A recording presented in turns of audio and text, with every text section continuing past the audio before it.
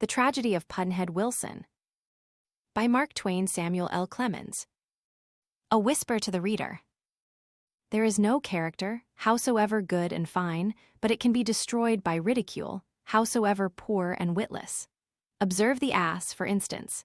His character is about perfect, he is the choicest spirit among all the humbler animals, yet see what ridicule has brought him to. Instead of feeling complimented when we are called an ass, we are left in doubt. Pudd'nhead Wilson's calendar. A person who is ignorant of legal matters is always liable to make mistakes when he tries to photograph a court scene with his pen. And so I was not willing to let the law chapters in this book go to press without first subjecting them to rigid and exhausting revision and correction by a trained barrister, if that is what they are called.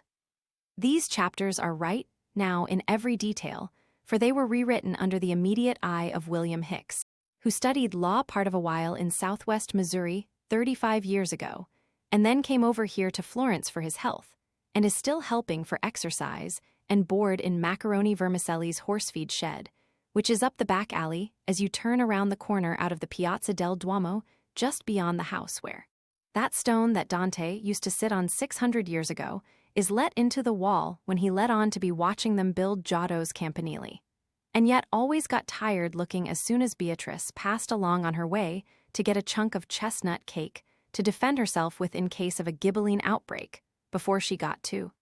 These chapters are right now in every detail, for they were rewritten under the immediate eye of William Hicks, school, at the same old stand where they sell the same old cake to this day, and it is just as light and good as it was then, too. And this is not flattery, far from it. He was a little rusty on his law, but he rubbed up for this book, and those 2 or 3 legal chapters are right and straight now. He told me so himself.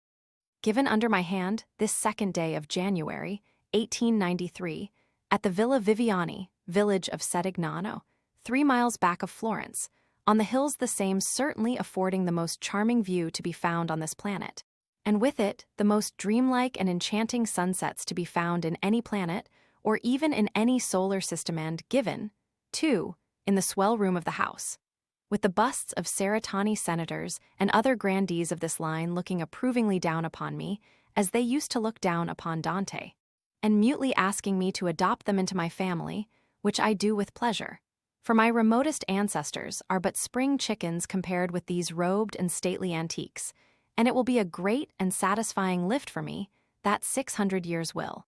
Mark Twain. Chapter I. Pudd'nhead wins his name. Tell the truth or trumpet get the trick. Pudd'nhead Wilson's calendar. The scene of this chronicle is the town of Dawson's Landing, on the Missouri side of the Mississippi, half a day's journey, per steamboat, below St. Louis. In 1830, it was a snug little collection of modest 1- and 2-story frame dwellings, whose whitewashed exteriors were almost concealed from sight by climbing tangles of rose vines, honeysuckles, and morning glories. Each of these pretty homes had a garden in front fenced with white palings, and opulently stocked with hollyhocks, marigolds, touch-me-nots, prince's feathers, and other old-fashioned flowers, while on the windowsills of the houses stood wooden boxes containing moss rose plants and terracotta pots, in which grew a breed of geranium, whose spread of intensely red blossoms accented the prevailing pink tint of the rose-clad housefront like an explosion of flame. When there was room on the ledge outside of the pots and boxes for a cat, the cat was there in sunny weather, stretched at full length, asleep and blissful, with her furry belly to the sun and a paw curved over her nose. Then that house was complete, and its contentment and peace were made manifest to the world by this symbol, whose testimony is infallible. A home without a cat-and, a well-fed, well-petted, and properly revered cat may be a perfect home, perhaps, but how can it prove title? All along the streets, on both sides, at the outer edge of the brick sidewalks, stood locust trees with trunks protected by wooden boxing, and these furnished shade for summer and a sweet fragrance in spring when the clusters of buds came forth. The main street, 1 block back from the river and running parallel with it, was the sole business street. It was 6 blocks long, and in each block 2 or 3 brick stores 3 stories high towered above interjected bunches of little frame shops. Swinging signs creaked in the wind the street's whole length. The candy-striped pole, which indicates nobility proud and ancient along the palace-bordered canals of Venice, indicated merely the humble barber shop along the main street of Dawson's Landing. On a chief corner stood a lofty unpainted pole, wreathed from top to bottom with tin pots and pans and cups, the chief tinmonger's noisy notice to the world, when the wind blew, that his shop was on hand for business at that corner. The hamlet's front was washed by the clear waters of the great river. Its body stretched itself rearward up a gentle incline. Its most rearward border fringed itself out and scattered its houses about the base line of the hills. The hills rose high, enclosing the town in a half-moon curve, clothed with forests from foot to summit. Steamboats passed up and down every hour or so. Those belonging to the Little Cairo line and the Little Memphis line always stopped. The Big Orleans liners stopped for hails only, or to land passengers or freight, and this was the case also with the great flotilla of transients. These latter came out of a dozen rivers: the Illinois, the Missouri, the Upper Mississippi, the Ohio, the Monongahela, the Tennessee, the Red River, the White River, and so on, and were bound every whither and stocked with every imaginable comfort or necessity which the Mississippi's communities could want, from the frosty falls of St. Anthony down through 9 climates to torrid New Orleans. Dawson's Landing was a slave-holding town with a rich slave-worked grain and pork country back of it. The town was sleepy and comfortable and contented.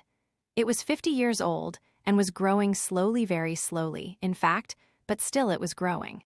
The chief citizen was York Lester Driscoll, about 40 years old, judge of the county court.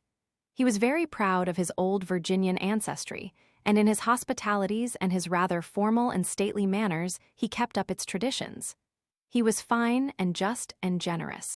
To be a gentleman without stain or blemish was his only religion, and to it he was always faithful.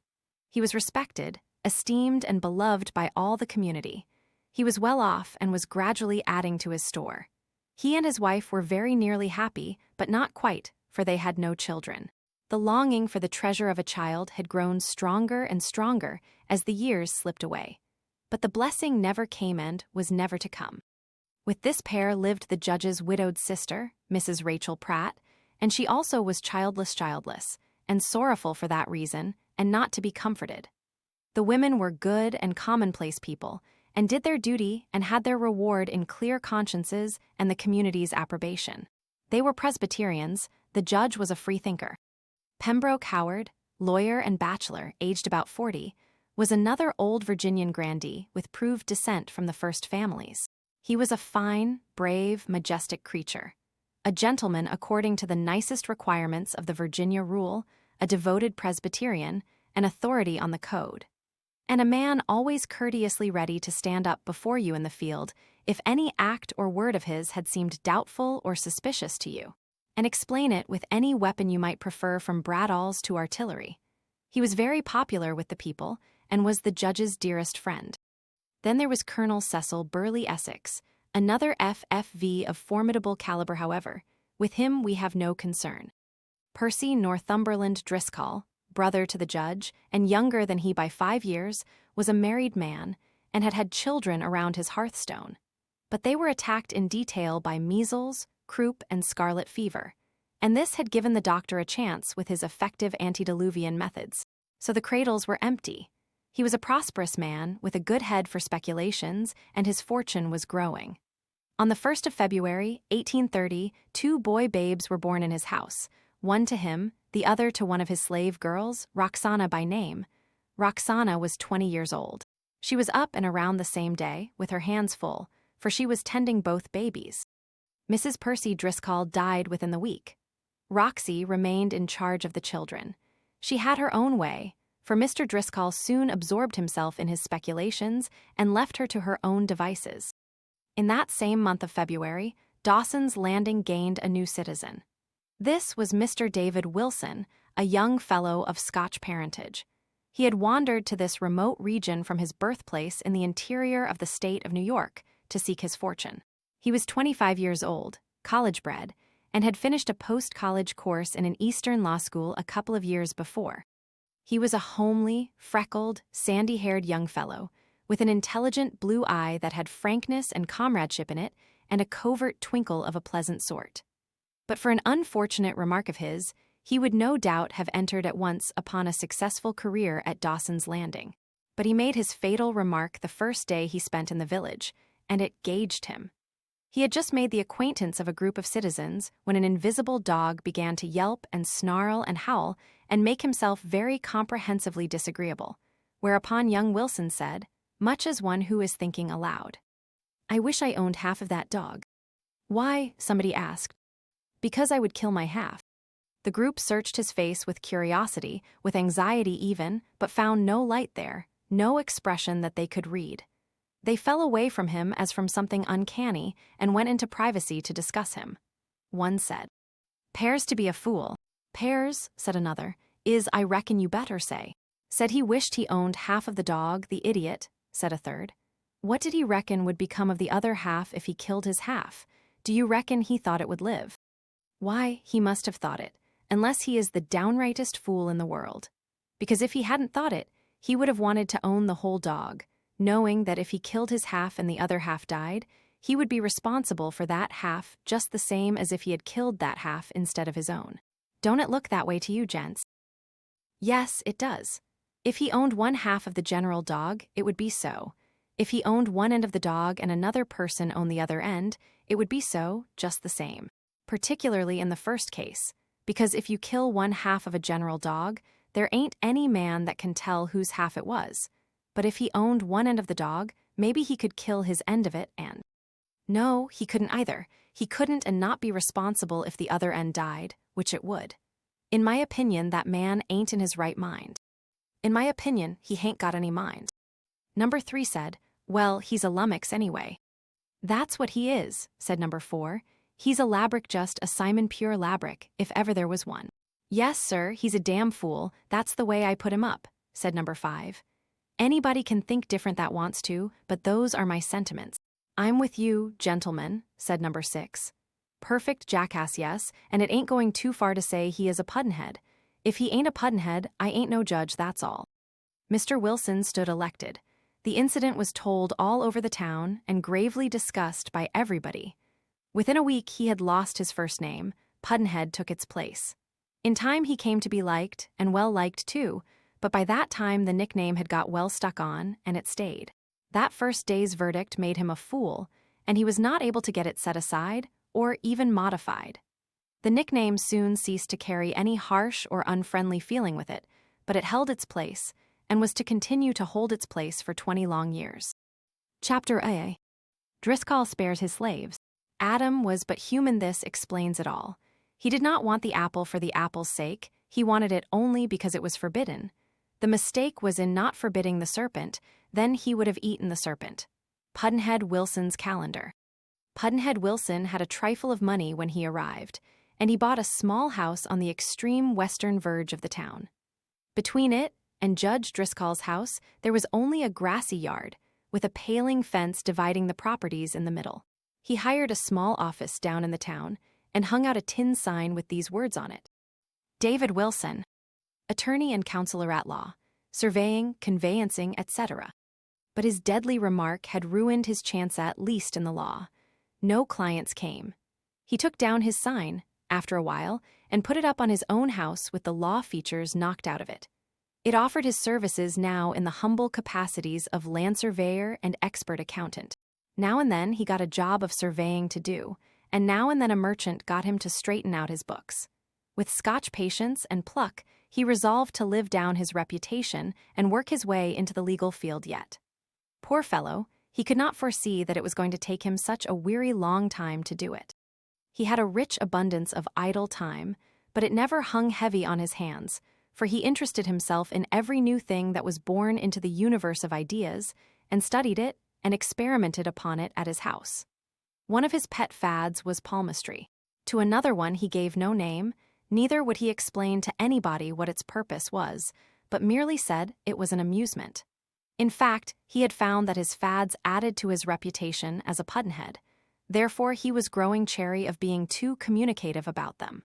The fad without a name was one which dealt with people's finger marks. He carried in his coat pocket a shallow box with grooves in it, and in the grooves strips of glass, 5 inches long and 3 inches wide. Along the lower edge of each strip was pasted a slip of white paper. He asked people to pass their hands through their hair, thus collecting upon them a thin coating of the natural oil, and then make a thumb mark on a glass strip, following it with the mark of the ball of each finger in succession. Under this row of faint grease prints, he would write a record on the strip of white paper thus: John Smith, right hand, and add the day of the month and the year, then take Smith's left hand on another glass strip, and add name and date and the words left hand. The strips were now returned to the grooved box, and took their place among what Wilson called his records. He often studied his records, examining and poring over them with absorbing interest until far into the night. But what he found there, if he found anything, he revealed to no one.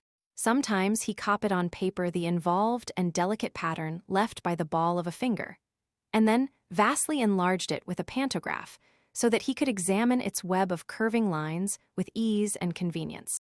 One sweltering afternoon, it was the 1st day of July, 1830, he was at work over a set of tangled account books in his workroom, which looked westward over a stretch of vacant lots, when a conversation outside disturbed him.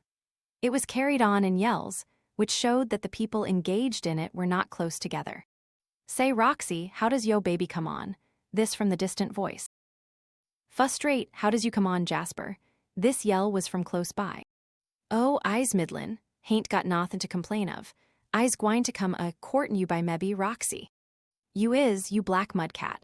Ya, I got somethin' better to do den, socian, wid niggers as black as you is. Is ol' Miss Cooper's Nancy done give you de mitten?" Roxy followed this sally with another discharge of carefree laughter. "You's jealous, Roxy. Dat's what's de matter wid you, you hussy ya. Dat's de time I got you." "Oh yes, you got me, hain't you? Claw to goodness if dat conceit a yon strikes in, Jasper, it gwine to kill you show. If you belong to me, I'd sell you down de river, fo, you get too fur gone. Fust time I runs across yo, marster, I's gwine to tell him so." This idle and aimless jabber went on and on, both parties enjoying the friendly duel, and each well satisfied with his own share of the wit exchanged for wit they considered it. Wilson stepped to the window to observe the combatants. He could not work while their chatter continued. Over in the vacant lots was Jasper, young, coal-black, and of magnificent build, sitting on a wheelbarrow in the pelting sun at work, supposedly, whereas he was in fact only preparing for it by taking an hour's rest before beginning. In front of Wilson's porch stood Roxy, with a local handmade baby wagon, in which sat her 2 charges, one at each end and facing each other. From Roxy's manner of speech, a stranger would have expected her to be black, but she was not. Only 1/16 of her was black, and that 16th did not show. She was of majestic form and stature. Her attitudes were imposing and statuesque, and her gestures and movements distinguished by a noble and stately grace. Her complexion was very fair, with the rosy glow of vigorous health in the cheeks. Her face was full of character and expression. Her eyes were brown and liquid, and she had a heavy suit of fine soft hair which was also brown. But the fact was not apparent because her head was bound about with a checkered handkerchief, and the hair was concealed under it. Her face was shapely, intelligent, and comely, even beautiful. She had an easy, independent carriage when she was among her own caste, and a high and sassy way withal. But of course she was meek and humble enough where white people were. To all intents and purposes Roxy was as white as anybody, but the 1/16 of her which was black outvoted the other 15 parts and made her a Negro. She was a slave, and saleable as such. Her child was 31 parts white, and he, too, was a slave, and by a fiction of law and custom a Negro. He had blue eyes and flaxen curls like his white comrade. But even the father of the white child was able to tell the children apart little, as he had commerce with them by their clothes. For the white babe wore ruffled soft muslin and a coral necklace, while the other wore merely a coarse tow linen shirt which barely reached to its knees, and no jewelry. The white child's name was Thomas A. Becket Driscoll, the other's name was valet de chamber. No surname slaves hadn't the privilege. Roxana had heard that phrase somewhere, the fine sound of it had pleased her ear, and as she had supposed it was a name, she loaded it on to her darling. It soon got shorted to Chambers, of course. Wilson knew Roxy by sight, and when the duel of wit began to play out, he stepped outside to gather in a record or two. Jasper went to work energetically, at once, perceiving that his leisure was observed. Wilson inspected the children and asked, "How old are they, Roxy?" "Both de same age, sir, 5 months. Born de 1st o' February." "They're handsome little chaps. One's just as handsome as the other, too." A delighted smile exposed the girl's white teeth, and she said, "Bless yo' soul, Mr. Wilson, it's pow'ful nice o' you to say dat. Cass one of 'em ain't ony a nigger. Mighty prime little nigger, I allays says, but dat's Cass it's mine, o' course." "How do you tell them apart, Roxy, when they haven't any clothes on?" Roxy laughed a laugh proportioned to her size, and said, "Oh, I kin tell 'em 'part, Mr. Wilson, but I bet Marse Percy couldn't, not to save his life." Wilson chatted along for a while, and presently got Roxy's fingerprints for his collection right hand and left on a couple of his glass strips, then labeled and dated them, and took the records of both children and labeled and dated them also. 2 months later, on the 3D of September, he took this trio of finger marks again. He liked to have a series, 2 or 3 takings at intervals during the period of childhood, these to be followed by others at intervals of several years. The next day, that is to say, on the 4th of September, something occurred which profoundly impressed Roxana. Mr. Driscoll missed another small sum of money, which is a way of saying that this was not a new thing, but had happened before. In truth, it had happened 3 times before. Driscoll's patience was exhausted. He was a fairly humane man toward slaves and other animals. He was an exceedingly humane man toward the erring of his own race. Theft he could not abide, and plainly there was a thief in his house. Necessarily, the thief must be one of his Negroes. Sharp measures must be taken. He called his servants before him. There were 3 of these, besides Roxy, a man, a woman, and a boy 12 years old. They were not related. Mr. Driscoll said, "You have all been warned before. It has done no good. This time I will teach you a lesson. I will sell the thief. Which of you is the guilty one?" They all shuddered at the threat, for here they had a good home, and a new one was likely to be a change for the worse. The denial was general. None had stolen anything not money, anyway a little sugar or cake or honey or something like that Marse Percy wouldn't mind or miss, but not money, never a cent of money. They were eloquent in their protestations, but Mr. Driscoll was not moved by them. He answered each in turn with a stern "Name the thief." The truth was, all were guilty but Roxana. She suspected that the others were guilty, but she did not know them to be so. She was horrified to think how near she had come to being guilty herself. She had been saved in the nick of time by a revival in the Colored Methodist Church, a fortnight before, at which time and place she got religion. The very next day after that gracious experience, while her change of style was fresh upon her, and she was vain of her purified condition, her master left a couple dollars lying unprotected on his desk, and she happened upon that temptation when she was polishing around with a dust rag. She looked at the money a while with a steady rising resentment, then she burst out with, "Dad blamed dat revival. I wished it had a been put off till tomorrow." Then she covered the tempter with a book, and another member of the kitchen cabinet got it. She made this sacrifice as a matter of religious etiquette, as a thing necessary just now, but by no means to be wrested into a precedent. No, a week or 2 would limber up her piety. Then she would be rational again, and the next $2 that got left out in the cold would find a comforter, and she could name the comforter. Was she bad? Was she worse than the general run of her race? No. They had an unfair show in the battle of life, and they held it no sin to take military advantage of the enemy in a small way, but not in a large one. They would smouch provisions from the pantry whenever they got a chance, or a brass thimble, or a cake of wax, or an emery bag, or a paper of needles, or a silver spoon, or a dollar bill, or small articles of clothing, or any other property of light value. And so far were they from considering such reprisals sinful, that they would go to church and shout and pray the loudest and sincerest with their plunder in their pockets.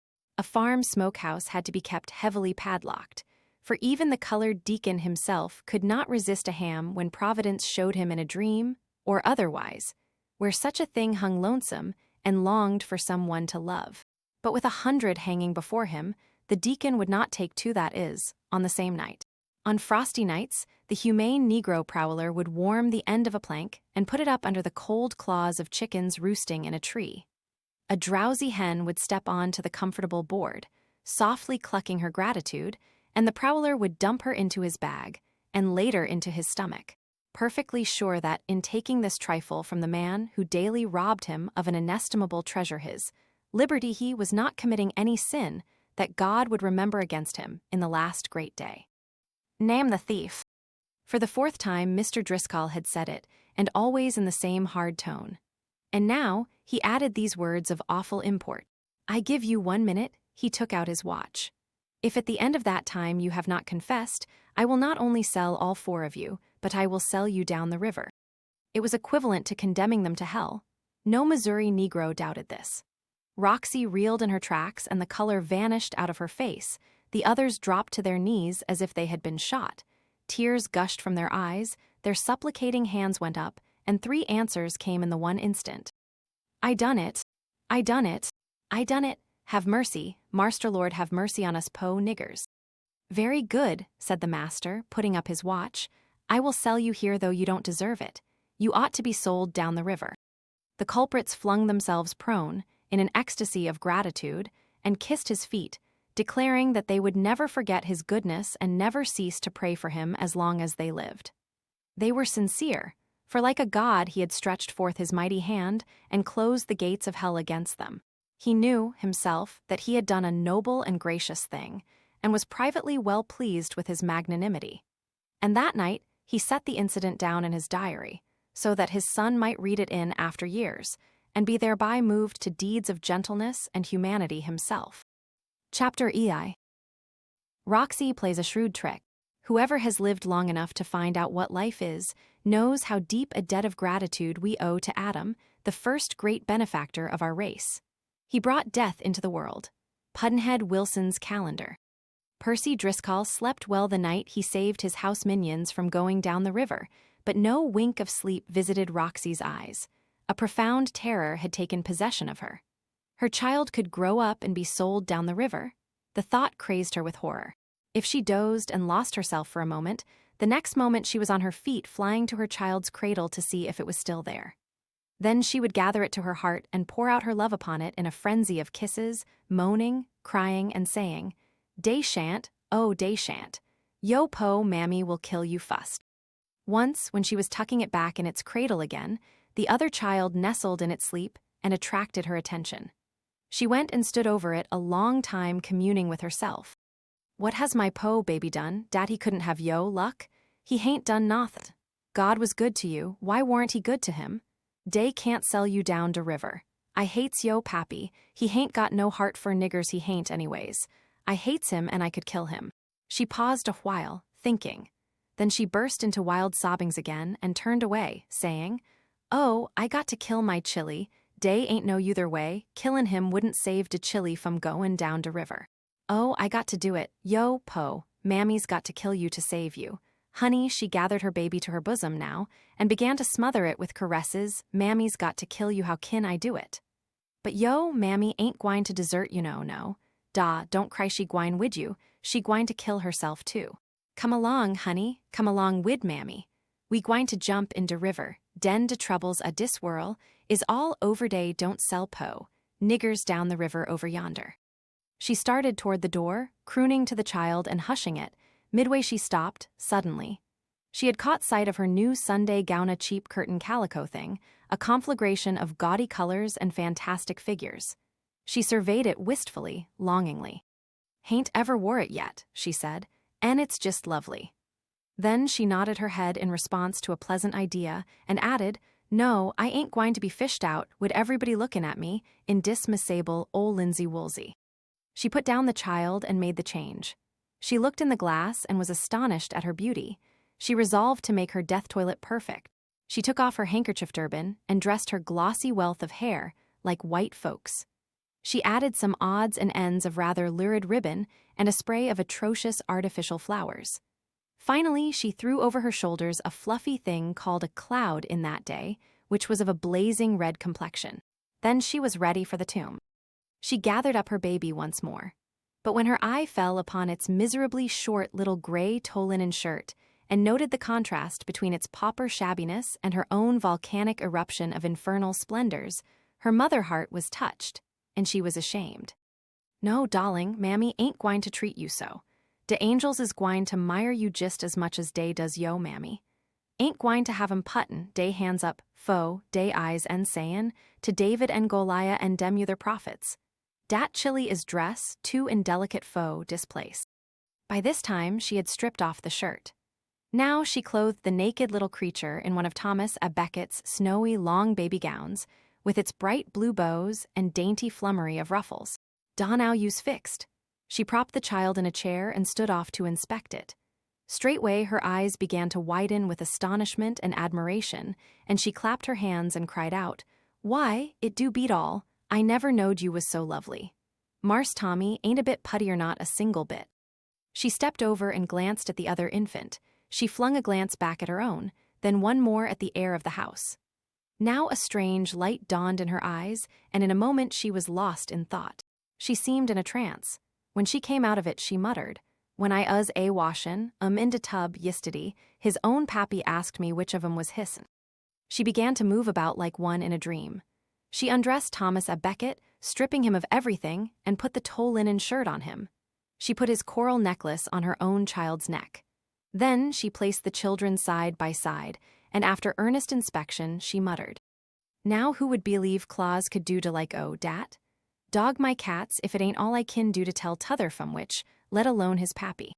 She put her cub in Tommy's elegant cradle and said, "You's young Marse Tom fum dis out, and I got to practice and get used to memberin' to call you dat, honey, or I's gwine to make a mistake some time and get us both into trouble. Da now you lay still and don't fret no mo', Marse Tomo, thank de good Lord in heaven, you saved, you saved. Dey ain't no man kin ever sell mammy's po, little honey down de river now." She put the heir of the house in her own child's unpainted pine cradle, and said, contemplating its slumbering form uneasily, "I sorry for you, honey. I sorry, God knows I is, but what kin I do, what could I do? Yo, pappy would sell him to somebody, sometime, and den he'd go down de river, sho, and I couldn't stan' it." She flung herself on her bed and began to think and toss and think. By and by she sat suddenly upright, for a comforting thought had flown through her worried mind. "'Tain't no sin white folks has done it. It ain't no sin, glory to goodness it ain't no sin. Dey's done it, yes, and dey was de biggest quality in de whole billin', 2 kings." She began to muse. She was trying to gather out of her memory the dim particulars of some tale she had heard some time or other. At last she said, "Now I's got it, now I 'member. It was dat ol' nigger preacher dat tole it, de time he come over here from Illinois and preached in de nigger church. He said dey ain't nobody kin save his own self can't do it by faith, can't do it by works, can't do it no way at all. Free grace is de on'y way, and dat don't come from nobody but just de Lord, and he kin give it to anybody he please, saint or sinner he don't kire. He do jis as he's a minter. He eslect out anybody dat suit him, and put another one in his place, and make de fust one happy forever and leave t'other one to burn wid Satan. De preacher said it was jis like dey done in England one time, long time ago. De queen she left her baby layin' around one day, and went out callin'. And one de niggers round bout de place dat was mos white. She come in and see de chili layin' around, and tuck and put her own chili's claws on de queen's chili, and put de queen's chili's claws on her own chili. And den lef her own chili layin' around, and tuck and toted de queen's chili home to de nigger quarter, and nobody ever found it out, and her chili was de king by mebbe, and sold de queen's chili down de river one time when dey had to settle up to estate. Now de preacher said it his own self, and it ain't no sin, Cass white folks done it. Dey done it, yes, dey done it, and not ony just common white folks nother, but de biggest quality dey is in de whole billin'. Oh, I's so glad I 'member 'bout dat." She got up light-hearted and happy, and went to the cradles and spent what was left of the night practicing. She would give her own child a light pat and say humbly, "Lay still, Marse Tom," then give the real Tom a pat and say with severity, "Lay still, Chambers. Does you want me to take somethin' to you?" As she progressed with her practice, she was surprised to see how steadily, and surely the awe which had kept her tongue reverent, and her manner humble toward her young master was transferring itself to her speech and manner toward the usurper, and how similarly handy she was becoming in transferring her motherly curtness of speech and peremptoriness of manner to the unlucky heir of the ancient house of Driscoll.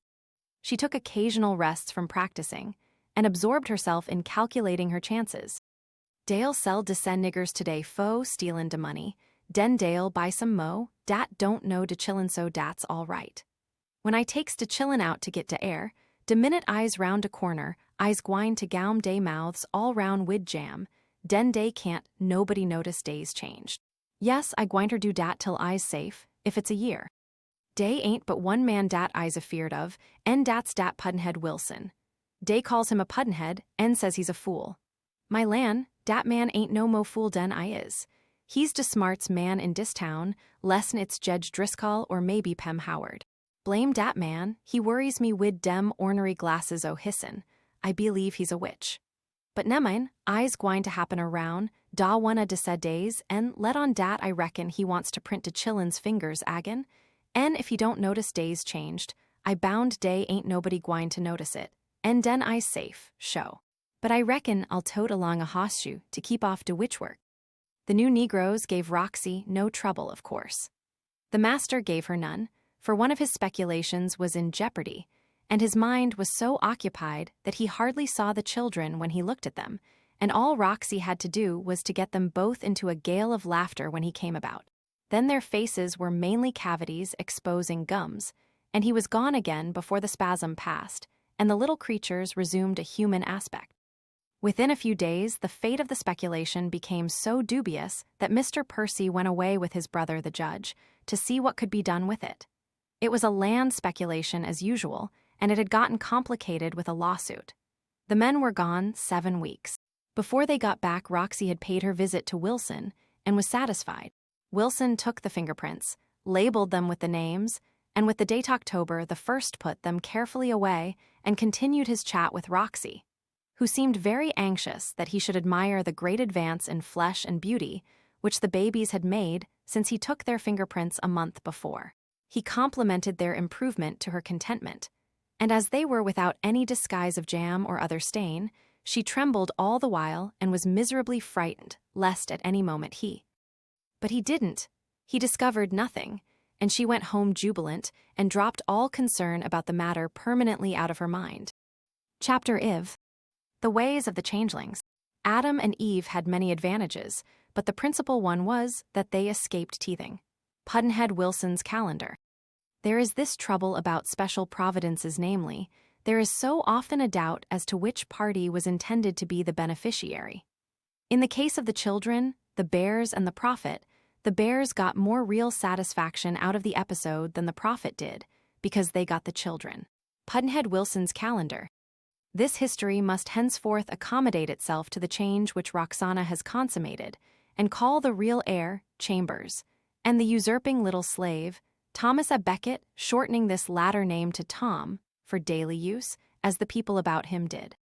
Tom was a bad baby, from the very beginning of his usurpation. He would cry for nothing. He would burst into storms of devilish temper without notice, and let go scream after scream and squall after squall, then climax the thing with holding his breath, that frightful specialty of the teething nursling, in the throes of which the creature exhausts its lungs. Then is convulsed with noiseless squirmings and twistings and kickings in the effort to get its breath, while the lips turn blue and the mouth stands wide and rigid, offering for inspection one wee tooth set in the lower rim of a hoop of red gums. And when the appalling stillness has endured until one is sure the lost breath will never return, a nurse comes flying and dashes water in the child's face, and presto, the lungs fill and instantly discharge a shriek or a yell or a howl which bursts the listening ear and surprises the owner of it into saying words which would not go well with a halo if he had one. The baby Tom would claw anybody who came within reach of his nails, and pound anybody he could reach with his rattle. He would scream for water until he got it, and then throw cup and all on the floor and scream for more. He was indulged in all his caprices, howsoever troublesome and exasperating they might be. He was allowed to eat anything he wanted, particularly things that would give him the stomachache. When he got to be old enough to begin to toddle about and say broken words and get an idea of what his hands were for, he was a more consummate pest than ever. Roxy got no rest while he was awake. He would call for anything and everything he saw, simply saying "aunt it," "want it," which was a command. When it was brought, he said in a frenzy, and motioning it away with his hands, "Don't aunt it, don't aunt it." And the moment it was gone, he set up frantic yells of aunt it, aunt it, aunt it. And Roxy had to give wings to her heels to get that thing back to him again, before he could get time to carry out his intention of going into convulsions about it. What he preferred above all other things was the tongs. This was because his father had forbidden him to have them lest he break windows and furniture with them. The moment Roxy's back was turned, he would toddle to the presence of the tongs and say, "Like it," and cock his eye to one side to see if Roxy was observing, then aunt it, and cock his eye again, then have it, with another furtive glance, and finally take it, and the prize was his. The next moment the heavy implement was raised aloft. The next there was a crash and a squall, and the cat was off on 3 legs to meet an engagement. Roxy would arrive just as the lamp or a window went to irremediable smash. Tom got all the petting, Chambers got none. Tom got all the delicacies, Chambers got mush and milk and clabber without sugar. In consequence, Tom was a sickly child and Chambers wasn't. Tom was fractious, as Roxy called it, and overbearing. Chambers was meek and docile. With all her splendid common sense and practical everyday ability, Roxy was a doting fool of a mother. She was this toward her child, and she was also more than this. By the fiction created by herself, he was become her master. The necessity of recognizing this relation outwardly and of perfecting herself in the forms required to express the recognition had moved her to such diligence and faithfulness in practicing these forms that this exercise soon concreted itself into habit. It became automatic and unconscious. Then a natural result followed. Deceptions intended solely for others gradually grew practically into self-deceptions as well. The mock reverence became real reverence, the mock obsequiousness real obsequiousness, the mock homage real homage. The little counterfeit rift of separation between imitation slave and imitation master widened and became an abyss, and a very real one, and on one side of it stood Roxy, the dupe of her own deceptions, and on the other stood her child, no longer a usurper to her, but her accepted and recognized master. He was her darling, her master, and her deity all in one, and in her worship of him she forgot who she was and what he had been. In babyhood, Tom cuffed and banged and scratched Chambers unrebuked, and Chambers early learned that between meekly bearing it and resenting it, the advantage all lay with the former policy. The few times that his persecutions had moved him beyond control and made him fight back had cost him very dear at headquarters, not at the hands of Roxy, for if she ever went beyond scolding him sharply for forgettin' who his young master was, she at least never extended her punishment beyond a box on the ear. No, Percy Driscoll was the person. He told Chambers that under no provocation whatever was he privileged to lift his hand against his little master. Chambers overstepped the line 3 times, and got 3 such convincing canings from the man who was his father and didn't know it, that he took Tom's cruelties in all humility after that, and made no more experiments. Outside of the house, the 2 boys were together all through their boyhood. Chambers was strong beyond his years, and a good fighter. Strong because he was coarsely fed and hard worked about the house, and a good fighter because Tom furnished him plenty of practice on white boys whom he hated and was afraid of. Chambers was his constant bodyguard, to and from school. He was present on the playground at recess to protect his charge. He fought himself into such a formidable reputation, by and by, that Tom could have changed clothes with him and ridden in peace, like Sir Kay in Launcelot's armor. He was good at games of skill, too. Tom staked him with marbles to play keeps with, and then took all the winnings away from him. In the winter season, Chambers was on hand, in Tom's worn-out clothes, with holey red mittens and holey shoes and pants holey at the knees and seat, to drag a sled up the hill for Tom, warmly clad, to ride down on. But he never got a ride himself. He built snowmen and snow fortifications under Tom's directions. He was Tom's patient target when Tom wanted to do some snowballing, but the target couldn't fire back. Chambers carried Tom's skates to the river and strapped them on him, then trotted around after him on the ice, so as to be on hand when wanted, but he wasn't ever asked to try the skates himself. In summer, the pet pastime of the boys of Dawson's Landing was to steal apples, peaches, and melons from the farmers, fruit wagons mainly, on account of the risk, They ran of getting their heads laid open with the butt of the farmer's whip. Tom was a distinguished adept at these thefts by proxy. Chambers did his stealing, and got the peach stones, apple cores, and melon rinds for his share. Tom always made Chambers go in swimming with him and stay by him as a protection. When Tom had had enough, he would slip out and tie knots in Chambers's shirt, dip the knots in the water and make them hard to undo, then dress himself and sit by and laugh while the naked shiverer tugged at the stubborn knots with his teeth. Tom did his humble comrade these various ill turns partly out of native viciousness, and partly because he hated him for his superiorities of physique and pluck, and for his manifold cleverness. Tom couldn't dive, for it gave him splitting headaches. Chambers could dive without inconvenience and was fond of doing it. He excited so much admiration, one day, among a crowd of white boys, by throwing back somersaults from the stern of a canoe, that it wearied Tom's spirit. And at last he shoved the canoe underneath Chambers. While he was in the air, so he came down on his head in the canoe bottom. And while he lay unconscious, several of Tom's ancient adversaries saw that their long-desired opportunity was come, and they gave the false heir such a drubbing that with Chambers's best help he was hardly able to drag himself home afterward. When the boys were 15 and upward, Tom was showing off in the river one day when he was taken with a cramp and shouted for help. It was a common trick with the boys, particularly if a stranger was present, to pretend a cramp and howl for help. Then, when the stranger came tearing hand over hand to the rescue, the howler would go on struggling and howling till he was close at hand, then replace the howl with a sarcastic smile and swim blandly away, while the town boys assailed the dupe with a volley of jeers and laughter. Tom had never tried this joke as yet, but was supposed to be trying it now, so the boys held warily back. But Chambers believed his master was in earnest, therefore he swam out and arrived in time, unfortunately, and saved his life. This was the last feather. Tom had managed to endure everything else, but to have to remain publicly and permanently under such an obligation as this to a nigger, and to this nigger of all niggers, this was too much.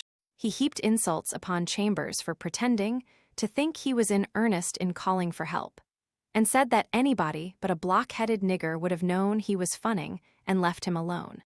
Tom's enemies were in strong force here, so they came out with their opinions quite freely.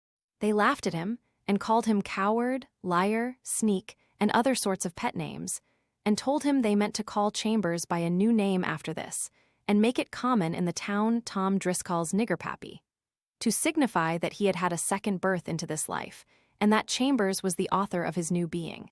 Tom grew frantic under these taunts, and shouted, "Knock their heads off, Chambers, knock their heads off. What do you stand there with your hands in your pockets for?" Chambers expostulated and said, "But Marse Tom, dey's too many of 'em days. Do you hear me? Please, Marse Tom, don't make me, dey's so many of 'em dat." Tom sprang at him and drove his pocket knife into him 2 or 3 times before the boys could snatch him away and give the wounded lad a chance to escape. He was considerably hurt, but not seriously. If the blade had been a little longer, his career would have ended there. Tom had long ago taught Roxy her place. It had been many a day now since she had ventured a caress or a fondling epithet in his quarter. Such things, from a nigger, were repulsive to him, and she had been warned to keep her distance and remember who she was. She saw her darling gradually cease from being her son. She saw that detail perish utterly. All that was left was master, pure and simple, and it was not a gentle mastership, either. She saw herself sink from the sublime height of motherhood to the somber depths of unmodified slavery. The abyss of separation between her and her boy was complete. She was merely his chattel now, his convenience, his dog, his cringing and helpless slave, the humble and unresisting victim of his capricious temper and vicious nature. Sometimes she could not go to sleep, even when worn out with fatigue, because her rage boiled so high over the day's experiences with her boy. She would mumble and mutter to herself, "He struck me, and I warrant no way to blame struck me into face, right before folks. And he's allays callin' me nigger wench, and hussy, and all dem mean names, when I's doin' de very best I kin. Oh, Lord, I done so much for him I lift him away up to what he is endis is what I get for it." Sometimes, when some outrage of peculiar offensiveness stung her to the heart, She would plan schemes of vengeance and revel in the fancied spectacle of his exposure to the world as an impostor and a slave. But in the midst of these joys, fear would strike her. She had made him too strong. She could prove nothing, and heavens, she might get sold down the river for her pains. So her schemes always went for nothing, and she laid them aside in impotent rage against the fates, and against herself for playing the fool on that fatal September day in not providing herself with a witness for use in the day when such a thing might be needed for the appeasing of her vengeance-hungry heart. And yet the moment Tom happened to be good to her, and kind-end this occurred every now and then all her sore places were healed, and she was happy. Happy and proud, for this was her son, her nigger son, lording it among the whites and securely avenging their crimes against her race. There were 2 grand funerals in Dawson's Landing that fall, the fall of 1845. One was that of Colonel Cecil Burleigh Essex, the other that of Percy Driscoll. On his deathbed, Driscoll set Roxy free and delivered his idolized, ostensible son solemnly into the keeping of his brother, the judge, and his wife. Those childless people were glad to get him. Childless people are not difficult to please. Judge Driscoll had gone privately to his brother, a month before, and bought chambers. He had heard that Tom had been trying to get his father to sell the boy down the river, and he wanted to prevent the scandal, for public sentiment did not approve of that way of treating family servants for light cause or for no cause. Percy Driscoll had worn himself out in trying to save his great speculative landed estate, and had died without succeeding. He was hardly in his grave before the boom collapsed and left his hitherto envied young devil of an heir a pauper. But that was nothing. His uncle told him he should be his heir and have all his fortune when he died, so Tom was comforted. Roxy had no home, now, so she resolved to go around and say goodbye to her friends and then clear out and see the world. That is to say, she would go chambermaiding on a steamboat, the darling ambition of her race and sex. Her last call was on the black giant, Jasper. She found him chopping Pudd'nhead Wilson's winter provision of wood. Wilson was chatting with him when Roxy arrived. He asked her how she could bear to go off chambermaiding and leave her boys, and chaffingly offered to copy off a series of their fingerprints, reaching up to their 12th year, for her to remember them by. But she sobered in a moment, wondering if he suspected anything. Then she said she believed she didn't want them. Wilson said to himself, "The drop of black blood in her is superstitious. She thinks there's some devilry, some witch business about my glass mystery somewhere. She used to come here with an old horseshoe in her hand. It could have been an accident, but I doubt it." Chapter V. The twins thrill Dawson's Landing. Training is everything. The peach was once a bitter almond. Cauliflower is nothing but cabbage with a college education. Pudd'nhead Wilson's Calendar. Remark of Dr. Baldwin's, concerning upstarts: "We don't care to eat toadstools that think they are truffles." Pudd'nhead Wilson's Calendar. Mrs. York Driscoll enjoyed 2 years of bliss with that prize. Tom bliss that was troubled a little at times, it is true, but bliss nevertheless. Then she died, and her husband and his childless sister, Mrs. Pratt, continued the bliss business at the old stand. Tom was petted and indulged and spoiled to his entire content, or nearly that. This went on till he was 19, then he was sent to Yale. He went handsomely equipped with conditions, but otherwise he was not an object of distinction there. He remained at Yale 2 years and then threw up the struggle. He came home with his manners a good deal improved. He had lost his surliness and brusqueness, and was rather pleasantly soft and smooth now. He was furtively, and sometimes openly, ironical of speech, and given to gently touching people on the raw, but he did it with a good-natured semi-conscious air that carried it off safely, and kept him from getting into trouble. He was as indolent as ever, and showed no very strenuous desire to hunt up an occupation. People argued from this that he preferred to be supported by his uncle until his uncle's shoes should become vacant. He brought back 1 or 2 new habits with him, one of which he rather openly practiced tippling, but concealed another, which was gambling. It would not do to gamble where his uncle could hear of it. He knew that quite well. Tom's Eastern polish was not popular among the young people. They could have endured it, perhaps, if Tom had stopped there, but he wore gloves, and that they couldn't stand and wouldn't, so he was mainly without society.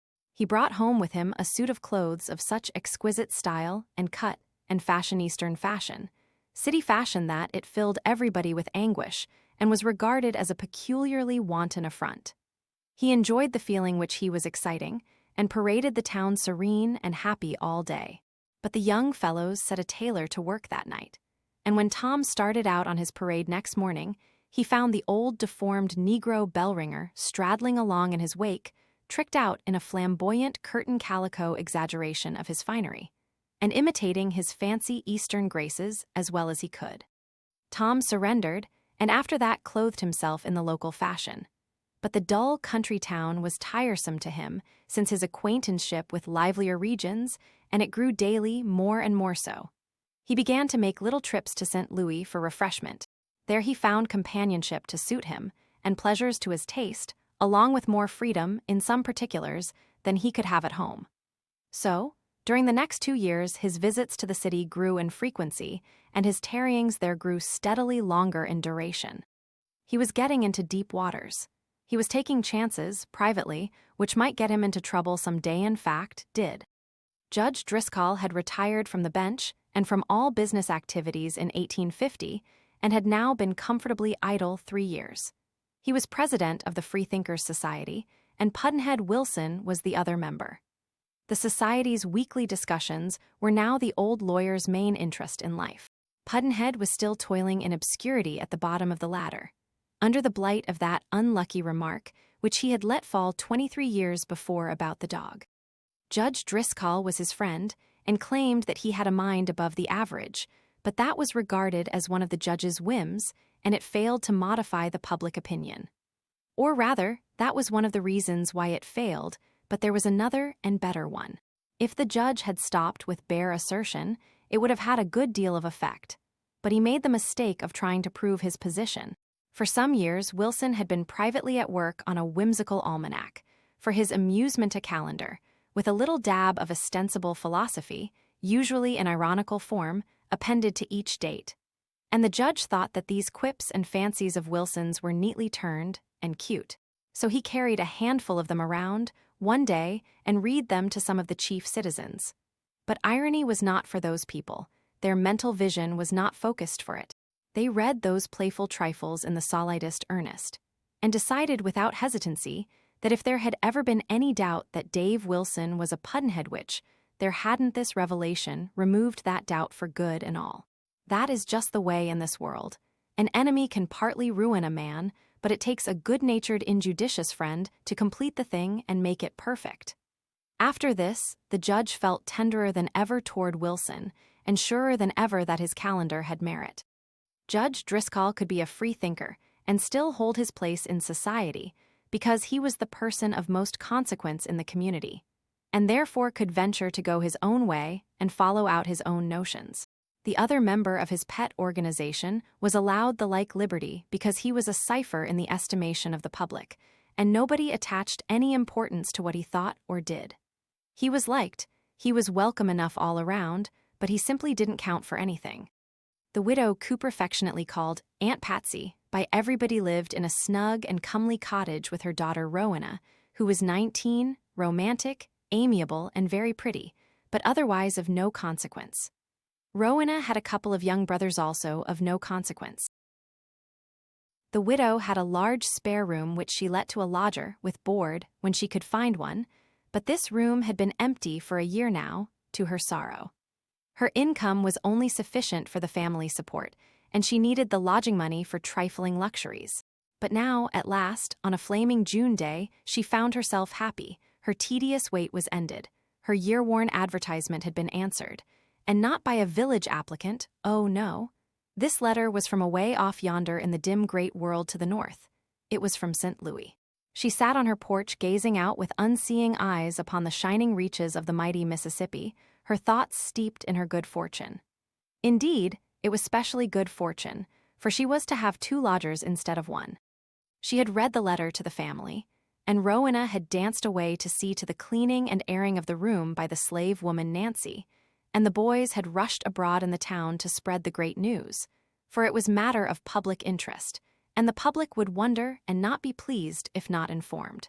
Presently Rowena returned, all ablush with joyous excitement, and begged for a rereading of the letter. It was framed thus: "Honored Madam, My brother and I have seen your advertisement, by chance, and beg leave to take the room you offer. We are 24 years of age and twins. We are Italians by birth, but have lived long in the various countries of Europe and several years in the United States. Our names are Luigi and Angelo Capello. You desire but one guest, but dear madam, if you will allow us to pay for two, we will not incommode you. We shall be down Thursday.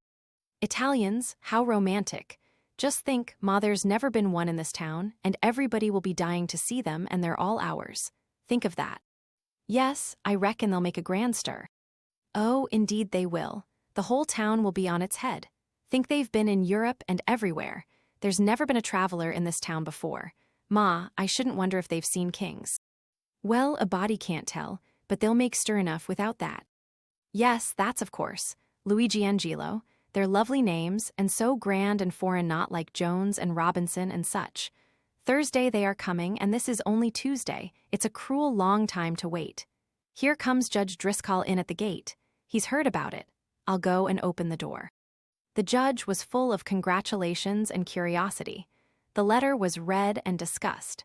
Soon Justice Robinson arrived with more congratulations, and there was a new reading and a new discussion. This was the beginning. Neighbor after neighbor, of both sexes, followed, and the procession drifted in and out all day and evening, and all Wednesday and Thursday. The letter was read and reread until it was nearly worn out. Everybody admired its courtly and gracious tone, and smooth and practiced style. Everybody was sympathetic and excited, and the Coopers were steeped in happiness all the while. The boats were very uncertain in low water, in these primitive times. This time, the Thursday boat had not arrived at 10 at night, so the people had waited at the landing all day for nothing. They were driven to their homes by a heavy storm without having had a view of the illustrious foreigners. 11 o'clock came, and the Cooper house was the only one in the town that still had lights burning. The rain and thunder were booming yet, and the anxious family were still waiting, still hoping. At last there was a knock at the door, and the family jumped to open it. 2 Negro men entered, each carrying a trunk, and proceeded upstairs toward the guest room. Then entered the twins, the handsomest, the best dressed, the most distinguished-looking pair of young fellows the West had ever seen. One was a little fairer than the other, but otherwise they were exact duplicates. Chapter Vi. Swimming in glory. Let us endeavor so to live that, when we come to die, even the undertaker will be sorry. Pudd'nhead Wilson's calendar.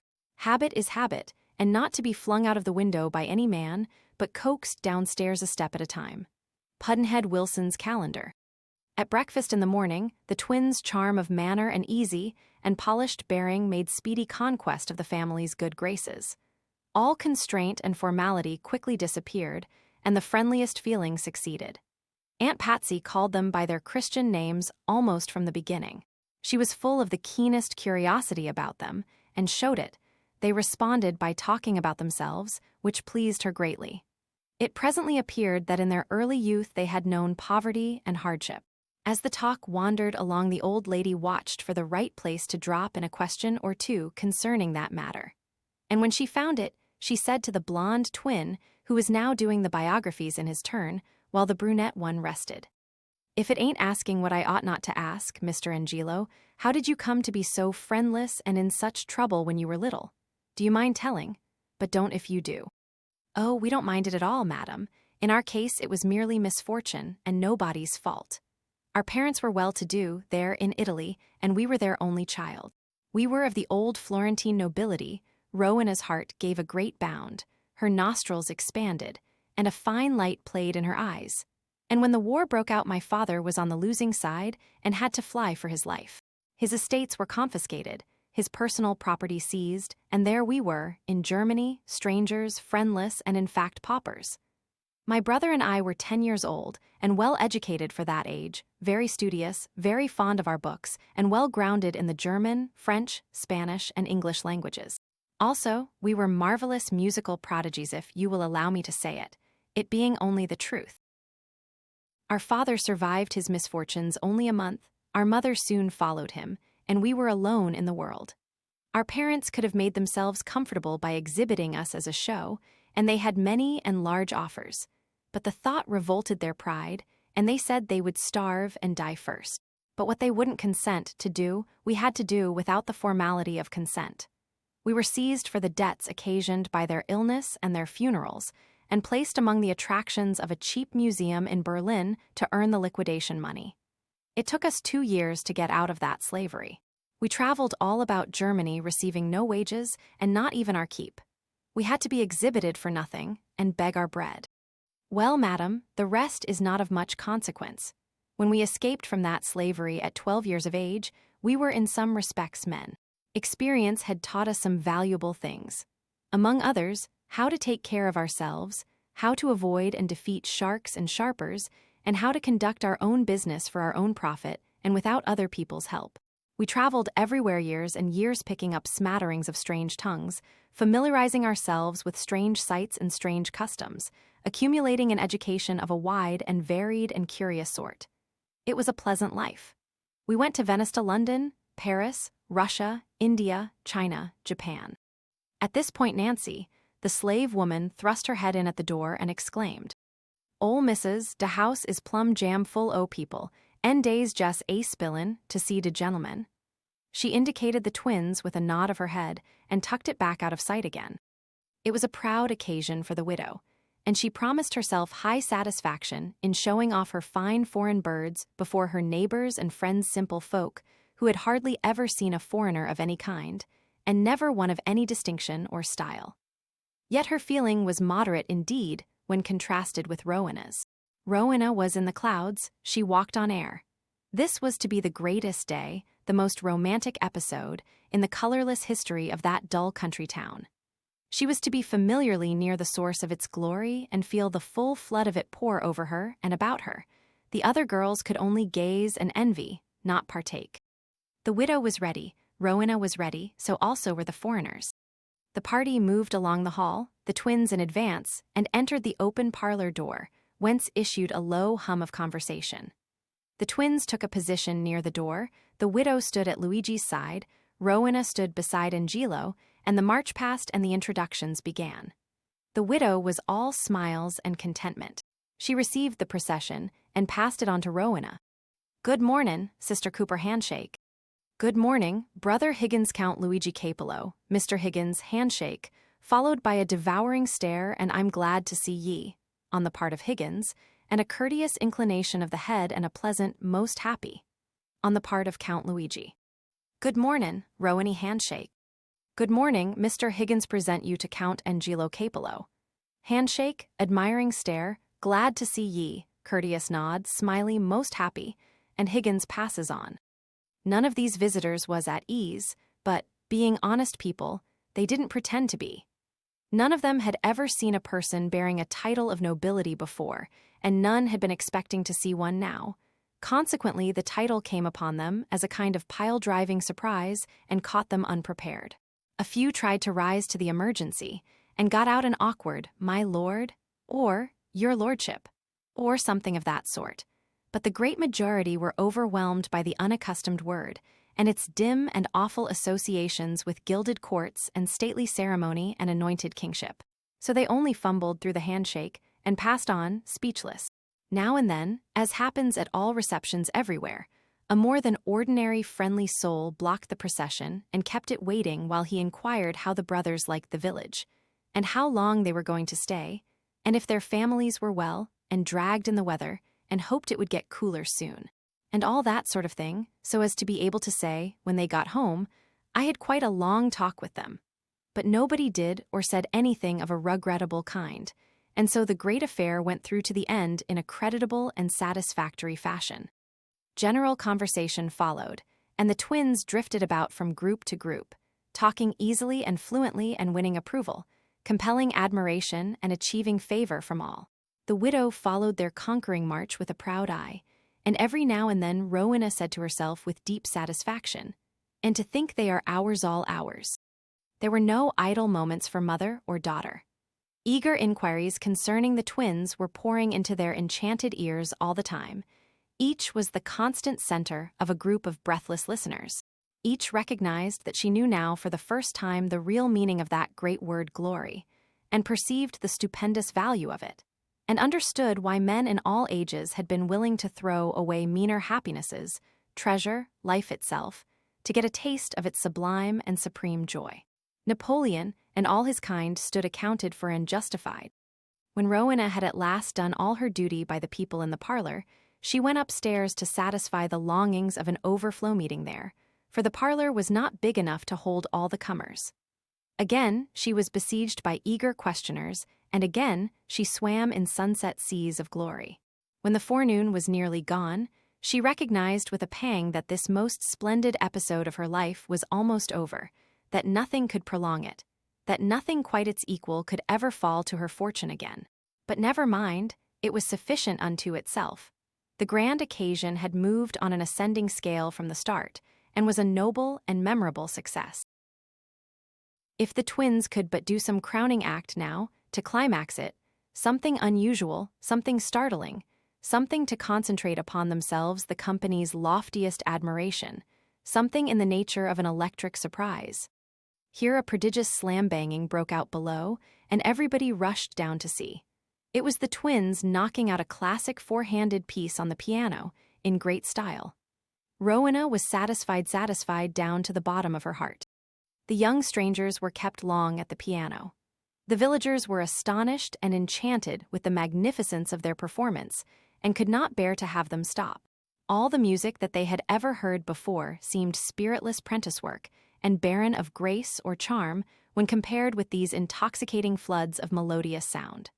They realized that for once in their lives they were hearing masters. Chapter V, the unknown nymph. One of the most striking differences between a cat and a lie is that a cat has only 9 lives. Pudd'nhead Wilson's calendar.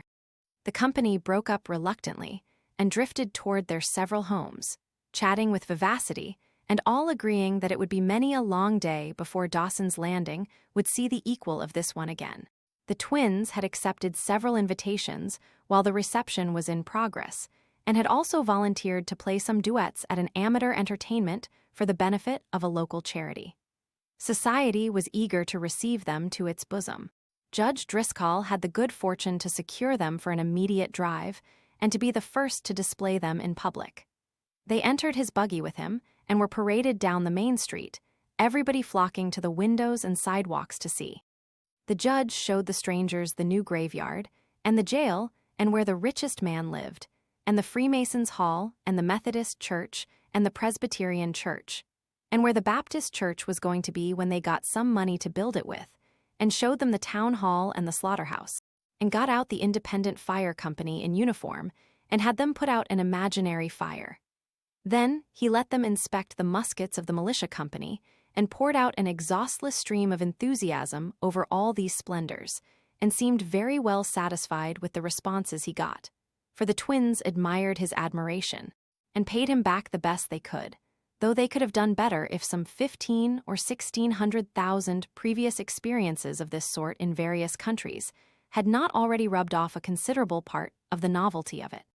The judge laid himself out hospitably to make them have a good time, and if there was a defect anywhere it was not his fault. He told them a good many humorous anecdotes, and always forgot the nub, but they were always able to furnish it, for these yarns were of a pretty early vintage, and they had had many a rejuvenating pull at them before. And he told them all about his several dignities, and how he had held this and that and the other place of honor or profit, and had once been to the legislature, and was now president of the Society of Freethinkers. He said the society had been in existence 4 years, and already had 2 members, and was firmly established. He would call for the brothers in the evening if they would like to attend a meeting of it. Accordingly, he called for them, and on the way he told them all about Pudd'nhead Wilson, in order that they might get a favorable impression of him in advance and be prepared to like him. This scheme succeeded. The favorable impression was achieved. Later it was confirmed and solidified when Wilson proposed that out of courtesy to the strangers, the usual topics be put aside, and the hour be devoted to conversation upon ordinary subjects and the cultivation of friendly relations and good fellowship, a proposition which was put to vote and carried. The hour passed quickly away in lively talk, and when it was ended the lonesome and neglected Wilson was richer by 2 friends than he had been when it began. He invited the twins to look in at his lodgings, presently, after disposing of an intervening engagement, and they accepted with pleasure. Toward the middle of the evening, they found themselves on the road to his house. Pudd'nhead was at home waiting for them and putting in his time puzzling over a thing which had come under his notice that morning. The matter was this. He happened to be up very early at dawn, in fact, and he crossed the hall which divided his cottage through the center and entered a room to get something there. The window of the room had no curtains, for that side of the house had long been unoccupied, and through this window he caught sight of something which surprised and interested him. It was a young woman where properly no young woman belonged, for she was in Judge Driscoll's house and in the bedroom over the judge's private study or sitting room. This was young Tom Driscoll's bedroom. He and the judge's widowed sister, Mrs. Pratt, and 3 Negro servants were the only people who belonged in the house. Who, then, might this young lady be? The 2 houses were separated by an ordinary yard, with a low fence running back through its middle from the street in front to the lane in the rear. The distance was not great, and Wilson was able to see the girl very well, the window shades of the room she was in being up, and the window also.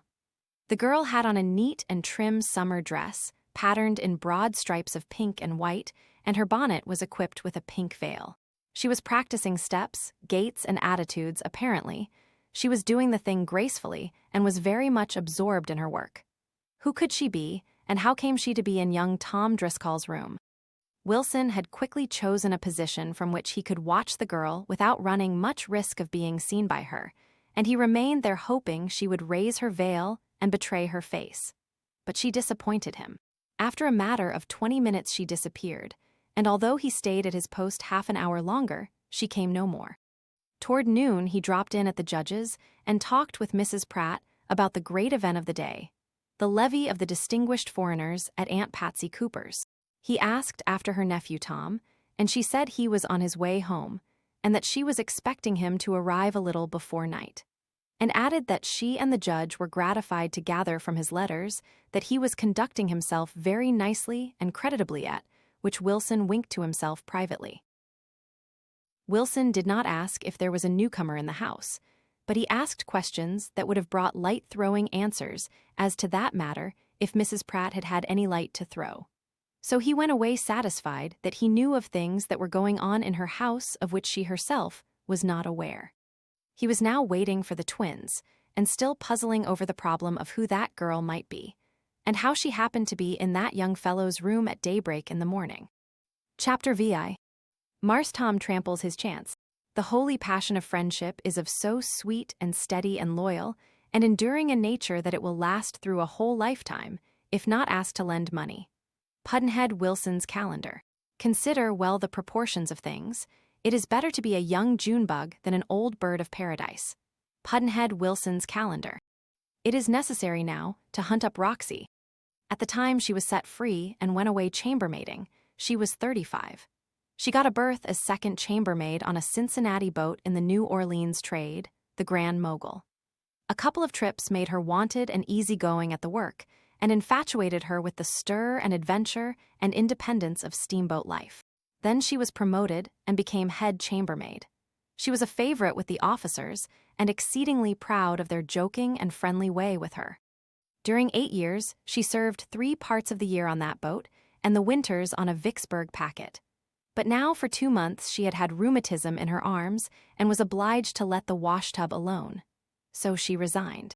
But she was well fixed rich, as she would have described it, for she had lived a steady life and had banked $4 every month in New Orleans as a provision for her old age. She said in the start that she had put shoes on one barefooted nigger to trample on her with, and that one mistake like that was enough. She would be independent of the human race thenceforth forevermore if hard work and economy could accomplish it. When the boat touched the levee at New Orleans, she bade good-bye to her comrades on the Grand Mogul and moved her kit ashore. But she was back in an hour. The bank had gone to smash and carried her $400 with it. She was a pauper and homeless, also disabled bodily, at least for the present. The officers were full of sympathy for her in her trouble and made up a little purse for her. She resolved to go to her birthplace. She had friends there among the Negroes, and the unfortunate always help the unfortunate. She was well aware of that. Those lowly comrades of her youth would not let her starve. She took the little local packet at Cairo, and now she was on the home stretch. Time had worn away her bitterness against her son, and she was able to think of him with serenity. She put the vile side of him out of her mind and dwelt only on recollections of his occasional acts of kindness to her. She gilded and otherwise decorated these and made them very pleasant to contemplate. She began to long to see him. She would go and fawn upon him, slave-like, for this would have to be her attitude, of course, and maybe she would find that time had modified him, and that he would be glad to see his long-forgotten old nurse and treat her gently. That would be lovely. That would make her forget her woes and her poverty. Her poverty? That thought inspired her to add another castle to her dream. Maybe he would give her a trifle now, and then maybe $1 once a month, say. Any little thing like that would help, oh, ever so much. By the time she reached Dawson's Landing, she was her old self again. Her blues were gone, she was in high feather. She would get along, surely. There were many kitchens where the servants would share their meals with her, and also steal sugar and apples and other dainties for her to carry home or give her a chance to pilfer them herself, which would answer just as well. And there was the church. She was a more rabid and devoted Methodist than ever, and her piety was no sham, but was strong and sincere. Yes, with plenty of creature comforts and her old place in the Amen corner in her possession again, she would be perfectly happy and at peace thenceforward to the end. She went to Judge Driscoll's kitchen first of all. She was received there in great form and with vast enthusiasm. Her wonderful travels and the strange countries she had seen and the adventures she had had made her a marvel and a heroine of romance.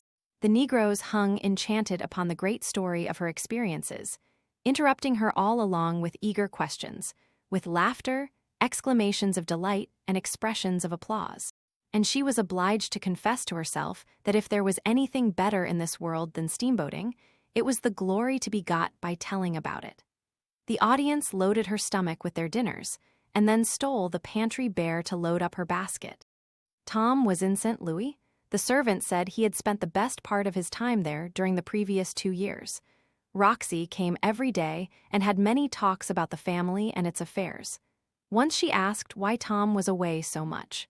The ostensible Chambers said, "De fac is, ole marster kin get along better when young marster's away den he kin when he's into town. Yes, and he love him better, too, so he gives him $50 a month." "No, is dat so? Chambers you's a jockin', ain't you?"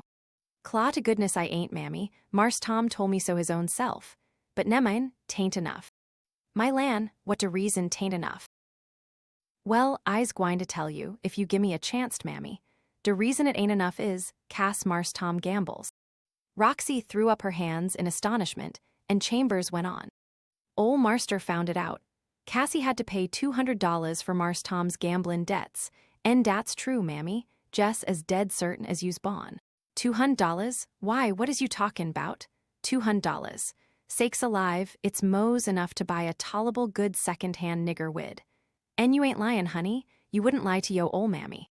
It's God's own truth, jes' as I tell you $200 I wished I may never stir outen my tracks if it ain't so. En, oh my lan, ole Marse was jes' a hoppin'. He was be-illin' mad, I tell you. He tuck en desenherit him. He licked his chops with relish after that stately word. Roxy struggled with it a moment, then gave it up and said, "Desenwiched him. Desenherit him. What's dat? What do it mean?" "Means he busted de will." "Boosted de will? He wouldn't ever treat him so. Take it back. You misable imitation nigger dat I bore in sorrow and tribulation." Roxy's pet Castellan occasional dollar from Tom's pocket was tumbling to ruin before her eyes. She could not abide such a disaster as that. She couldn't endure the thought of it. Her remark amused Chambers. Ya, just listen to dat. If I's imitation, what is you? Both of us is imitation white dat's what we is en powerful good imitation, too ya. We don't mount to nothin' as imitation niggers, en as for. Shet up yo, foolin'. Fo, I knock you side to head en tell me 'bout de will. Tell me 'tain't busted do, honey, and I'll never forget you. Well, 'tain't cast days a new one made, en Marse Tom's all right agin. But what is you in sich a sweat 'bout it for, mammy? 'Tain't none o' your business, I don't reckon. 'Tain't none o' my business. Whose business is it den, I'd like to know? Was I his mother till he was 15 years old, or wasn't I? You answer me dat. And you spec I could see him turned out po, and ornery on de whirl, and never care nothing about it. I reckon if you'd ever been a mother yoself, valet de chambers, you wouldn't talk sich foolishness as dat. Well den, ol' Mars forgive him and fixed up do will agen do dat satisfy you. Yes, she was satisfied now, and quite happy and sentimental over it. She kept coming daily, and at last she was told that Tom had come home. She began to tremble with emotion, and straightway sent to beg him to let his ol' nigger mammy have just one sight of him and die for joy. Tom was stretched at his lazy ease on a sofa when Chambers brought the petition. Time had not modified his ancient detestation of the humble drudge and protector of his boyhood. It was still bitter and uncompromising. He sat up and bent a severe gaze upon the fair face of the young fellow, whose name he was unconsciously using and whose family rights he was enjoying. He maintained the gaze until the victim of it had become satisfactorily pallid with terror. Then he said, "What does the old rip want with me?" The petition was meekly repeated. "Who gave you permission to come and disturb me with the social attentions of niggers?" Tom had risen. The other young man was trembling now, visibly. He saw what was coming and bent his head sideways and put up his left arm to shield it. Tom rained cuffs upon the head and its shield, saying no word. The victim received each blow with a beseeching, "Please, Marse Tom. Oh, please, Marse Tom." 7 blows then, Tom said. "Face the door, march." He followed behind with 1, 2, 3 solid kicks. The last one helped the pure white slave over the door sill, and he limped away mopping his eyes with his old ragged sleeve. Tom shouted after him, "Send her in." Then he flung himself panting on the sofa again and rasped out the remark. He arrived just at the right moment. I was full to the brim with bitter thinkings and nobody to take it out of. How refreshing it was. I feel better. Tom's mother entered now, closing the door behind her, and approached her son with all the wheedling and supplicating servilities that fear and interest can impart to the words and attitudes of the born slave. She stopped a yard from her boy and made 2 or 3 admiring exclamations over his manly stature and general handsomeness. And Tom put an arm under his head and hoisted a leg over the sofa back in order to look properly indifferent. "My lan, how you is growed, honey. Claw to goodness, I wouldn't knowed you, Marse Tom. Deed I wouldn't. Look at me good, does you 'member old Roxy? Does you know yo old nigger mammy, honey? Well now I kin lay down and die in peace, Cass Izzy seed." Cut it short, what is it you want?" "You he dat, just the same old Marse Tom, allays so gay and funnin' wid de ol' mammy. I us jess as sure." "Cut it short, I tell you, and get along. What do you want?" This was a bitter disappointment.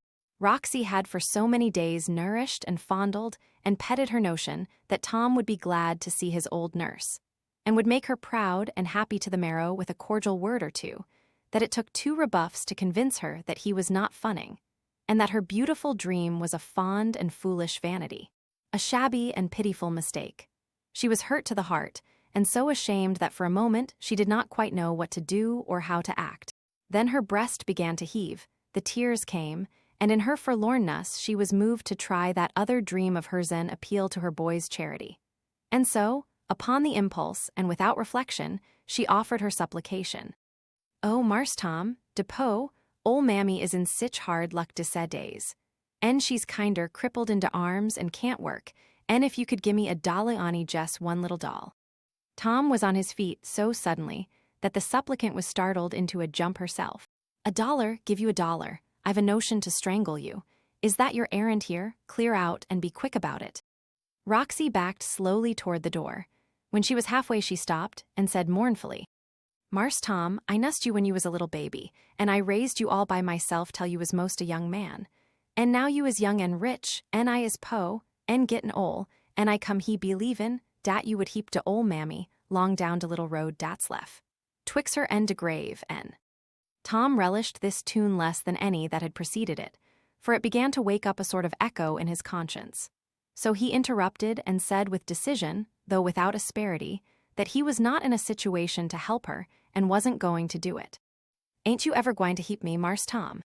"No, now go away and don't bother me any more."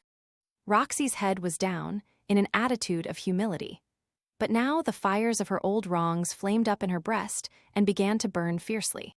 She raised her head slowly, till it was well up, and at the same time her great frame unconsciously assumed an erect and masterful attitude, with all the majesty and grace of her vanished youth in it. She raised her finger and punctuated with it. You has said de word. You has had yo chance, and you has trampled it under yo foot. When you get another one, you'll get down on yo knees and beg for it. A cold chill went to Tom's heart. He didn't know why, for he did not reflect that such words from such an incongruous source and so solemnly delivered could not easily fail of that effect. However, he did the natural thing. He replied with bluster and mockery. You'll give me a chance, you. Perhaps I'd better get down on my knees now, but in case I don't, just for argument's sake, what's going to happen, pray? Dis is what is gwine to happen.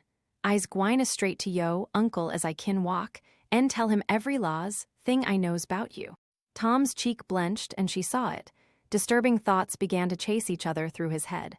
How can she know? And yet she must have found out. She looks it. I've had the will back only 3 months, and am already deep in debt again, and moving heaven and earth to save myself from exposure and destruction, with a reasonably fair show of getting the thing covered up if I'm let alone, and now this fiend has gone and found me out somehow or other. I wonder how much she knows. Oh, it's enough to break a body's heart, but I've got to humor her, there's no other way. Then he worked up a rather sickly sample of a gay laugh and a hollow chipperness of manner, and said, Well, Roxy dear, old friends like you and me mustn't quarrel. Here's your $1 now, tell me what you know. He held out the wildcat bill. She stood as she was and made no movement. It was her turn to scorn persuasive foolery now, and she did not waste it.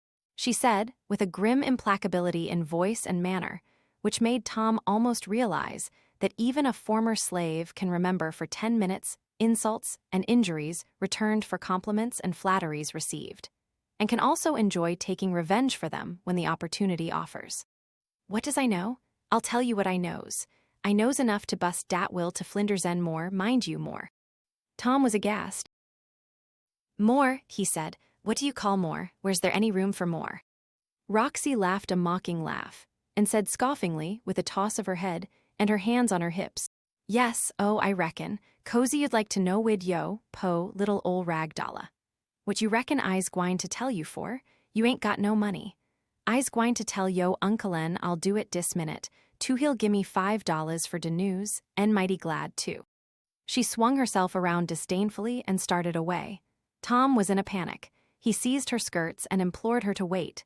She turned and said loftily, Look-a-he, what is it I told you? You, I don't remember anything. What was it you told me? I told you dat de next time I give you a chance you'd get down on yo knees and beg for it. Tom was stupefied for a moment. He was panting with excitement. Then he said, Oh, Roxy, you wouldn't require your young master to do such a horrible thing. You can't mean it. I'll let you know mighty quick whether I means it or not. You call me names, and as good as spit on me when I comes here po, and ornery and umble, to praise you for bane, growed up so fine and handsome, and tell you how I used to nuss you and tend you and watch you when you, sick and hadn't no mother but me in de whole world. And beg you to give de po, ol' nigger $1 for to get her some to eat, and you call me names, dad blame you. Yassir, I gives you just one chance, Mo, and dat's now, and it laws Ani a half a second you hear. Tom slumped to his knees and began to beg, saying, You see, I'm begging, and it's honest begging too. Now tell me, Roxy, tell me. The air of 2 centuries of unatoned insult and outrage looked down on him and seemed to drink in deep draughts of satisfaction. Then she said, Fine nice young white gentleman kneelin' down to a nigger wench. I's wanted to see dat just once befo', I's called. Now, Gabriel, blow de horn, I's ready, get up. Tom did it, he said humbly. Now, Roxy, don't punish me any more. I deserved what I've got, but be good and let me off with that. Don't go to Uncle. Tell me I'll give you the $5. Yes, I bet you will, and you won't stop da another, but I ain't gwine to tell you he. Good gracious, no. Is you feared o de haunted house? Ento. Well den, you come to de haunted house 'bout 10, or leavin' tonight and climb up de ladder. Cast de stair steps is broke down, and you'll find me. I's a roostin', in de haunted house Cass I can't 'ford to roose no hers else.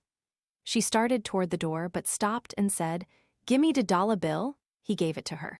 She examined it and said, H like enough de bank's busted. She started again, but halted again. Has you got any whiskey? Yes, a little. Fetch it. He ran to his room overhead and brought down a bottle which was 2/3 full.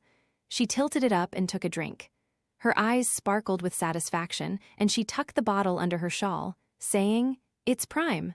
I'll take it along." Tom humbly held the door for her, and she marched out as grim and erect as a grenadier. Chapter X. Tom practices sycophancy. Why is it that we rejoice at a birth and grieve at a funeral? It is because we are not the person involved. Pudd'nhead Wilson's calendar. It is easy to find fault if one has that disposition. There was once a man who, not being able to find any other fault with his coal, complained that there were too many prehistoric toads in it. Pudd'nhead Wilson's calendar. Tom flung himself on the sofa and put his throbbing head in his hands and rested his elbows on his knees. He rocked himself back and forth and moaned. "I've knelt to a nigger wench," he muttered. "I thought I had struck the deepest depths of degradation before, but oh dear, it was nothing to this. Well, there is one consolation, such as it is I've struck bottom this time, there's nothing lower." But that was a hasty conclusion. At 10 that night he climbed the ladder in the haunted house, pale, weak, and wretched. Roxy was standing in the door of one of the rooms, waiting, for she had heard him. This was a 2-story log house which had acquired the reputation a few years before of being haunted, and that was the end of its usefulness. Nobody would live in it afterward, or go near it by night, and most people even gave it a wide berth in the daytime.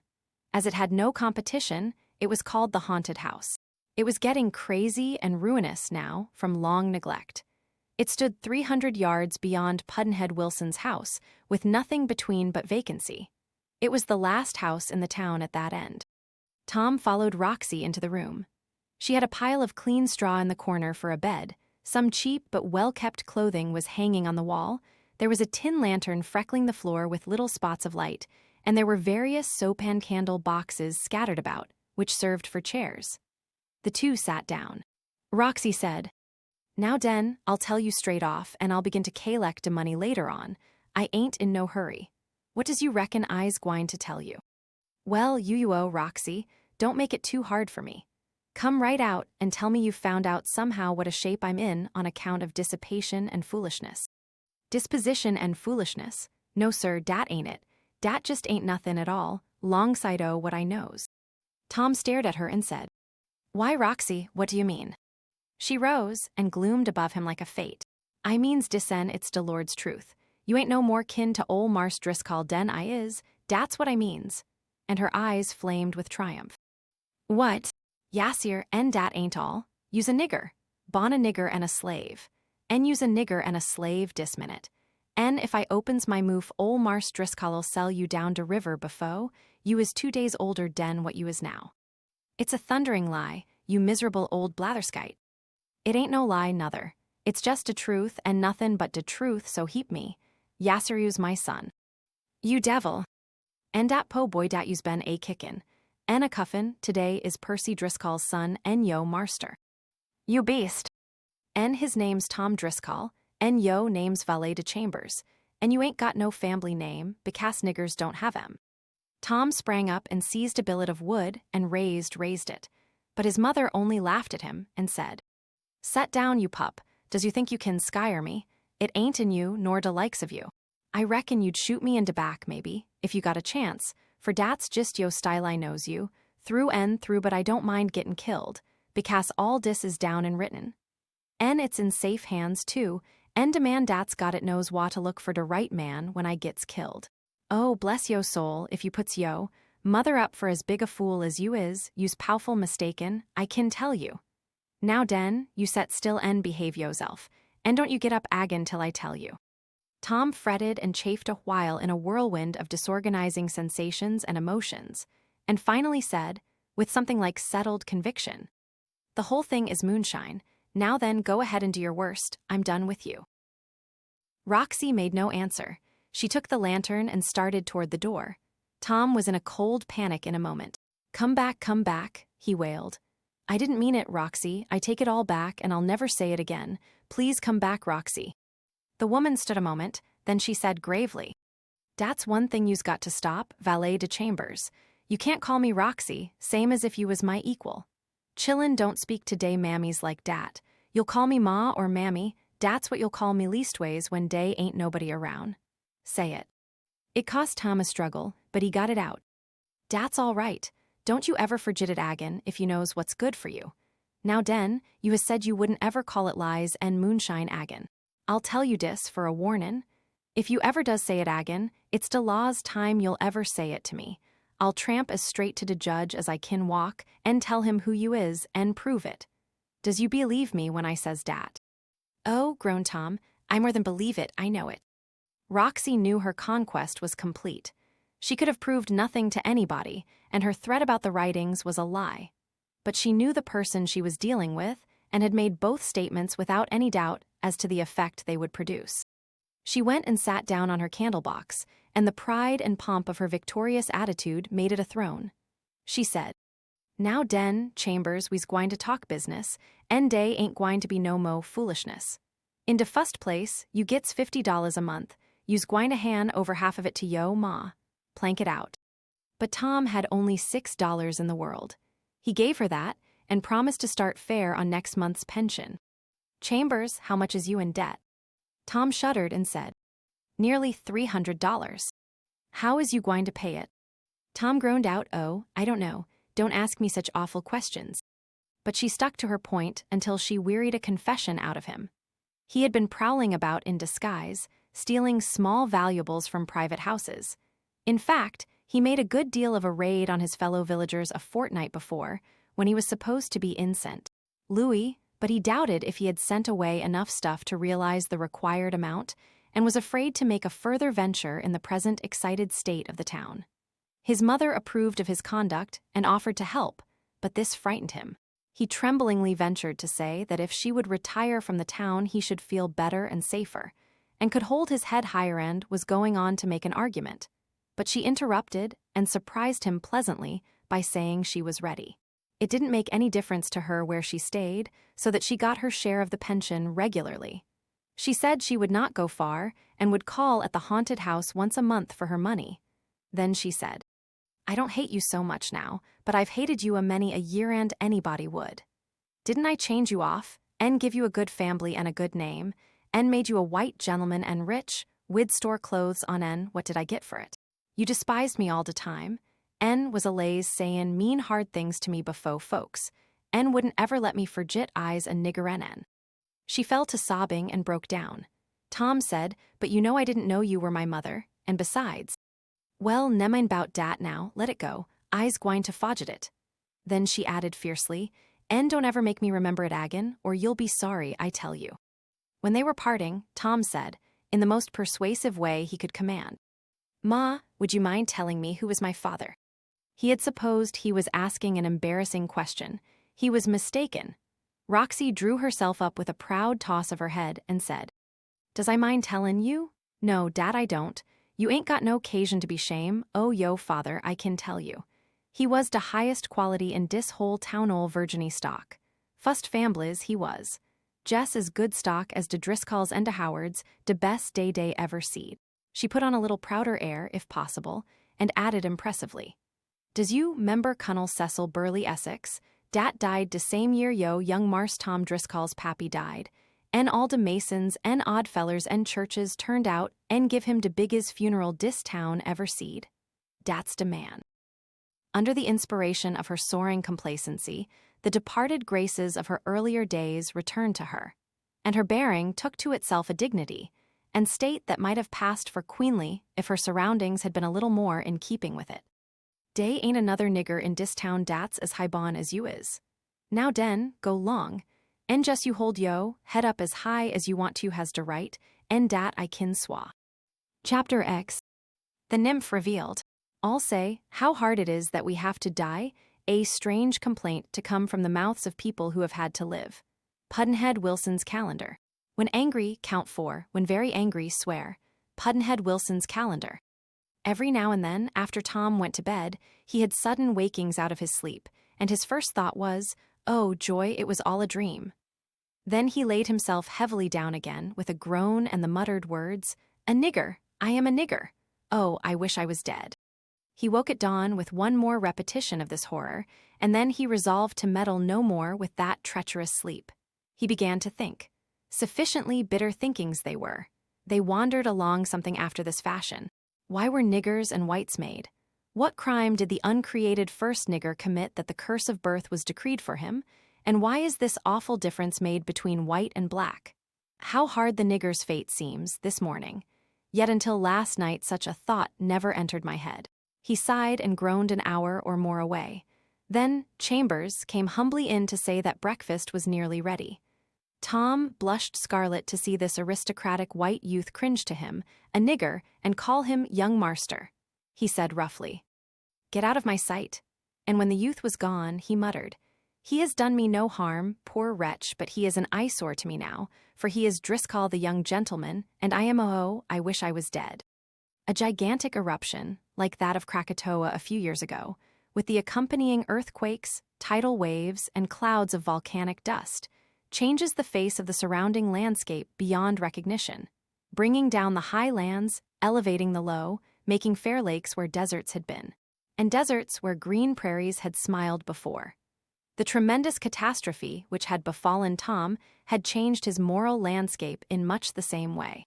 Some of his low places he found, lifted to ideals. Some of his ideals had sunk to the valleys, and lay there with the sackcloth and ashes of pumice stone and sulfur on their ruined heads. For days he wandered in lonely places, thinking, trying to get his bearings. It was new work. If he met a friend, he found that the habit of a lifetime had in some mysterious way vanished. His arm hung limp, instead of involuntarily extending the hand for a shake. It was the nigger in him asserting its humility, and he blushed and was abashed. And the nigger in him was surprised when the white friend put out his hand for a shake with him. He found the nigger in him involuntarily giving the road, on the sidewalk, to a white rowdy and loafer. When Rowena, the dearest thing his heart knew, the idol of his secret worship, invited him in, the nigger in him made an embarrassed excuse, and was afraid to enter and sit with the dread white folks on equal terms. The nigger in him went shrinking and skulking here and there and yonder, and fancying it saw suspicion and maybe detection in all faces, tones, and gestures. So strange and uncharacteristic was Tom's conduct that people noticed it, and turned to look after him when he passed on. And when he glanced back, as he could not help doing, in spite of his best resistance, and caught that puzzled expression in a person's face, it gave him a sick feeling, and he took himself out of view as quickly as he could. He presently came to have a hunted sense and a hunted look, and then he fled away to the hilltops and the solitudes. He said to himself that the curse of Ham was upon him. He dreaded his meals. The nigger in him was ashamed to sit at the white folks' table and feared discovery all the time. And once when Judge Driscoll said, "What's the matter with you? You look as meek as a nigger," he felt as secret murderers are said to feel when the accuser says, "Thou art the man." Tom said he was not well and left the table. His ostensible aunts, solicitudes, and endearments were become a terror to him, and he avoided them. And all the time, hatred of his ostensible uncle was steadily growing in his heart, for he said to himself, "He is white, and I am his chattel, his property, his goods, and he can sell me, just as he could his dog." For as much as a week after this, Tom imagined that his character had undergone a pretty radical change. But that was because he did not know himself. In several ways, his opinions were totally changed, and would never go back to what they were before, but the main structure of his character was not changed, and could not be changed. One or two very important features of it were altered, and in time effects would result from this, if opportunity offered effects of a quite serious nature, too. Under the influence of a great mental and moral upheaval, his character and habits had taken on the appearance of complete change. But after a while, with the subsidence of the storm, both began to settle toward their former places. He dropped gradually back into his old frivolous and easygoing ways and conditions of feeling and manner of speech. And no familiar of his could have detected anything in him that differentiated him from the weak and careless Tom of other days. The theft raid which he had made upon the village turned out better than he had ventured to hope. It produced the sum necessary to pay his gaming debts, and saved him from exposure to his uncle and another smashing of the will. He and his mother learned to like each other fairly well. She couldn't love him as yet, because there warrant nothing to him, as she expressed it, but her nature needed something or somebody to rule over, and he was better than nothing. Her strong character and aggressive and commanding ways compelled Tom's admiration, in spite of the fact that he got more illustrations of them than he needed for his comfort. However, as a rule, her conversation was made up of racy tattle about the privacies of the chief families of the town, for she went harvesting among their kitchens every time she came to the village, and Tom enjoyed this. It was just in his line. She always collected her half of his pension punctually, and he was always at the haunted house to have a chat with her on these occasions. Every now and then, she paid him a visit there on between days also. Occasionally, he would run up to St. Louis for a few weeks, and at last temptation caught him again. He won a lot of money, but lost it, and with it a deal more besides, which he promised to raise as soon as possible. For this purpose, he projected a new raid on his town. He never meddled with any other town, for he was afraid to venture into houses whose ins and outs he did not know and the habits of whose households he was not acquainted with. He arrived at the haunted house in disguise on the Wednesday, before the advent of the twins after, writing his Aunt Pratt that he would not arrive until 2 days after and lay in hiding there with his mother, until toward daylight Friday morning, when he went to his uncle's house and entered by the back way with his own key and slipped up to his room, where he could have the use of the mirror and toilet articles. He had a suit of girls' clothes with him in a bundle as a disguise for his raid, and was wearing a suit of his mother's clothing, with black gloves and veil. By dawn, he was tricked out for his raid, but he caught a glimpse of Pudd'nhead Wilson through the window over the way, and knew that Pudd'nhead had caught a glimpse of him. So he entertained Wilson with some airs and graces and attitudes for a while, then stepped out of sight and resumed the other disguise, and by went down and out the back way and started downtown to reconnoiter the scene of his intended labors. But he was ill at ease.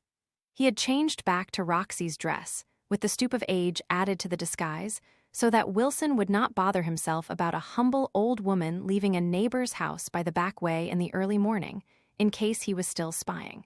But supposing Wilson had seen him leave and had thought it suspicious and had also followed him? The thought made Tom cold. He gave up the raid for the day and hurried back to the haunted house by the obscurest route he knew.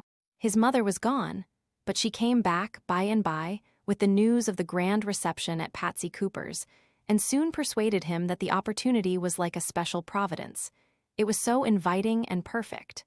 So he went raiding, after all, and made a nice success of it while everybody was gone to Patsy Cooper's. Success gave him nerve and even actual intrepidity. Insomuch, indeed, that after he had conveyed his harvest to his mother in a back alley, he went to the reception himself and added several of the valuables of that house to his takings. After this long digression, we have now arrived once more at the point where Pudd'nhead Wilson, while waiting for the arrival of the twins on that same Friday evening, sat puzzling over the strange apparition of that morning-a-girl in young Tom Driscoll's bedroom, fretting and guessing and puzzling over it, and wondering who the shameless creature might be. Chapter Z. Pudd'nhead's startling discovery. There are 3 infallible ways of pleasing an author, and the 3 form a rising scale of compliment. 1. To tell him you have read one of his books. 2. To tell him you have read all of his books. 3. To ask him to let you read the manuscript of his forthcoming book. Number 1 admits you to his respect. No. 2 admits you to his admiration. Number 3 carries you clear into his heart. Pudd'nhead Wilson's calendar. As to the adjective, when in doubt, strike it out. Pudd'nhead Wilson's calendar. The twins arrived presently, and talk began. It flowed along chattily and sociably, and under its influence the new friendship gathered ease and strength. Wilson got out his calendar, by request, and read a passage or 2 from it, which the twins praised quite cordially. This pleased the author so much that he complied gladly when they asked him to lend them a batch of the work to read at home. In the course of their wide travels, they had found out that there are 3 sure ways of pleasing an author. They were now working the best of the 3. There was an interruption, now. Young Tom Driscoll appeared and joined the party. He pretended to be seeing the distinguished strangers for the first time when they rose to shake hands, but this was only a blind, as he had already had a glimpse of them at the reception while robbing the house. The twins made mental note that he was smooth-faced and rather handsome, and smooth and undulatory in his movements graceful, in fact. Angelo thought he had a good eye. Luigi thought there was something veiled and sly about it. Angelo thought he had a pleasant, free and easy way of talking. Luigi thought it was more so than was agreeable. Angelo thought he was a sufficiently nice young man.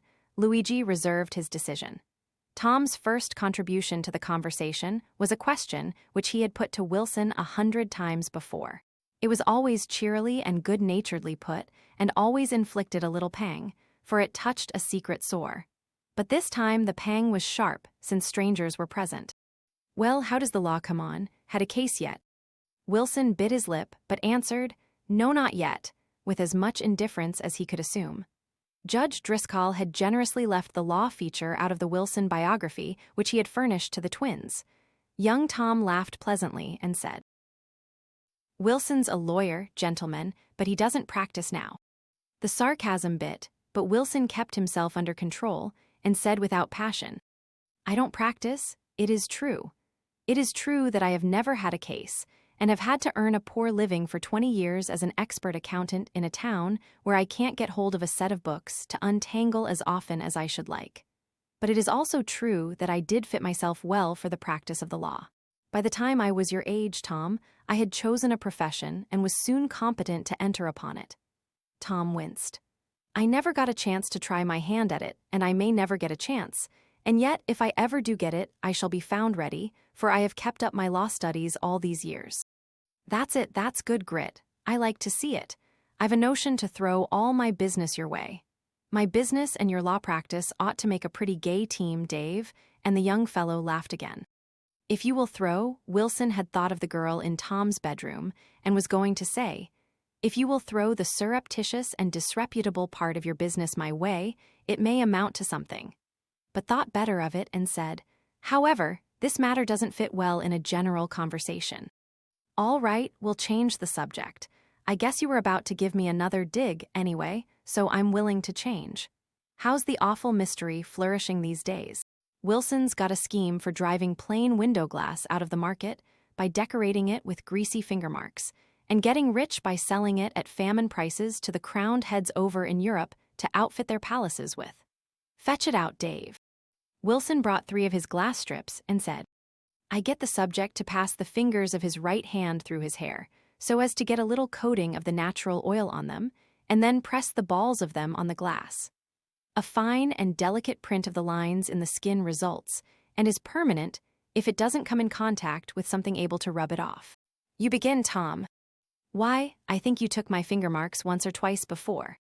"Yes, but you were a little boy the last time, only about 12 years old." "That's so. Of course I've changed entirely since then, and variety is what the crowned heads want, I guess." He passed his fingers through his crop of short hair and pressed them one at a time on the glass. Angelo made a print of his fingers on another glass, and Luigi followed with the third. Wilson marked the glasses with names and date and put them away. Tom gave one of his little laughs and said, "I thought I wouldn't say anything, but if variety is what you are after, you have wasted a piece of glass. The handprint of one twin is the same as the handprint of the fellow twin." "Well, it's done now, and I like to have them both anyway," said Wilson, returning to his place.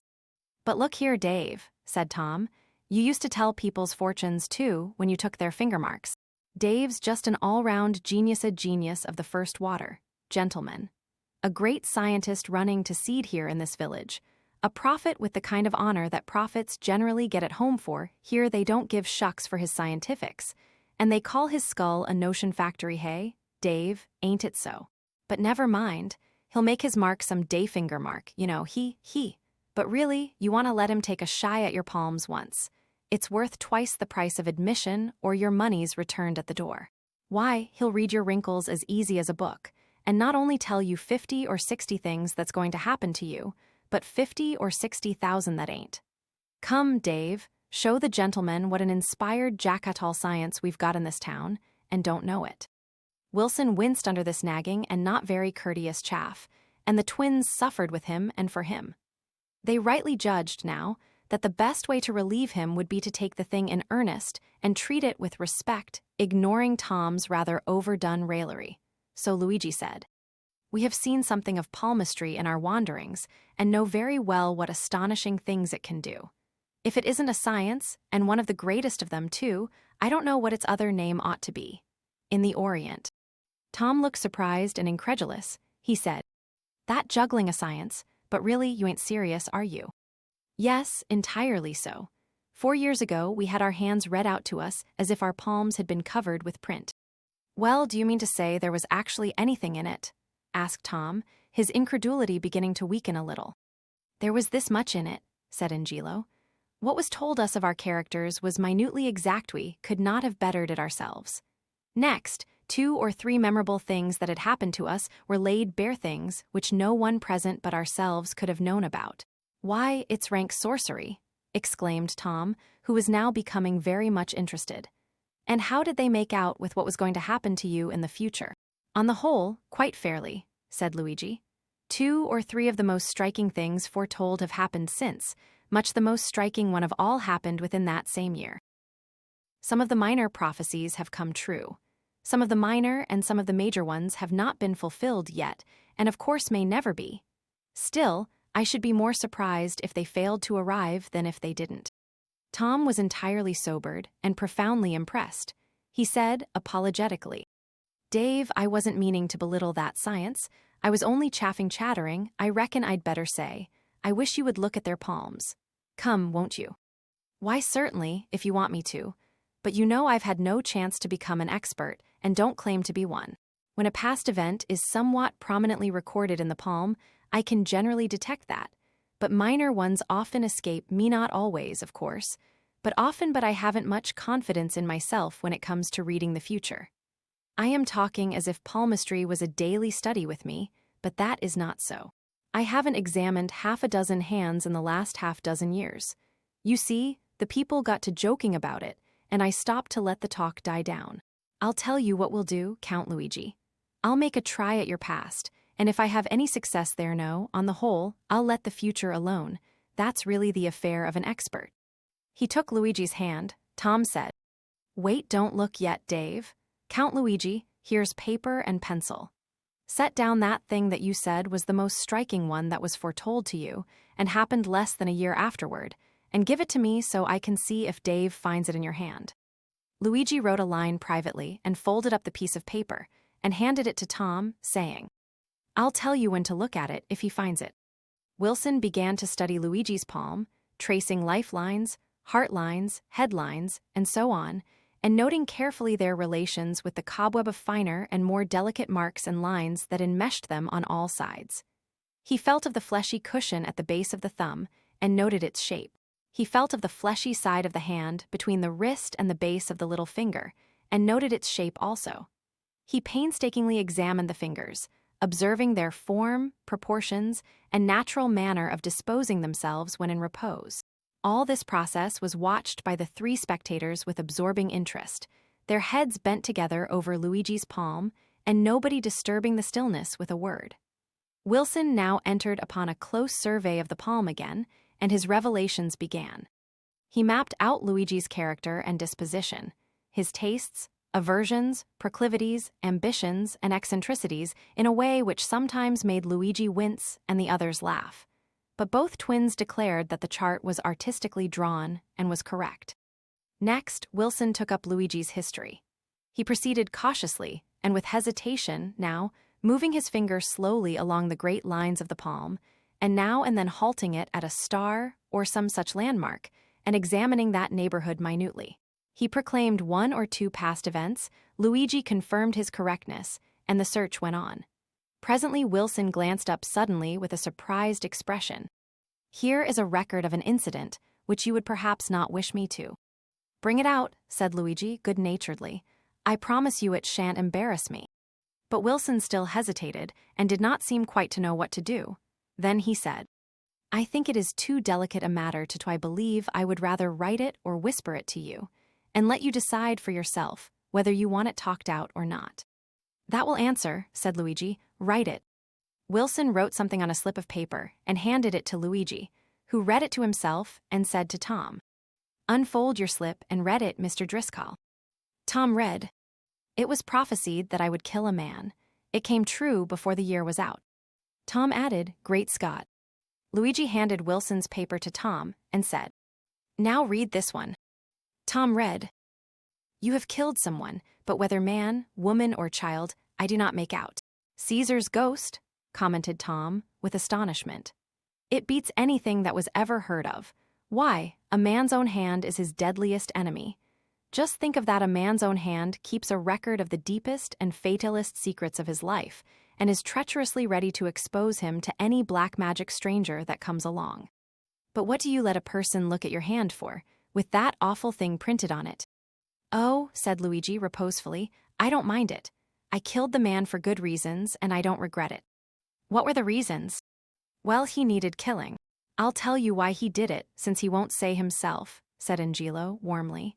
He did it to save my life, that's what he did it for, so it was a noble act and not a thing to be hid in the dark. So it was, said Wilson. To do such a thing to save a brother's life is a great and fine action.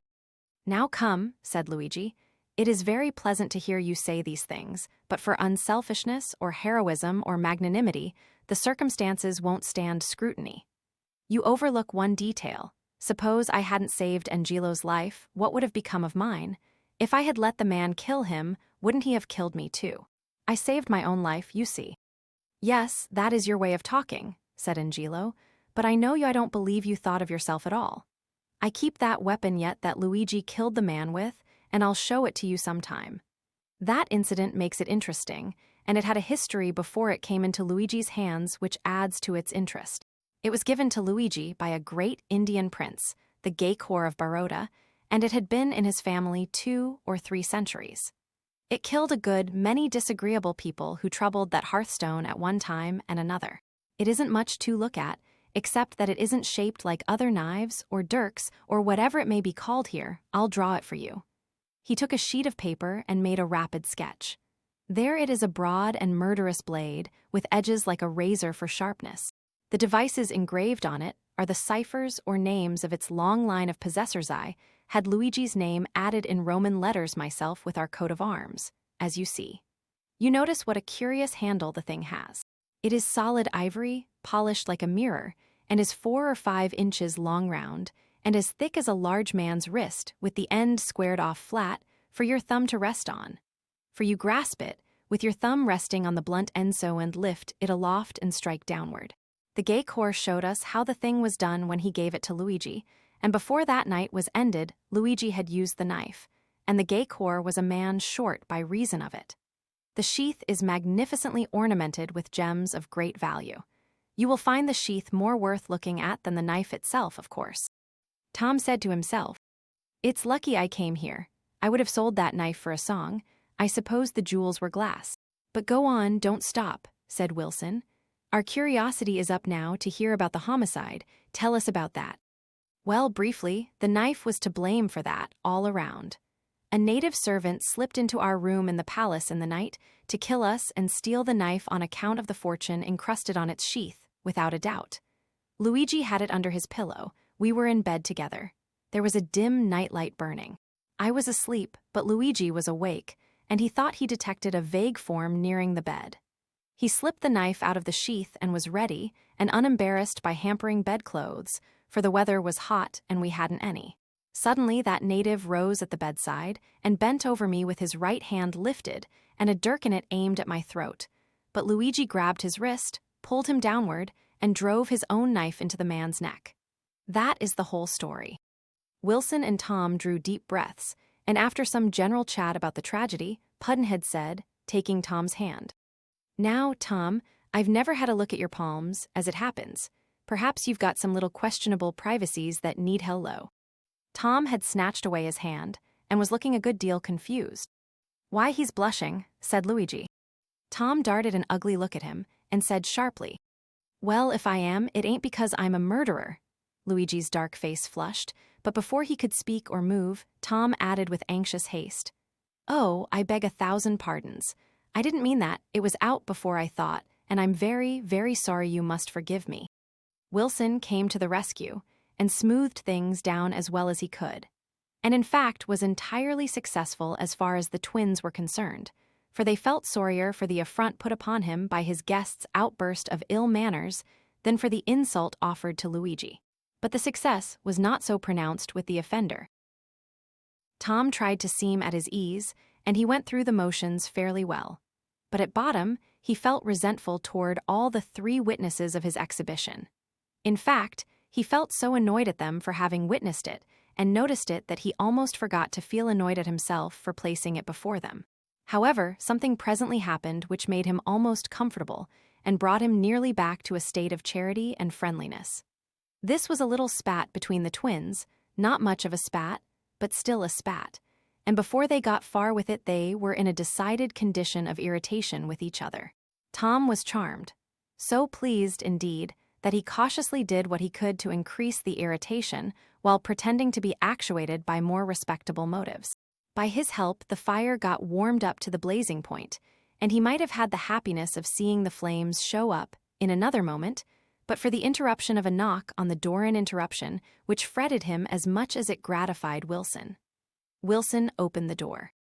The visitor was a good-natured, ignorant, energetic, middle-aged Irishman named John Buckstone, who was a great politician in a small way and always took a large share in public matters of every sort.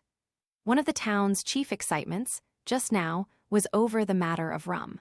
There was a strong rum party and a strong anti-rum party. Buckstone was training with the rum party, and he had been sent to hunt up the twins and invite them to attend a mass meeting of that faction. He delivered his errand and said the clans were already gathering in the big hall over the market house. Luigi accepted the invitation cordially, Angelo less cordially, since he disliked crowds and did not drink the powerful intoxicants of America. In fact, he was even a teetotaler sometimes when it was judicious to be one. The twins left with Buckstone, and Tom Driscoll joined company with them uninvited. In the distance, one could see a long, wavering line of torches drifting down the main street, and could hear the throbbing of the bass drum, the clash of cymbals, the squeaking of a fife or two, and the faint roar of remote hurrahs. The tail end of this procession was climbing the market house stairs when the twins arrived in its neighborhood. When they reached the hall, it was full of people, torches, smoke, noise, and enthusiasm. They were conducted to the platform by Buckstone Tom Driscoll, still following, and were delivered to the chairman, in the midst of a prodigious explosion of welcome. When the noise had moderated a little, the chair proposed that our illustrious guests be at once elected, by complimentary acclamation, to membership in our ever-glorious organization, the paradise of the free and the perdition of the slave. This eloquent discharge opened the floodgates of enthusiasm again, and the election was carried with thundering unanimity. Then arose a storm of cries. Wet them down, give them a drink. Glasses of whiskey were handed to the twins. Luigi waved his aloft, then brought it to his lips, but Angelo set his down. There was another storm of cries. What's the matter with the other one? What is the blonde one going back on us for? Explain, explain. The chairman inquired, and then reported. We have made an unfortunate mistake, gentlemen. I find that the Count Angelo Capello is opposed to our creeds, a teetotaler, in fact, and was not intending to apply for membership with us. He desires that we reconsider the vote by which he was elected. What is the pleasure of the House? There was a general burst of laughter, plentifully accented with whistlings and catcalls, but the energetic use of the gavel presently restored something like order. Then a man spoke from the crowd and said that while he was very sorry that the mistake had been made, it would not be possible to rectify it at the present meeting. According to the bylaws, it must go over to the next regular meeting for action. He would not offer a motion, as none was required. He desired to apologize to the gentleman in the name of the House, and begged to assure him that as far as it might lie in the power of the Sons of Liberty, his temporary membership in the order would be made pleasant to him. This speech was received with great applause, mixed with cries of, "That's the talk. He's a good fellow anyway if he is a teetotaler. Drink his health, give him a rouser and no heel taps." Glasses were handed around, and everybody on the platform drank Angelo's health, while the house bellowed forth in song. For he's a jolly good fellow, for he's a jolly good fellow, for he's a jolly good fellow, which nobody can deny. Tom Driscoll drank. It was his second glass, for he had drunk Angelo's the moment that Angelo had set it down. The 2 drinks made him very merry, almost idiotically, so he began to take a most lively and prominent part in the proceedings, particularly in the music and catcalls and side remarks. The chairman was still standing at the front, the twins at his side. The extraordinarily close resemblance of the brothers to each other suggested a witticism to Tom Driscoll, and just as the chairman began a speech, he skipped forward and said with an air of tipsy confidence to the audience, "Boys, I move that he keeps still, and lets this human philopena snip you out a speech." The descriptive aptness of the phrase caught the house, and a mighty burst of laughter followed. Luigi's southern blood leaped to the boiling point in a moment under the sharp humiliation of this insult, delivered in the presence of 400 strangers. It was not in the young man's nature to let the matter pass, or to delay the squaring of the account. He took a couple of strides and halted behind the unsuspecting joker. Then he drew back and delivered a kick of such titanic vigor that it lifted Tom clear over the footlights and landed him on the heads of the front row of the Sons of Liberty. Even a sober person does not like to have a human being emptied on him when he is not doing any harm. A person who is not sober cannot endure such an attention at all. The nest of Sons of Liberty that Driscoll landed in had not a sober bird in it. In fact, there was probably not an entirely sober one in the auditorium. Driscoll was promptly and indignantly flung onto the heads of sons in the next row, and these sons passed him on toward the rear, and then immediately began to pummel the front row sons who had passed him to them. This course was strictly followed by bench after bench as Driscoll traveled in his tumultuous and airy flight toward the door. So he left behind him an ever-lengthening wake of raging and plunging and fighting and swearing humanity.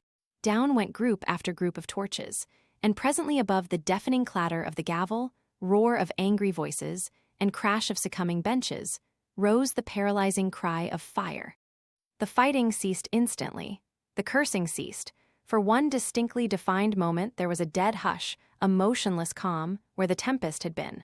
Then with one impulse the multitude awoke to life and energy again, and went surging and struggling and swaying, this way and that, its outer edges melting away through windows and doors, and gradually lessening the pressure and relieving the mass. The fire boys were never on hand so suddenly before, for there was no distance to go, this time, their quarters being in the rear end of the market house. There was an engine company and a hook-hand ladder company. Half of each was composed of rummies and the other half of anti-rummies, after the moral and political share-and-share-alike fashion of the frontier town of the period. Enough anti-rummies were loafing in quarters to man the engine and the ladders. In 2 minutes, they had their red shirts and helmets on. They never stirred officially in unofficial costume and, as the mass meeting overhead smashed through the long row of windows and poured out upon the roof of the arcade, the deliverers were ready for them with a powerful stream of water which washed some of them off the roof and nearly drowned the rest. But water was preferable to fire, and still the stampede from the windows continued, and still the pitiless drenching assailed it until the building was empty. Then the fire boys mounted to the hall and flooded it with water enough to annihilate 40 times as much fire as there was there. For a village fire company does not often get a chance to show off, and so when it does get a chance, it makes the most of it. Such citizens of that village as were of a thoughtful and judicious temperament did not insure against fire. They insured against the fire company. Chapter Z. The shame of Judge Driscoll. Courage is resistance to fear. Mastery of fear not absence of fear. Except a creature be part coward, it is not a compliment to say it is brave. It is merely a loose misapplication of the word. Consider the flea, incomparably the bravest of all the creatures of God, if ignorance of fear were courage. Whether you are asleep or awake, he will attack you, caring nothing for the fact that in bulk and strength you are to him, as are the massed armies of the earth to a sucking child. He lives both day and night, and all days and nights in the very lap of peril and the immediate presence of death, and yet is no more afraid than is the man who walks the streets of a city that was threatened by an earthquake 10 centuries before. When we speak of Clive, Nelson, and Putnam as men who didn't know what fear was, we ought always to add the flea and put him at the head of the procession. Pudd'nhead Wilson's calendar. Judge Driscoll was in bed and asleep by 10 o'clock on Friday night, and he was up and gone a-fishing before daylight in the morning with his friend Pembroke Howard. These two had been boys together in Virginia when that state still ranked as the chief and most imposing member of the Union. And they still coupled the proud and affectionate adjective old with her name when they spoke of her. In Missouri, a recognized superiority attached to any person who hailed from Old Virginia, and this superiority was exalted to supremacy when a person of such nativity could also prove descent from the first families of that great commonwealth. The Howards and Driscolls were of this aristocracy. In their eyes, it was a nobility. It had its unwritten laws, and they were as clearly defined and as strict as any that could be found among the printed statutes of the land. The FFV was born a gentleman. His highest duty in life was to watch over that great inheritance and keep it unsmirched. He must keep his honor spotless. Those laws were his chart. His course was marked out on it. If he swerved from it by so much as half a point of the compass, it meant shipwreck to his honor. That is to say, degradation from his rank as a gentleman. These laws required certain things of him which his religion might forbid. Then his religion must yield the laws, could not be relaxed to accommodate religions or anything else. Honor stood first, and the laws defined what it was and wherein it differed in certain details from honor as defined by church creeds and by the social laws and customs of some of the minor divisions of the globe that had got crowded out when the sacred boundaries of Virginia were staked out. If Judge Driscoll was the recognized first citizen of Dawson's Landing, Pembroke Howard was easily its recognized second citizen. He was called the Great Lawyer, an earned title. He and Driscoll were of the same age, a year or two past 60. Although Driscoll was a free thinker and Howard a strong and determined Presbyterian, their warm intimacy suffered no impairment in consequence.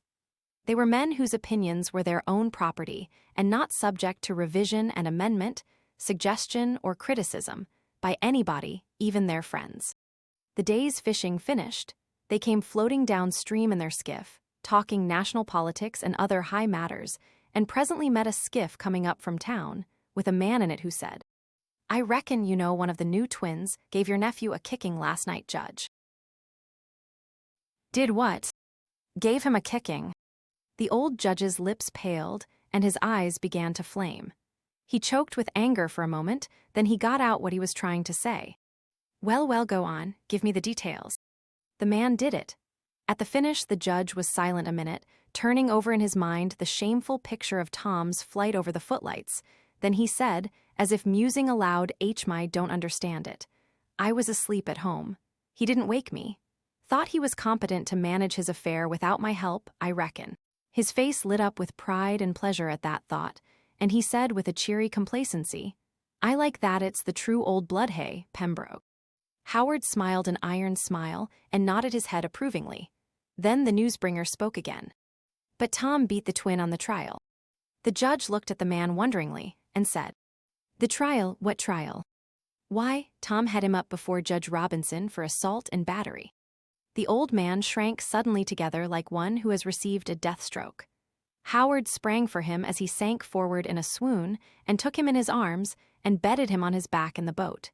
He sprinkled water in his face and said to the startled visitor, "Go, now don't let him come to and find you here.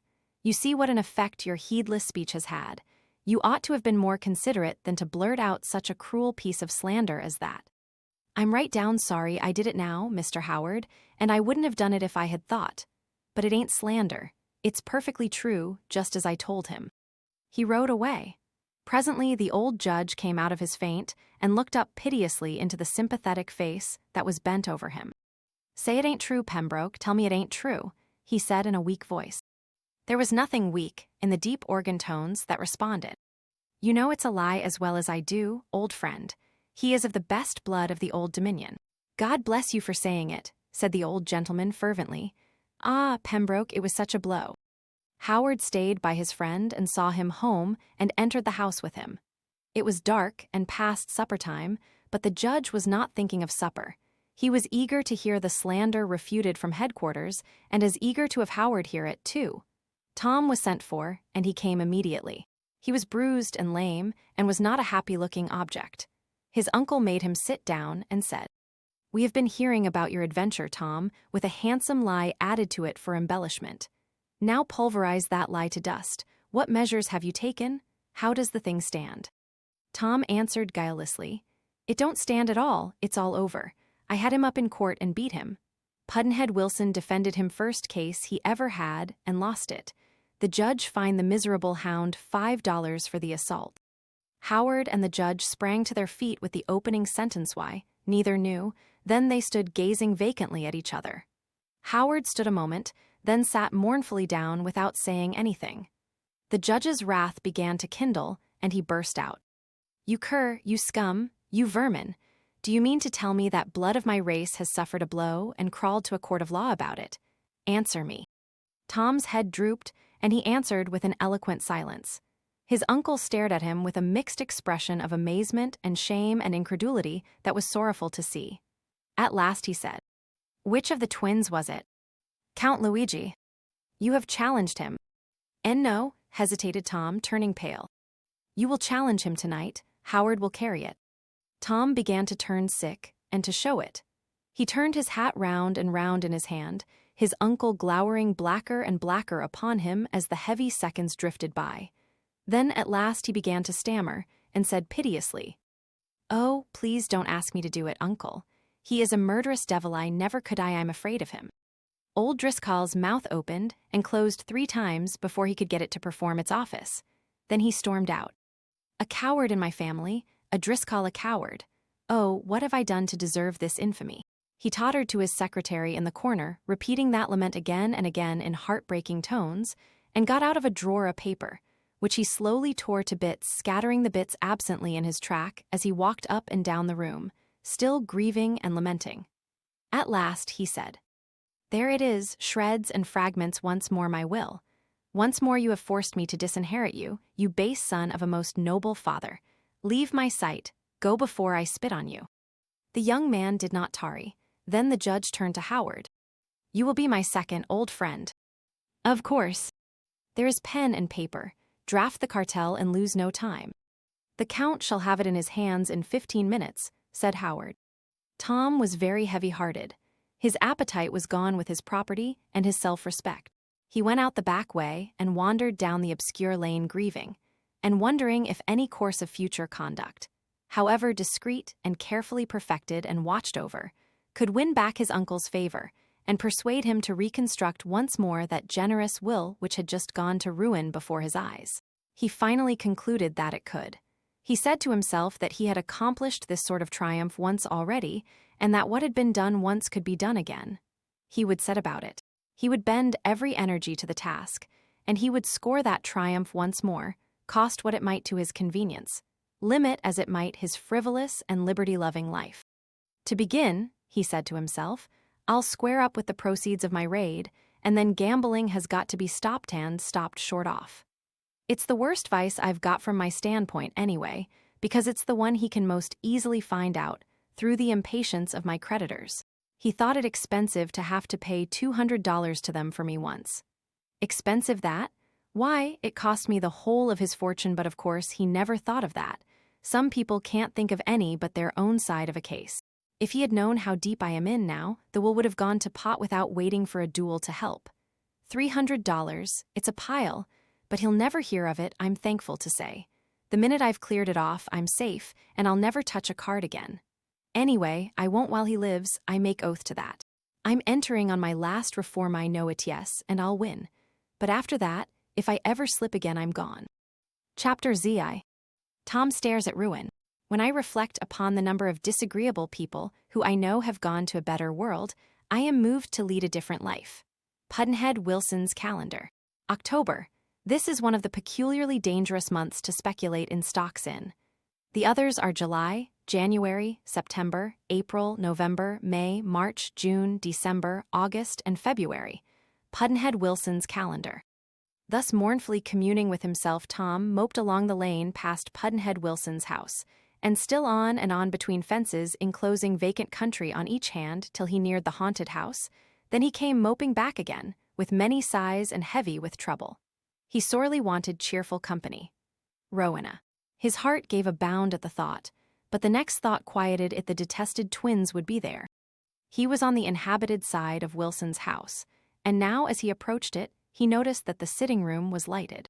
This would do. Others made him feel unwelcome sometimes, but Wilson never failed in courtesy toward him, and a kindly courtesy does at least save one's feelings, even if it is not professing to stand for a welcome.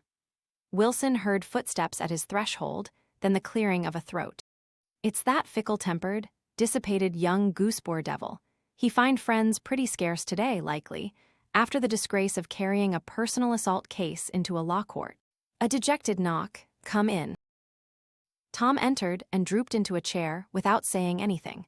Wilson said kindly, "Why, my boy, you look desolate. Don't take it so hard. Try and forget you have been kicked." "Oh dear," said Tom wretchedly. "It's not that, Pudd'nhead, it's not that. It's 1,000 times worse than that, oh, yes, 1,000,000 times worse." "Why, Tom, what do you mean? Has Rowena flung me?" "No, but the old man has." Wilson said to himself, "Aha," and thought of the mysterious girl in the bedroom. "The Driscolls have been making discoveries." Then he said aloud, gravely, "Tom, there are some kinds of dissipation which—" "Oh, shucks, this hasn't got anything to do with dissipation. He wanted me to challenge that derned Italian savage, and I wouldn't do it." "Yes, of course he would do that," said Wilson in a meditative, matter-of-course way. "But the thing that puzzled me was why he didn't look to that last night, for one thing, and why he let you carry such a matter into a court of law at all, either before the duel or after it. It's no place for it. It was not like him. I couldn't understand it. How did it happen?" "It happened because he didn't know anything about it. He was asleep when I got home last night." "And you didn't wake him? Tom, is that possible?" Tom was not getting much comfort here. He fidgeted a moment, then said, "I didn't choose to tell him, that's all. He was going a-fishing before dawn, with Pembroke Howard, and if I got the twins into the common calaboose end, I thought sure I never dreamed of their slipping out on a paltry fine for such an outrageous offense. Well, once in the calaboose they would be disgraced. And Uncle wouldn't want any duels with that sort of characters, and wouldn't allow any. Tom, I am ashamed of you. I don't see how you could treat your good old uncle so. I am a better friend of his than you are, for if I had known the circumstances I would have kept that case out of court until I got word to him and let him have a gentleman's chance." "You would?" exclaimed Tom, with lively surprise. "And at your first case. And you know perfectly well there never would have been any case if he had got that chance, don't you? And you'd have finished your days a pauper nobody, instead of being an actually launched and recognized lawyer today. And you would really have done that, would you?" "Certainly." Tom looked at him a moment or two, then shook his head sorrowfully and said, "I believe you upon my word, I do. I don't know why I do, but I do. Pudd'nhead Wilson, I think you're the biggest fool I ever saw." "Thank you." "Don't mention it." "Well, he has been requiring you to fight the Italian and you have refused. You degenerate remnant of an honorable line. I'm thoroughly ashamed of you, Tom." "Oh, that's nothing. I don't care for anything, now that the will's torn up again." "Tom, tell me squarely, didn't he find any fault with you for anything, but those two things, carrying the case into court and refusing to fight?" He watched the young fellow's face narrowly, but it was entirely reposeful, and so also was the voice that answered. "No, he didn't find any other fault with me. If he had had any to find, he would have begun yesterday, for he was just in the humor for it. He drove that jack pair around town and showed them the sights, and when he came home, he couldn't find his father's old silver watch that don't keep time and he thinks so much of, and couldn't remember what he did with it 3 or 4 days ago when he saw it last. And so when I arrived, he was all in a sweat about it. And when I suggested that it probably wasn't lost but stolen, it put him in a regular passion, and he said I was a fool, which convinced me, without any trouble, that that was just what he was afraid had happened himself, but did not want to believe it. Because lost things stand a better chance of being found again than stolen ones. "You," whistled Wilson, "score another on the list." "Another what?" "Another theft." "Theft?" "Yes, theft. That watch isn't lost, it's stolen. There's been another raid on the town end, just the same old mysterious sort of thing that has happened once before, as you remember." "You don't mean it." "It's as sure as you are born. Have you missed anything yourself?" "No, that is, I did miss a silver pencil case that Aunt Mary Pratt gave me last birthday." "You'll find it stolen, that's what you'll find." "No, I shan't. For when I suggested theft about the watch and got such a rap, I went and examined my room, and the pencil case was missing, but it was only mislaid, and I found it again." "You are sure you missed nothing else?" "Well, nothing of consequence. I missed a small plain gold ring worth $2 or $3, but that will turn up. I'll look again. In my opinion, you'll not find it. There's been a raid, I tell you. Come in. Mr. Justice Robinson entered, followed by Buckstone and the town constable, Jim Blake. They sat down, and after some wandering and aimless weather conversation, Wilson said, "By the way, we've just added another to the list of thefts, maybe two. Judge Driscoll's old silver watch is gone, and Tom here has missed a gold ring." "Well, it is a bad business," said the justice, "and gets worse the further it goes. The Hankses, the Dobsons, the Pilligrews, the Ortons, the Grangers, the Hales, the Fullers, the Holcombs. In fact, everybody that lives around about Patsy Cooper's has been robbed of little things like trinkets and teaspoons, and such like small valuables that are easily carried off. It's perfectly plain that the thief took advantage of the reception at Patsy Cooper's when all the neighbors were in her house, and all their niggers hanging around her fence for a look at the show, to raid the vacant houses undisturbed. Patsy is miserable about it. Miserable on account of the neighbors, and particularly miserable on account of her foreigners, of course. So miserable on their account that she hasn't any room to worry about her own little losses." "It's the same old raider," said Wilson. "I suppose there isn't any doubt about that." Constable Blake doesn't think so. "No, you're wrong there," said Blake. "The other times it was a man. There was plenty of signs of that, as we know in the profession, though we never got hands on him. But this time it's a woman." Wilson thought of the mysterious girl straight off. She was always in his mind now, but she failed him again. Blake continued. "She's a stoop-shouldered old woman with a covered basket on her arm, in a black veil, dressed in mourning. I saw her going aboard the ferry boat yesterday. Lives in Illinois, I reckon, but I don't care where she lives. I'm going to get her. She can make herself sure of that." "What makes you think she's the thief?" "Well, there ain't any other, for one thing. And for another, some nigger draymen that happened to be driving along saw her coming out of or going into houses, and told me so, and it just happens that they was robbed houses every time." It was granted that this was plenty good enough circumstantial evidence. A pensive silence followed, which lasted some moments, then Wilson said, "There's one good thing, anyway. She can't either pawn or sell Count Luigi's costly Indian dagger." "My," said Tom, "is that gone?"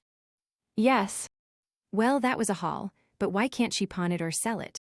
"Because when the twins went home from the Sons of Liberty meeting last night, news of the raid was sifting in from everywhere, and Aunt Patsy was in distress to know if they had lost anything. They found that the dagger was gone, and they notified the police and pawnbrokers everywhere. It was a great haul, yes, but the old woman won't get anything out of it because she'll get caught." "Did they offer a reward?" asked Buckstone. "Yes, $500 for the knife, and $500 more for the thief." "What a leather-headed idea," exclaimed the constable. "The thief dasn't go near them, nor send anybody. Whoever goes is going to get himself nabbed, for there ain't any pawnbroker that's going to lose the chance to."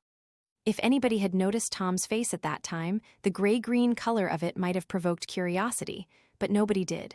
He said to himself, "I'm gone. I never can square up. The rest of the plunder won't pawn or sell for half of the bill. Oh, I know it. I'm gone, and this time it's for good. Oh, this is awful. I don't know what to do, nor which way to turn." "Softly, softly," said Wilson to Blake. "I planned their scheme for them at midnight last night, and it was all finished up shipshape by 2 this morning. They'll get their dagger back, and then I'll explain to you how the thing was done." There were strong signs of a general curiosity, and Buckstone said, "Well, you have whetted us up pretty sharp, Wilson, and I'm free to say that if you don't mind telling us in confidence." "Oh, I'd as soon tell as not, Buckstone, but as long as the twins and I agreed to say nothing about it, we must let it stand so. But you can take my word for it, you won't be kept waiting 3 days. Somebody will apply for that reward pretty promptly, and I'll show you the thief and the dagger both very soon afterward." The constable was disappointed and also perplexed. He said, "It may all be yes, and I hope it will, but I'm blamed if I can see my way through it. It's too many for yours truly." The subject seemed about talked out. Nobody seemed to have anything further to offer. After a silence, the justice of the peace informed Wilson that he and Buckstone and the constable had come as a committee, on the part of the Democratic Party, to ask him to run for mayor, for the little town was about to become a city, and the first charter election was approaching. It was the first attention which Wilson had ever received at the hands of any party. It was a sufficiently humble one, but it was a recognition of his debut into the town's life and activities at last. It was a step upward, and he was deeply gratified. He accepted, and the committee departed, followed by young Tom. Chapter Ziv. Roxana insists upon reform. The true southern watermelon is a boon apart, and not to be mentioned with commoner things. It is chief of this world's luxuries, king by the grace of God over all the fruits of the earth. When one has tasted it, he knows what the angels eat. It was not a southern watermelon that Eve took. We know it because she repented. Pudd'nhead Wilson's calendar. About the time that Wilson was bowing the committee out, Pembroke Howard was entering the next house to report. He found the old judge sitting grim and straight in his chair, waiting. Well, Howard, the news. The best in the world. Accepts, does he? And the light of battle gleamed joyously in the judge's eye. Accepts, why, he jumped at it. Did he? Now that's fine, that's very fine, I like that. When is it to be? Now straight off, tonight, an admirable fellow admirable. Admirable, he's a darling. Why, it's an honor as well as a pleasure to stand up before such a man. Come off with you. Go and arrange everything and give him my heartiest compliments. A rare fellow, indeed, an admirable fellow, as you have said. Howard hurried away, saying, I'll have him in the vacant stretch between Wilson's and the haunted house within the hour, and I'll bring my own pistols. Judge Driscoll began to walk the floor in a state of pleased excitement, but presently he stopped and began to think of Tom. Twice he moved toward the secretary, and twice he turned away again, but finally he said, This may be my last night in the world, I must not take the chance. He is worthless and unworthy, but it is largely my fault. He was entrusted to me by my brother on his dying bed, and I have indulged him to his hurt, instead of training him up severely and making a man of him. I have violated my trust, and I must not add the sin of desertion to that. I have forgiven him once already, and would subject him to a long and hard trial before forgiving him again, if I could live, but I must not run that risk. No, I must restore the will. But if I survive the duel, I will hide it away, and he will not know, and I will not tell him until he reforms, and I see that his reformation is going to be permanent. He redrew the will, and his ostensible nephew was heir to a fortune again. As he was finishing his task, Tom, wearied with another brooding tramp, entered the house and went tiptoeing past the sitting-room door. He glanced in and hurried on, for the sight of his uncle had nothing but terrors for him tonight. But his uncle was writing. That was unusual at this late hour. What could he be writing? A chill of anxiety settled down upon Tom's heart. Did that writing concern him? He was afraid so. He reflected that when ill luck begins, it does not come in sprinkles but in showers. He said he would get a glimpse of that document or know the reason why. He heard someone coming and stepped out of sight and hearing. It was Pembroke Howard. What could be hatching? Howard said, with great satisfaction, Everything's right and ready. He's gone to the battleground with his second, and the surgeon also with his brother. I've arranged it all with Wilson's his second. We are to have 3 shots apiece. Good, how is the moon? Bright as day, nearly. Perfect for the distance 15 yards. No wind, not a breath, hot and still. All good, all first rate. Here, Pembroke, read this and witness it. Pembroke read and witnessed the will, then gave the old man's hand a hearty shake and said, Now that's right, York, but I knew you would do it. You couldn't leave that poor chap to fight along without means or profession, with certain defeat before him, and I knew you wouldn't, for his father's sake if not for his own. For his dead father's sake I couldn't, I know, for poor Percy, but you know what Percy was to me. But mine, Tom, is not to know of this unless I fall tonight. I understand, I'll keep the secret. The judge put the will away, and the two started for the battleground. In another minute the will was in Tom's hands. His misery vanished, his feelings underwent a tremendous revulsion. He put the will carefully back in its place, and spread his mouth and swung his hat once, twice, 3 times around his head, in imitation of 3 rousing huzzas, no sound issuing from his lips. He fell to communing with himself excitedly and joyously, but every now and then he let off another volley of dumb hurrahs. He said to himself, I've got the fortune again, but I'll not let on that I know about it. And this time I'm going to hang on to it. I take no more risks. I'll gamble no more, I'll drink no more because, well, because I'll not go where there is any of that sort of thing going on again. It's the sure way, and the only sure way. I might have thought of that sooner, well, yes, if I had wanted to. But now, dear me, I've had a scare this time, and I'll take no more chances. Not a single chance more. Land. I persuaded myself this evening that I could fetch him around without any great amount of effort, but I've been getting more and more heavy-hearted and doubtful straight along, ever since. If he tells me about this thing, all right, but if he doesn't, I shan't let on. I'd like to tell Pudd'nhead Wilson, but no, I'll think about that. Perhaps I won't. He whirled off another dead huzzah and said, I'm reformed, and this time I'll stay so, sure. He was about to close with a final grand silent demonstration, when he suddenly recollected that Wilson had put it out of his power to pawn or sell the Indian knife, and that he was once more in awful peril of exposure by his creditors for that reason. His joy collapsed utterly, and he turned away and moped toward the door, moaning and lamenting over the bitterness of his luck. He dragged himself upstairs and brooded in his room a long time, disconsolate and forlorn, with Luigi's Indian knife for a text. At last he sighed and said, When I supposed these stones were glass and this ivory bone, the thing hadn't any interest for me because it hadn't any value and couldn't help me out of my trouble. But now it is full of interest. Yes, and of a sort to break a body's heart. It's a bag of gold that has turned to dirt and ashes in my hands. It could save me, and save me so easily, and yet I've got to go to ruin. It's like drowning with a life preserver in my reach. All the hard luck comes to me, and all the good luck goes to other people. Pudd'nhead Wilson, for instance. Even his career has got a sort of a little start at last, and what has he done to deserve it, I should like to know?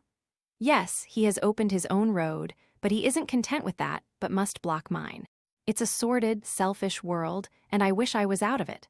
He allowed the light of the candle to play upon the jewels of the sheath, but the flashings and sparklings had no charm for his eye. They were only just so many pangs to his heart. I must not say anything to Roxy about this thing, he said. She is too daring. She would be for digging these stones out and selling them. And then why? She would be arrested and the stones traced. And then the thought made him quake, and he hid the knife away, trembling all over and glancing furtively about, like a criminal who fancies that the accuser is already at hand. Should he try to sleep? Oh no, sleep was not for him. His trouble was too haunting, too afflicting for that. He must have somebody to mourn with. He would carry his despair to Roxy. He had heard several distant gunshots, but that sort of thing was not uncommon, and they had made no impression upon him. He went out at the back door and turned westward. He passed Wilson's house and proceeded along the lane, and presently saw several figures approaching Wilson's place through the vacant lots. These were the duelists returning from the fight. He thought he recognized them, but as he had no desire for white people's company, he stooped down behind the fence until they were out of his way. Roxy was feeling fine, she said. "Wha was you, child? Warn't you in it?" "In what?" "In de duel." "Duel? Has there been a duel?" "Cozy day has. De old judge has been havin' a duel wid one o' dem twins." "Great Scott," then he added to himself. "That's what made him remake the will. He thought he might get killed, and it softened him toward me. And that's what he and Howard were so busy about. Oh dear, if the twin had only killed him, I should be out of my. What is you mumblin' 'bout, Chambers? Wha was you? Didn't you know day was gwine to be a duel?" "No, I didn't. The old man tried to get me to fight one with Count Luigi, but he didn't succeed, so I reckon he concluded to patch up the family honor himself."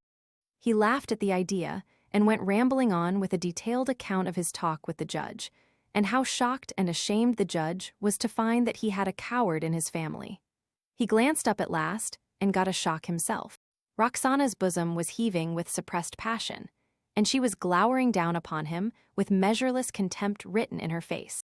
"And you refuse to fight a man dat kicked you, stid-o jumpin' at de chance. And you ain't got no mo feelin', den to come and tell me, dat fetched sich a low-down ornery rabbit into de whirl. Pa, it make me sick. It's de nigger in you, dat's what it is. 31 parts o you is white, and ony 1 part nigger, and dat little 1 part is yo soul. Tain't wuth savin', tain't wuth totin' out on a shovel and throwin' in de gutter. You has disgraced yo birth. What would yo, pa, think o you? It's enough to make him turn in his grave." The last 3 sentences stung Tom into a fury, and he said to himself that if his father were only alive and in reach of assassination, his mother would soon find that he had a very clear notion of the size of his indebtedness to that man, and was willing to pay it up in full, and would do it too, even at risk of his life. But he kept this thought to himself. That was safest in his mother's present state. Whatever has come yo, Essex blood, dat's what I can't understand. And it ain't ony just Essex blood dat's in you, not by a long sight deed it ain't. My great-great-great-grandfather and great-great-great-great-grandfather was ol' Cap'n John Smith, de highest blood dat ol' Virginie ever turned out, and his great-great-grandmother or Summers along back da was Pocahontas de Injun Queen, and her husband was a nigger king outen Africa and yit here you is. A slinkin, outen, a dual end disgracin our whole line like a ornery low-down hound. Yes, it's de nigger in you. She sat down on her candle box and fell into a reverie. Tom did not disturb her. He sometimes lacked prudence, but it was not in circumstances of this kind. Roxana's storm went gradually down, but it died hard, and even when it seemed to be quite gone, it would now and then break out in a distant rumble, so to speak, in the form of muttered ejaculations. One of these was, "Ain't nigger enough in him to show in his fingernails, and dat takes mighty little yet days enough to paint his soul." Presently she muttered, "Yassier, enough to paint a whole thimbleful of 'em." At last her ramblings ceased altogether, and her countenance began to clear, a welcome sign to Tom, who had learned her moods, and knew she was on the threshold of good humor now. He noticed that from time to time she unconsciously carried her finger to the end of her nose. He looked closer and said, "Why, mammy, the end of your nose is skinned. How did that come?" She sent out the sort of wholehearted peal of laughter, which God had vouchsafed in its perfection to none but the happy angels in heaven and the bruised and broken black slave on the earth, and said, "Dad fetched dat duel, I been in it myself." "Gracious, did a bullet do that?" "Yassier, you bet it did." "Well, I declare, why, how did that happen?" "Happened dis-a-way. I us a set here kinder dawsin' in de dark, and bang goes a gun right out da. I skips along out towards t'other end o' de house to see what's gwine on, and stops by de ol' winder on de side towards Pudd'nhead Wilson's house. Dat ain't got no sash in it, but dey ain't none of 'em got any sashes, fur as dat's concerned, and I stood da in de dark and look out, and dar in de moonlight. Right down under me, us one o' de twins a cussin' not much, but just a cussin' soft it, us de brown one dat us cussin', Cassie us hit in de shoulder, and Dr. Claypool he us a workin' at him, and Pudd'nhead Wilson he us a heapin', and ol' Judge Driscoll and Pem Howard us a standin' out yonder a little piece waitin' for 'em to get ready again. And Treckley Day squared off and give de word, and bang bang went to pistols, and de twin he say, "Ouch." Hit him on de hand, dis time and I hear dat same bullet go spat.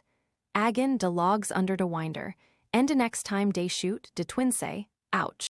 Agin, and I done it too, cast de bullet glance on his cheekbone and skip up here and glance on de side de winder en was right across my face and tucked de hide off my nose. Why, if I'd have been just a inch or a inch and a half furder, would a tucked de whole nose and disfigured me. Here's de bullet. I hunted her up. Did you stand there all the time? Dat's a question to ask, ain't it? What else would I do? Does I get a chance to see a duel every day? Why, you were right in range. Weren't you afraid? The woman gave a sniff of scorn. "'Fraid? De Smith Pocahontases ain't 'fraid o' nothin', let alone bullets.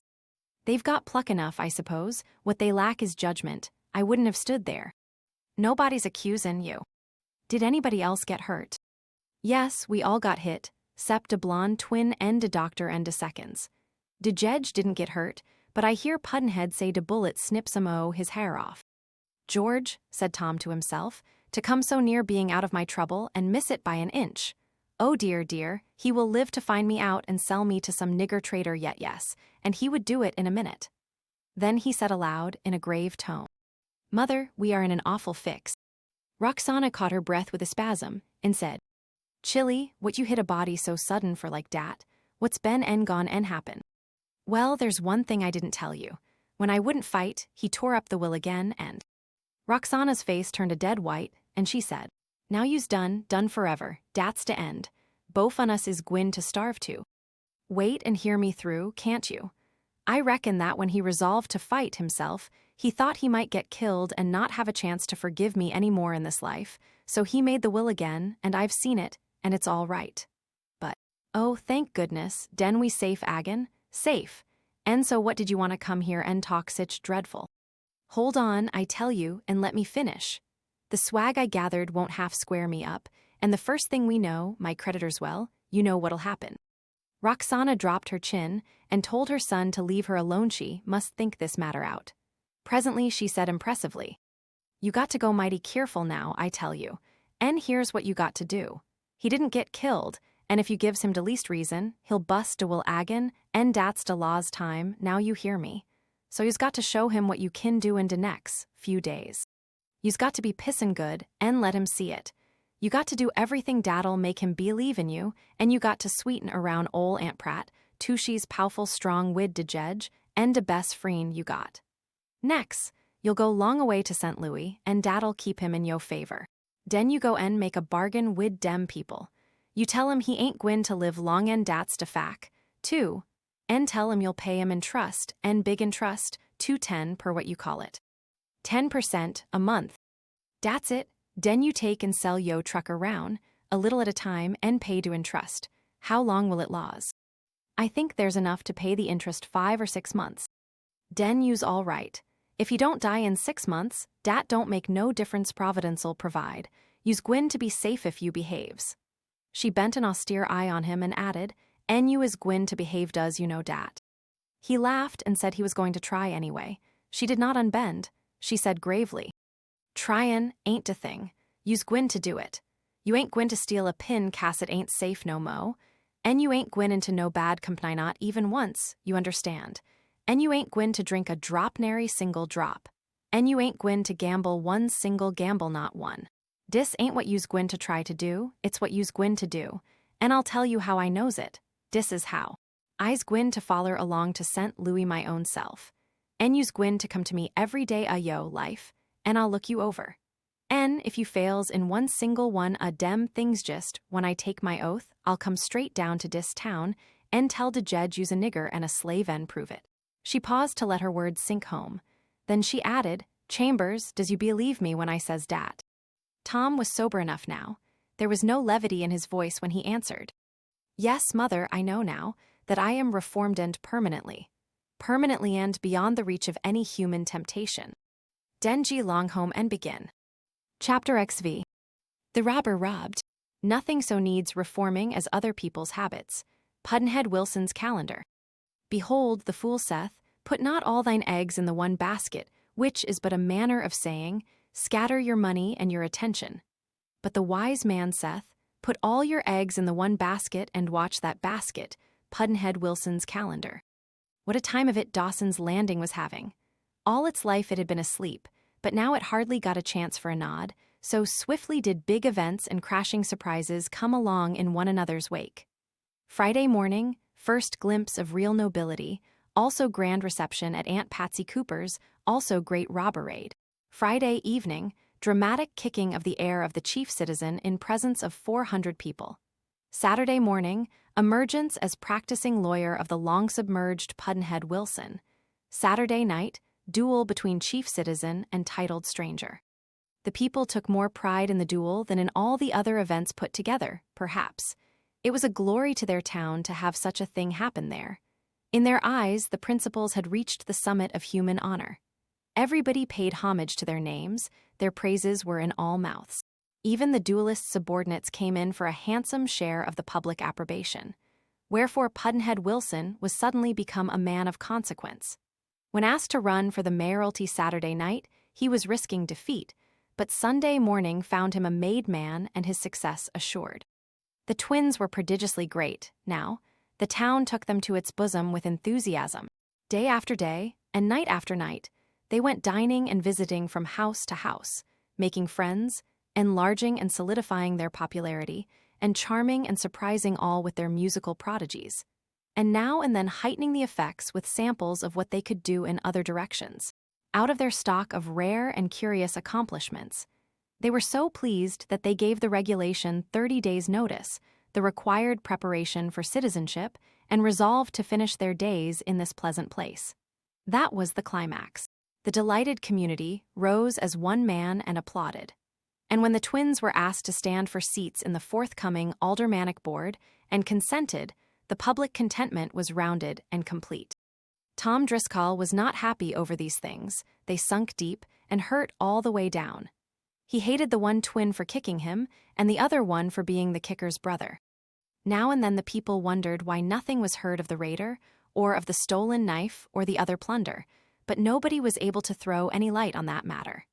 Nearly a week had drifted by, and still the thing remained a vexed mystery. On Saturday, Constable Blake and Pudd'nhead Wilson met on the street, and Tom Driscoll joined them in time to open their conversation for them. He said to Blake, "You are not looking well, Blake. You seem to be annoyed about something. Has anything gone wrong in the detective business?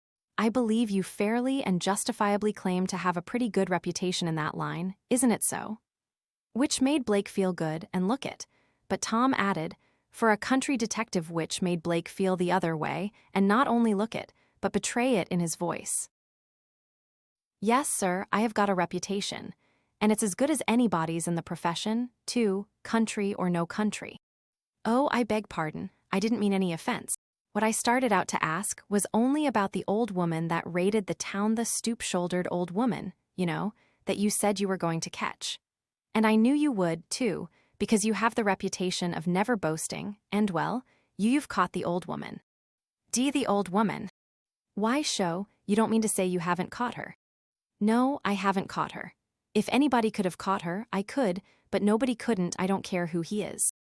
I am sorry, real sorry for your sake. Because, when it gets around that a detective has expressed himself so confidently, and then, don't you worry, that's all, don't you worry, and as for the town needn't worry either. She's my meat, make yourself easy about that. I'm on her track, I've got clues that." "That's good. Now if you could get an old veteran detective down from St. Louis to help you find out what the clues mean, and where they lead to, and then. I'm plenty veteran enough myself, and I don't need anybody's help. I'll have her inside of a month, that I'll swear to." Tom said carelessly, "I suppose that will answer, yes, that will answer. But I reckon she is pretty old, and old people don't often outlive the cautious pace of the professional detective when he has got his clues together and is out on his still hunt." Blake's dull face flushed under this jibe, but before he could set his retort in order, Tom had turned to Wilson and was saying, with placid indifference of manner and voice, "Who got the reward, Pudd'nhead?" Wilson winced slightly and saw that his own turn was come. "What reward?" "Why, the reward for the thief, and the other one for the knife." Wilson answered, and, rather uncomfortably, to judge by his hesitating fashion of delivering himself. Well, in fact, nobody has claimed it yet." Tom seemed surprised. "Why is that so?" Wilson showed a trifle of irritation when he replied, "Yes, it's so, and what of it?" "Oh, nothing.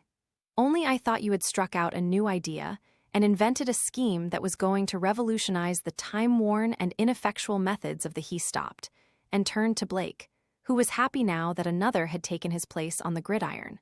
"Blake, didn't you understand him to intimate that it wouldn't be necessary for you to hunt the old woman down?" "Be odd, he said he'd have thief and swag both inside of 3 days, he did, by hokey. And that's just about a week ago." "Why, I said at the time that no thief and no thief's pal was going to try to pawn or sell a thing where he knowed the pawnbroker could get both rewards by taking him into camp with the swag. It was the blessedest idea that ever I struck."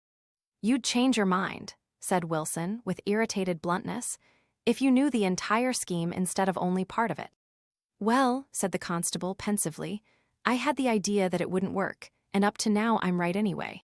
"Very well, then, let it stand at that, and give it a further show. It has worked at least as well as your own methods, you perceive." The constable hadn't anything handy to hit back with, so he discharged a discontented sniff and said nothing. After the night that Wilson had partly revealed his scheme at his house, Tom had tried for several days to guess out the secret of the rest of it, but had failed. Then it occurred to him to give Roxana's smarter head a chance at it. He made up a supposititious case and laid it before her. She thought it over and delivered her verdict upon it. Tom said to himself, "She's hit it, sure." He thought he would test that verdict now and watch Wilson's face, so he said reflectively, "Wilson, you're not a fool of fact of recent discovery. Whatever your scheme was, it had sense in it, Blake's opinion to the contrary notwithstanding. I don't ask you to reveal it, but I will suppose a case, which will answer as a starting point for the real thing I am going to come at, and that's all I want. You offered $500 for the knife, and $500 for the thief. We will suppose, for argument's sake, that the first reward is advertised and the second offered by private letter to pawnbrokers and... Blake slapped his thigh and cried out, "By Jackson, he's got you, Pudd'nhead. Now why couldn't I or any fool have thought of that?" Wilson said to himself, "Anybody with a reasonably good head would have thought of it. I am not surprised that Blake didn't detect it. I am only surprised that Tom did. There is more to him than I supposed." He said nothing aloud, and Tom went on. "Very well. The thief would not suspect that there was a trap, and he would bring or send the knife, and say he bought it for a song, or found it in the road, or something like that, and try to collect the reward and be arrested, wouldn't he?" "Yes," said Wilson.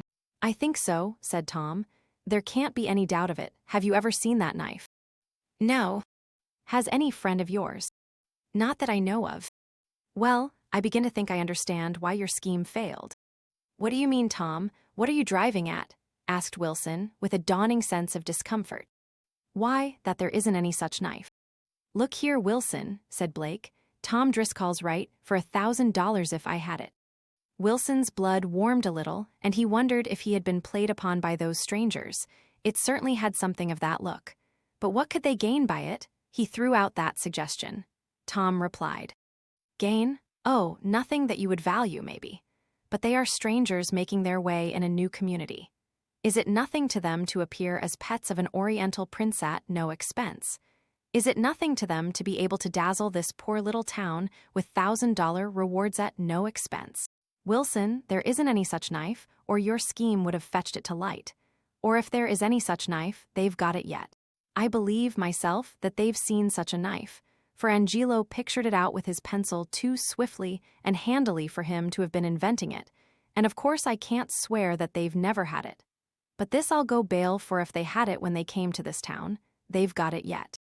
Blake said, "It looks mighty reasonable, the way Tom puts it. It most certainly does." Tom responded, turning to leave, "You find the old woman, Blake, and if she can't furnish the knife, go and search the twins." Tom sauntered away. Wilson felt a good deal depressed. He hardly knew what to think. He was loath to withdraw his faith from the twins, and was resolved not to do it on the present indecisive evidence. But well, he would think, and then decide how to act. "Blake, what do you think of this matter?" "Well, Pudd'nhead, I'm bound to say I put it up the way Tom does. They hadn't the knife, or if they had it, they've got it yet." The men parted. Wilson said to himself, "I believe they had it. If it had been stolen, the scheme would have restored it, that is certain. And so I believe they've got it yet." Tom had no purpose in his mind when he encountered those two men. When he began his talk, he hoped to be able to gall them a little and get a trifle of malicious entertainment out of it. But when he left in great spirits, for he perceived that just by pure luck and no troublesome labor he had accomplished several delightful things. He had touched both men on a raw spot and seen them squirm. He had modified Wilson's sweetness for the twins with one small bitter taste that he wouldn't be able to get out of his mouth right away. And, best of all, he had taken the hated twins down a peg with the community. For Blake would gossip around freely, after the manner of detectives, and within a week the town would be laughing at them in its sleeve for offering a gaudy reward for a bauble which they either never possessed or hadn't lost. Tom was very well satisfied with himself. Tom's behavior at home had been perfect during the entire week. His uncle and aunt had seen nothing like it before. They could find no fault with him anywhere. Saturday evening, he said to the judge, "I've had something preying on my mind, uncle, and as I am going away and might never see you again, I can't bear it any longer. I made you believe I was afraid to fight that Italian adventurer. I had to get out of it on some pretext or other, and maybe I chose badly, being taken unawares. But no honorable person could consent to meet him in the field, knowing what I knew about him." Indeed, what was that? Count Luigi is a confessed assassin. Incredible. It's perfectly true. Wilson detected it in his hand, by palmistry, and charged him with it, and cornered him up so close that he had to confess. but both twins begged us on their knees to keep the secret, and swore they would lead straight lives here. And it was all so pitiful that we gave our word of honor never to expose them while they kept that promise. You would have done it yourself, Uncle. You are right, my boy, I would. A man's secret is still his own property and sacred when it has been surprised out of him like that. You did well, and I am proud of you. Then he added mournfully, but I wish I could have been saved the shame of meeting an assassin on the field of honor. It couldn't be helped, Uncle. If I had known you were going to challenge him, I should have felt obliged to sacrifice my pledged word in order to stop it, but Wilson couldn't be expected to do otherwise than keep silent. Oh no, Wilson did right, and is in no way to blame. Tom, you have lifted a heavy load from my heart. I was stung to the very soul when I seemed to have discovered that I had a coward in my family. You may imagine what it cost me to assume such a part, Uncle. Oh, I know it, poor boy, I know it. And I can understand how much it has cost you to remain under that unjust stigma to this time. But it is all right now, and no harm is done. You have restored my comfort of mind, and with it your own, and both of us had suffered enough. The old man sat a while, plunged in thought. Then he looked up with a satisfied light in his eye, and said, That this assassin should have put the affront upon me of letting me meet him on the field of honor, as if he were a gentleman, is a matter which I will presently settle, but not now. I will not shoot him until after election. I see a way to ruin them both before. I will attend to that first. Neither of them shall be elected, that I promise. You are sure that the fact that he is an assassin has not got abroad? Perfectly certain of it, sir. It will be a good card. I will fling a hint at it from the stump on the polling day. It will sweep the ground from under both of them. There's not a doubt of it, it will finish them. That and outside work among the voters will, to a certainty. I want you to come down here by and work privately among the ragtag and bobtail. You shall spend money among them. I will furnish it. Another point scored against the detested twins. Really, it was a great day for Tom. He was encouraged to chance a parting shot, now, at the same target, and did it. You know that wonderful Indian knife that the twins have been making such a to-do about? Well, there's no track or trace of it yet, so the town is beginning to sneer and gossip and laugh. Half the people believe they never had any such knife, the other half believe they had it and have got it still. I've heard 20 people talking like that today. Yes, Tom's blemishless week had restored him to the favor of his aunt and uncle. His mother was satisfied with him, too. Privately, she believed she was coming to love him, but she did not say so. She told him to go along to St. Louis now, and she would get ready and follow. Then she smashed her whiskey bottle and said, "Da now, I's gwine to make you walk as straight as a string, Chambers, and so I's bone, you ain't gwine to get no bad example out o' yo, mammy. I tole you couldn't go into no bad company. Well, you's gwine into my company, and I's gwine to fill de bill. Now den, trot along, trot along." Tom went aboard one of the big transient boats that night with his heavy satchel of miscellaneous plunder, and slept the sleep of the unjust, which is serener and sounder than the other kind, as we know by the hanging-eve history of a million rascals. But when he got up in the morning, luck was against him again. A brother thief had robbed him while he slept and gone ashore at some intermediate landing. Chapter XVI. Sold down the river. If you pick up a starving dog and make him prosperous, he will not bite you. This is the principal difference between a dog and a man. Pudd'nhead Wilson's calendar. We know all about the habits of the ant, we know all about the habits of the bee, but we know nothing at all about the habits of the oyster. It seems almost certain that we have been choosing the wrong time for studying the oyster. Pudd'nhead Wilson's calendar. When Roxana arrived, she found her son in such despair and misery that her heart was touched and her motherhood rose up strong in her. He was ruined past hope now. His destruction would be immediate and sure, and he would be an outcast and friendless. That was reason enough for a mother to love a child, so she loved him and told him so. It made him wince, secretly, for she was a nigger. That he was one himself was far from reconciling him to that despised race. Roxana poured out endearments upon him, to which he responded uncomfortably, but as well as he could. And she tried to comfort him, but that was not possible. These intimacies quickly became horrible to him, and within the hour he began to try to get up courage enough to tell her so, and require that they be discontinued or very considerably modified. But he was afraid of her, and besides, there came a lull now, for she had begun to think. She was trying to invent a saving plan.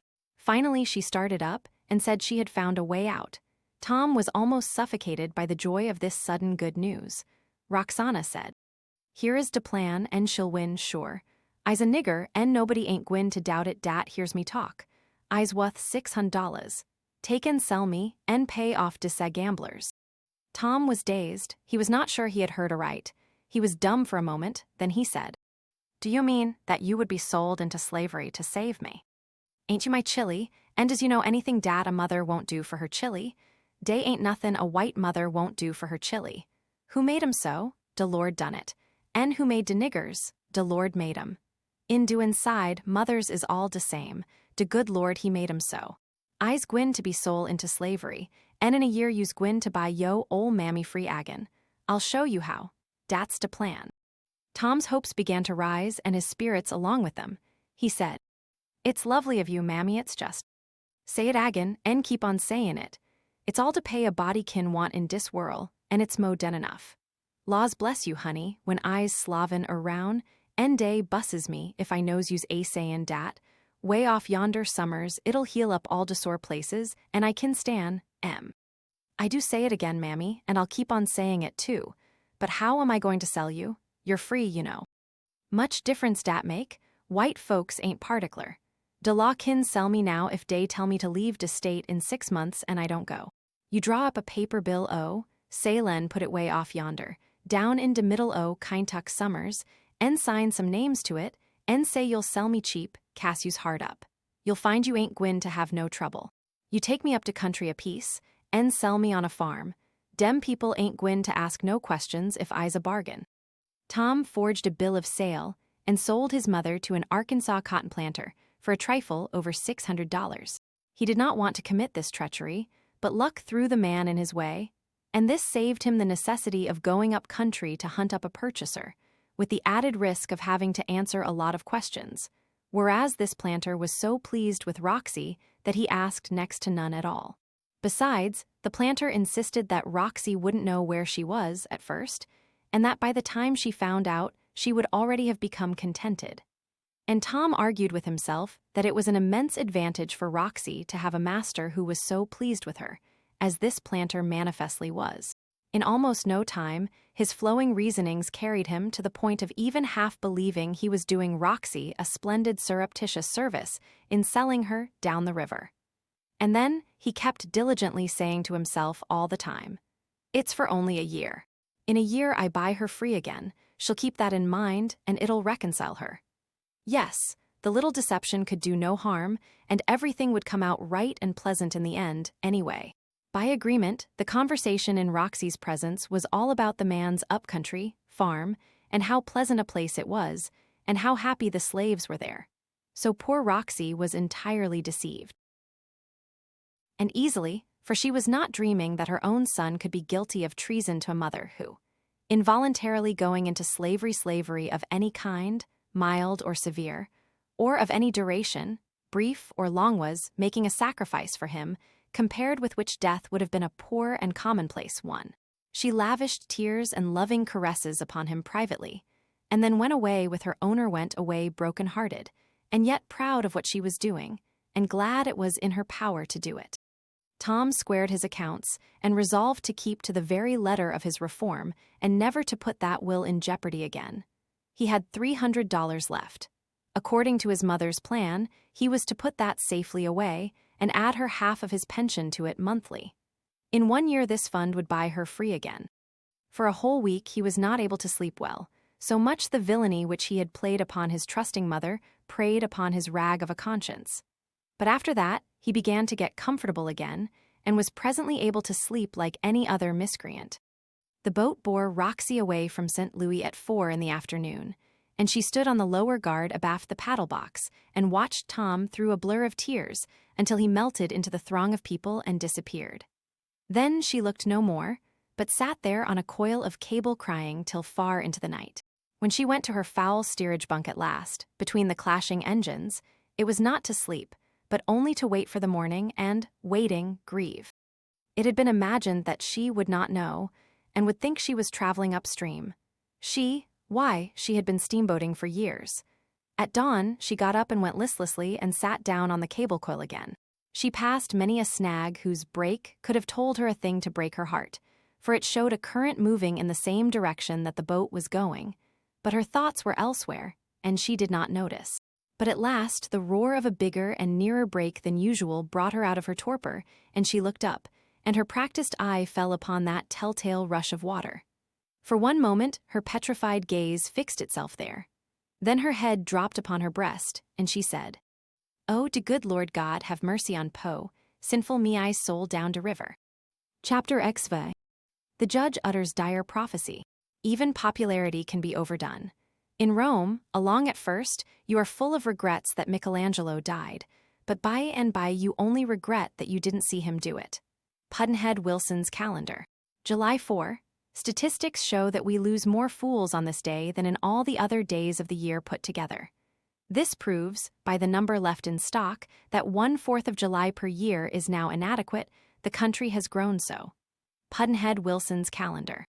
The summer weeks dragged by, and then the political campaign opened in pretty warm fashion, and waxed hotter and hotter daily. The twins threw themselves into it with their whole heart, for their self-love was engaged. Their popularity, so general at first, had suffered afterward, mainly because they had been too popular, and so a natural reaction had followed. Besides, it had been diligently whispered around that it was curious indeed, very curious that that wonderful knife of theirs did not turn up if it was so valuable, or if it had ever existed. And with the whisperings went chucklings and nudgings and winks, and such things have an effect. The twins considered that success in the election would reinstate them, and that defeat would work them irreparable damage. Therefore they worked hard, but not harder than Judge Driscoll and Tom worked against them in the closing days of the canvass. Tom's conduct had remained so letter-perfect during 2 whole months, now, that his uncle not only trusted him with money with which to persuade voters, but trusted him to go and get it himself out of the safe in the private sitting room. The closing speech of the campaign was made by Judge Driscoll, and he made it against both of the foreigners. It was disastrously effective. He poured out rivers of ridicule upon them and forced the big mass meeting to laugh and applaud. He scoffed at them as adventurers, mountebanks, sideshow riffraff, dime museum freaks. He assailed their showy titles with measureless derision. He said they were back-alley barbers disguised as nobilities, peanut peddlers masquerading as gentlemen, organ grinders bereft of their brother monkey. At last he stopped and stood still. He waited until the place had become absolutely silent and expectant, then he delivered his deadliest shot. Delivered it with ice-cold seriousness and deliberation, with a significant emphasis upon the closing words. He said that he believed that the reward offered for the lost knife was humbug and bunkum, and that its owner would know where to find it whenever he should have occasion to assassinate somebody. Then he stepped from the stand, leaving a startled and impressive hush behind him instead of the customary explosion of cheers and party cries.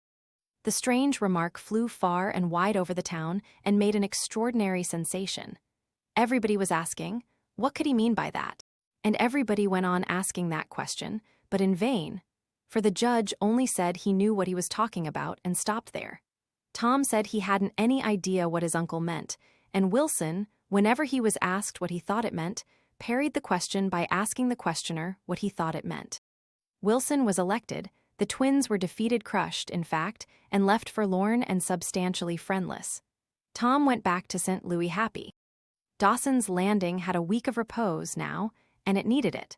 But it was in an expectant state, for the air was full of rumors of a new duel. Judge Driscoll's election labors had prostrated him, but it was said that as soon as he was well enough to entertain a challenge he would get one from Count Luigi. The brothers withdrew entirely from society and nursed their humiliation in privacy. They avoided the people and went out for exercise only late at night, when the streets were deserted. Chapter XVI. Roxana commands. Gratitude and treachery are merely the 2 extremities of the same procession. You have seen all of it that is worth staying for when the band and the gaudy officials have gone by. Pudd'nhead Wilson's calendar. Thanksgiving Day. Let all give humble, hearty, and sincere thanks now but the turkeys. In the island of Fiji, they do not use turkeys, they use plumbers. It does not become you and me to sneer at Fiji. Pudd'nhead Wilson's calendar. The Friday after the election was a rainy one in St. Louis. It rained all day long, and rained hard, apparently trying its best to wash that soot-blackened town white, but of course not succeeding. Toward midnight, Tom Driscoll arrived at his lodgings from the theater in the heavy downpour, and closed his umbrella and let himself in. But when he would have shut the door, he found that there was another person entering, doubtless another lodger. This person closed the door and tramped upstairs behind Tom. Tom found his door in the dark and entered it and turned up the gas. When he faced about, lightly whistling, he saw the back of a man. The man was closing and locking his door for him. His whistle faded out and he felt uneasy. The man turned around, a wreck of shabby old clothes, sodden with rain and all adrip, and showed a black face under an old slouch hat. Tom was frightened. He tried to order the man out, but the words refused to come, and the other man got the start. He said, in a low voice, "Keep still, eyes, yo mother." Tom sunk in a heap on a chair, and gasped out, "It was mean of me, and base, I know it. But I meant it for the best, I did indeed, I can swear it."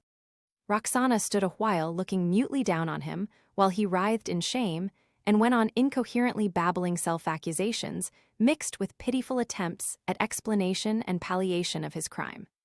Then she seated herself and took off her hat, and her unkempt masses of long brown hair tumbled down about her shoulders. "It ain't no fault o' yon dat ain't gray," she said sadly, noticing the hair. I know it, I'm a scoundrel, but I swear I meant it for the best. It was a mistake, of course, but I thought it was for the best, I truly did." Roxana began to cry softly, and presently words began to find their way out between her sobs. They were uttered lamentingly, rather than angrily. "Sell a pussin down de river, for de best.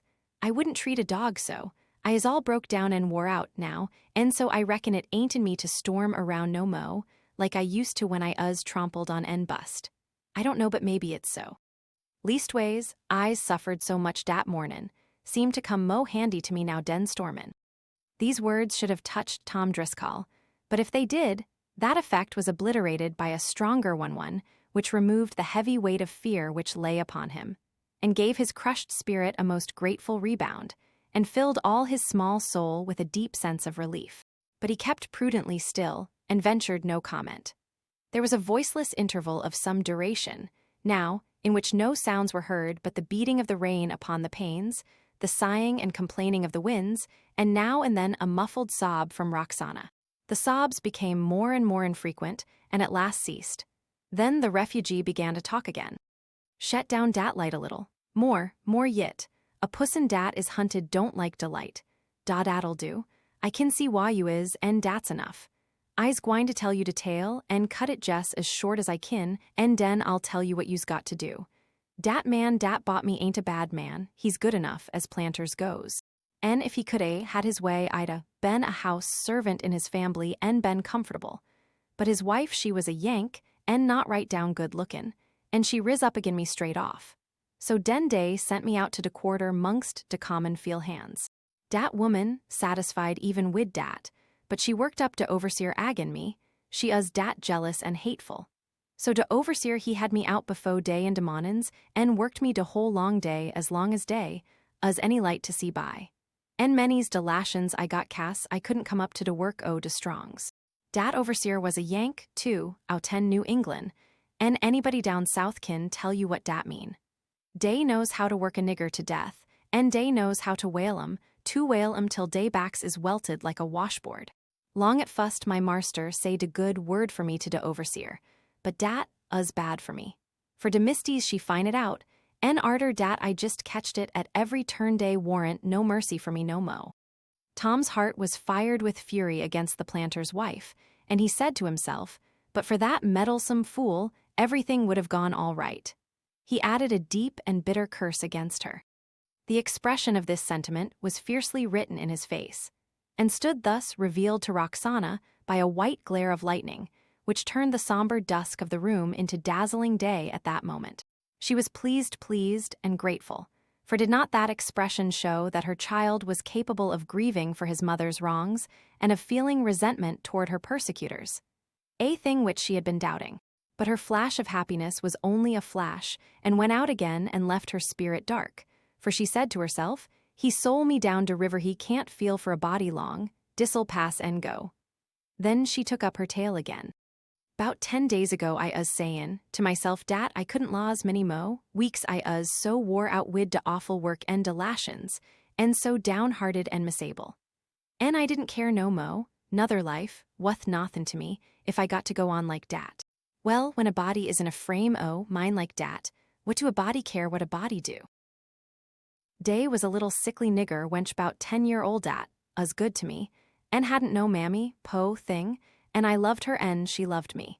And she come out while I us workin' and she had a roasted tater, and tried to slip it to me, robbin' herself, you see. 'Cause she knowed de overseer didn't gimme enough to eat.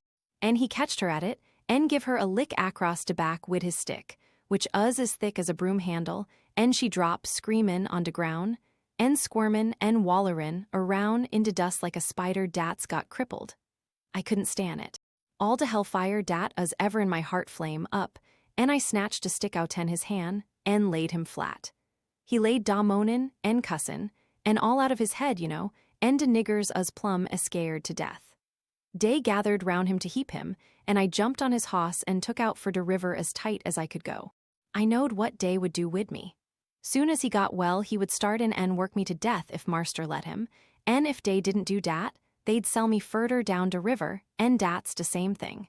So I lowed to drown myself and get out o' my troubles. It us gittin' towards dark. I us at de river in 2 minutes. Den I see a canoe, and I says Day ain't no use to drown myself tell I got to.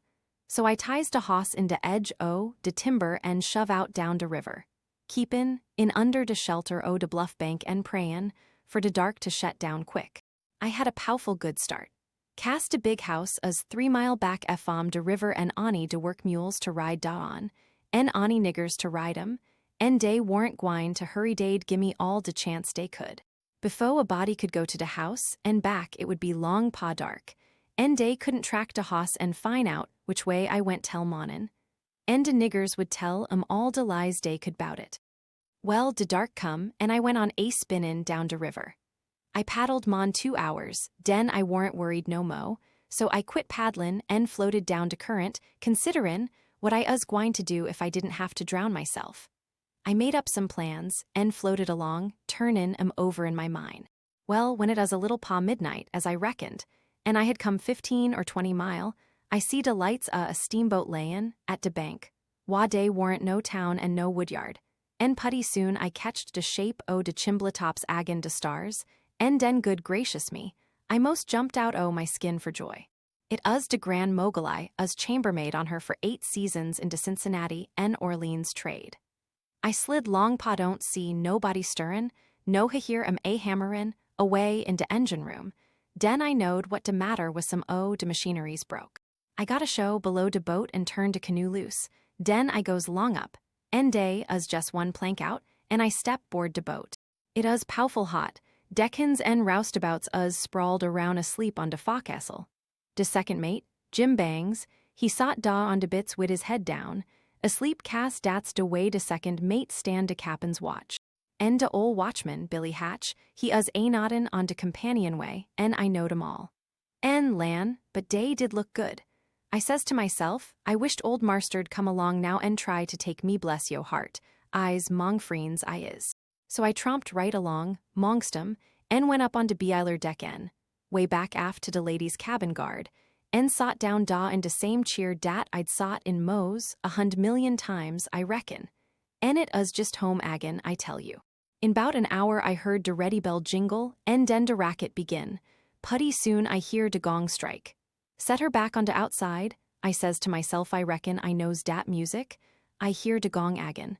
Come ahead on de inside, I says, gong agin. Stop to outside, gong agin. Come ahead on de outside now, we's pinted for St. Louis, and I's outer de woods and ain't got to drown myself at all. I knowed de mogul, us in de St. Louis trade now, you see. It us just fair daylight when we passed our plantation, and I seed a gang o' niggers and white folks huntin' up and down de show, and troublin' deyselves a good deal 'bout me. But I warn't troublin' myself none 'bout dem. 'Bout dat time Sally Jackson, Dat used to be my second chambermaid and us head chambermaid now. She come out onto guard, en us powerful glad to see me, and so us all de officers. And I told 'em I'd got kidnapped and sold down de river. And dey made me up $20 and give it to me. And Sally she rigged me out wid good claws. And when I got here I went straight to wha you used to was, and den I come to dis house. And dey say you's away but spected back every day. So I didn't dast to go down de river to Dawson's, Cass I might miss you. Well, laws Monday I us pass by one a dem places in 4th Street wha dey sticks up runaway nigger bills, and heaps to catch 'em, and I seed my marster. I mose flopped down on de ground, I felt so gone. He had his back to me, and us talkin' to de man and givin' him some bills nigger bills, I reckon, and I zee de nigger.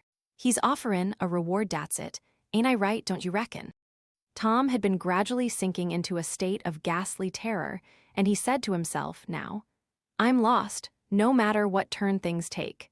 This man has said to me that he thinks there was something suspicious about that sale. He said he had a letter from a passenger on the Grand Mogul saying that Roxy came here on that boat, and that everybody on board knew all about the case. So he says that her coming here instead of flying to a free state looks bad for me, and that if I don't find her for him, and that pretty soon, he will make trouble for me. I never believed that story. I couldn't believe she would be so dead to all motherly instincts as to come here, knowing the risk she would run of getting me into irremediable trouble.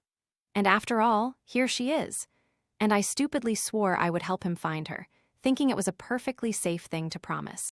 If I venture to deliver her up, but how can I help myself?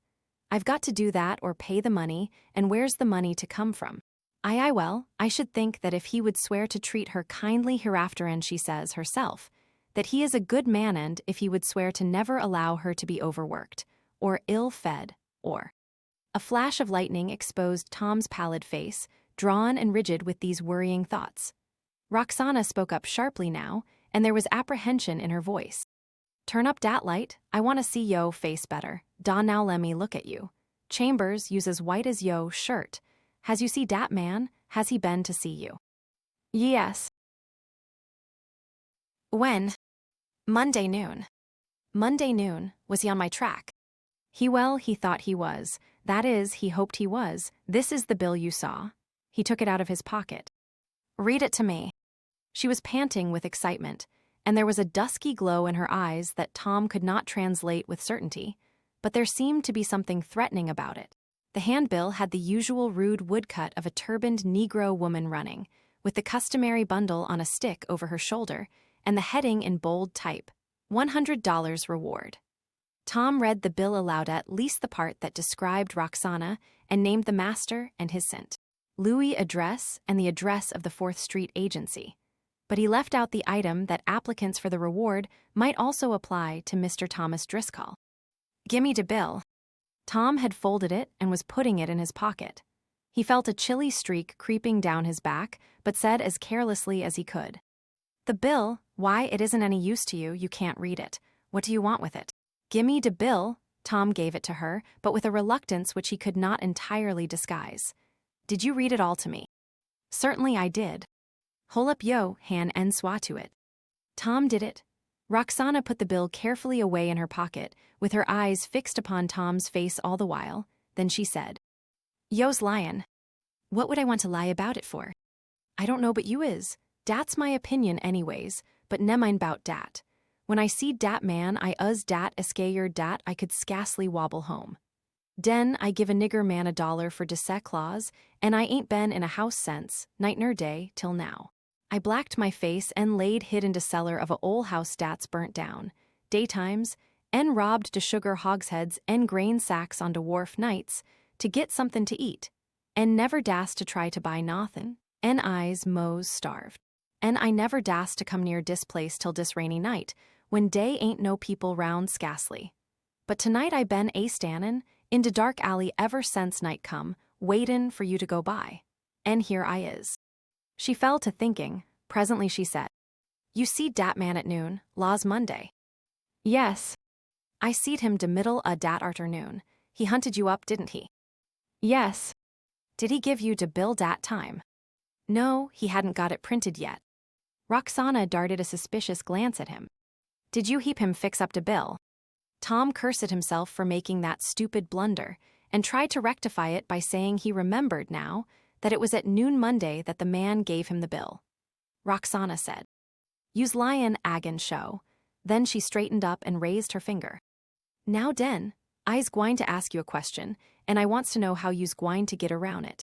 You knowed he arter me, and if you run off, stid stayin' here to heap him, he'd know day, something wrong 'bout dis business, and den he would inquire 'bout you, and dat would take him to yo uncle, and yo uncle would read de bill and see dat you been sellin', a free nigger down de river, and you know him, I reckon. He'd tr up de will en kick you outen de house. Now den, you answer me dis question. Hain't you told dat man dat I would be show to come here, and den you would fix it so he could set a trap and catch me?" Tom recognized that neither lies nor arguments could help him any longer. He was in a vice, with the screw turned on, and out of it there was no budging. His face began to take on an ugly look, and presently he said, with a snarl, "Well, what could I do? You see yourself that I was in his grip and couldn't get out." Roxy scorched him with a scornful gaze a while, then she said, "What could you do? You could be Judas to yo own mother to save yo wuthless hide. Would anybody believe it? No, a dog couldn't. You is de low-downest orneriest hound dat was ever pupped into dis whirl, and I's 'sponsible for it." And she spat on him. He made no effort to resent this. Roxy reflected a moment, then she said, "Now I'll tell you what you's gwine to do. You's gwine to give dat man de money dat you's got laid up, and make him wait till you kin go to de judge and get de raise, and buy me free again. Thunder, what are you thinking of? Go and ask him for $300 and odd. What would I tell him I want with it, pray?" Roxy's answer was delivered in a serene and level voice. "You'll tell him you sold me to pay yo gamblin'. Debts and dat you lied to me en was a villain. En dat I quires you to get dat money and buy me back agin. Why, you've gone stark mad. He would tear the will to shreds in a minute, don't you know that?" "Yes, I does." "Then you don't believe I'm idiot enough to go to him, do you?" "I don't believe nothin' 'bout it. I knows you's a-goin'. I knows it Cass you knows dat if you don't raise dat money I'll go to him myself, and den he'll sell you down de river, and you kin see how you like it." Tom rose, trembling and excited, and there was an evil light in his eye. He strode to the door and said he must get out of this suffocating place for a moment and clear his brain in the fresh air so that he could determine what to do. The door wouldn't open. Roxy smiled grimly and said, "I's got de key, honey set down. You needn't clear up yo, brain none to find out what you gwine to do. I knows what you's gwine to do." Tom sat down and began to pass his hands through his hair with a helpless and desperate air. Roxy said, "Is dat man in dis house?" Tom glanced up with a surprised expression and asked, "What gave you such an idea?" "You done it, gwine out to Clare yo brain. In de fust place you ain't got none to Clare, and in de second place yo ornery I tole on you. You's de low-downest hound dat ever but I done tole you dat befo. Now den, dis is Friday. You kin fix it up wid dat man, and tell him you's gwine away to get de raise de money, and dat you'll be back wid it next Tuesday or maybe Wednesday. You understand?" Tom answered sullenly, "Yes. En when you gets de new bill a sale dat sells me to my own self, take en send it in de mail to Mr. Pudd'nhead Wilson, and write on de back dat he's to keep it tell I come. You understand?" "Yes." "Dat's all den. Take yo umbrellar and put on yo hat." "Why?" "Becase you's gwine to see me home to de wharf. You see dis knife? I's toted it around since de day I seed dat man en bought de claws in it. If he catch me, I's gwine to kill myself wid it. Now start along and go soft, and lead de way. And if you gives a sign in dis house, or if anybody comes up to you in de street, I's gwine to jam it right into you. Chambers, does you believe me when I says dat?" "It's no use to bother me with that question. I know your word's good." "Yes, it's different from yon. Shet de light out and move along, here's de key." They were not followed. Tom trembled every time a late straggler brushed by them on the street, and half expected to feel the cold steel in his back. Roxy was right at his heels and always in reach. After tramping a mile, they reached a wide vacancy on the deserted wharves, and in this dark and rainy desert they parted. As Tom trudged home, his mind was full of dreary thoughts and wild plans, but at last he said to himself, wearily, "There is but the one way out. I must follow her plan. but with a variation I will not ask for the money and ruin myself, I will rob the old skinflint. Chapter 6. The prophecy realized.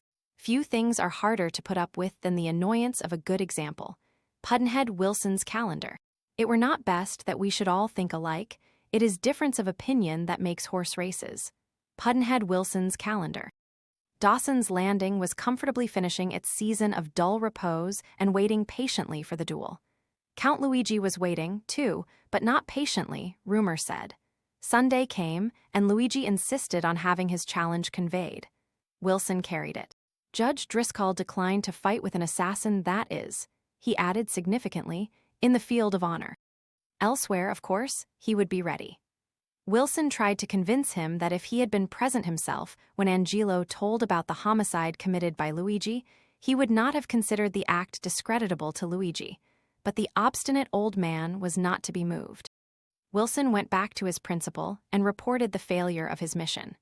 Luigi was incensed and asked how it could be that the old gentleman, who was by no means dull-witted, held his trifling nephew's evidence and inferences to be of more value than Wilson's. But Wilson laughed and said, "That is quite simple. That is easily explicable. I am not his doll, his baby, his infatuation. His nephew is. The judge and his late wife never had any children.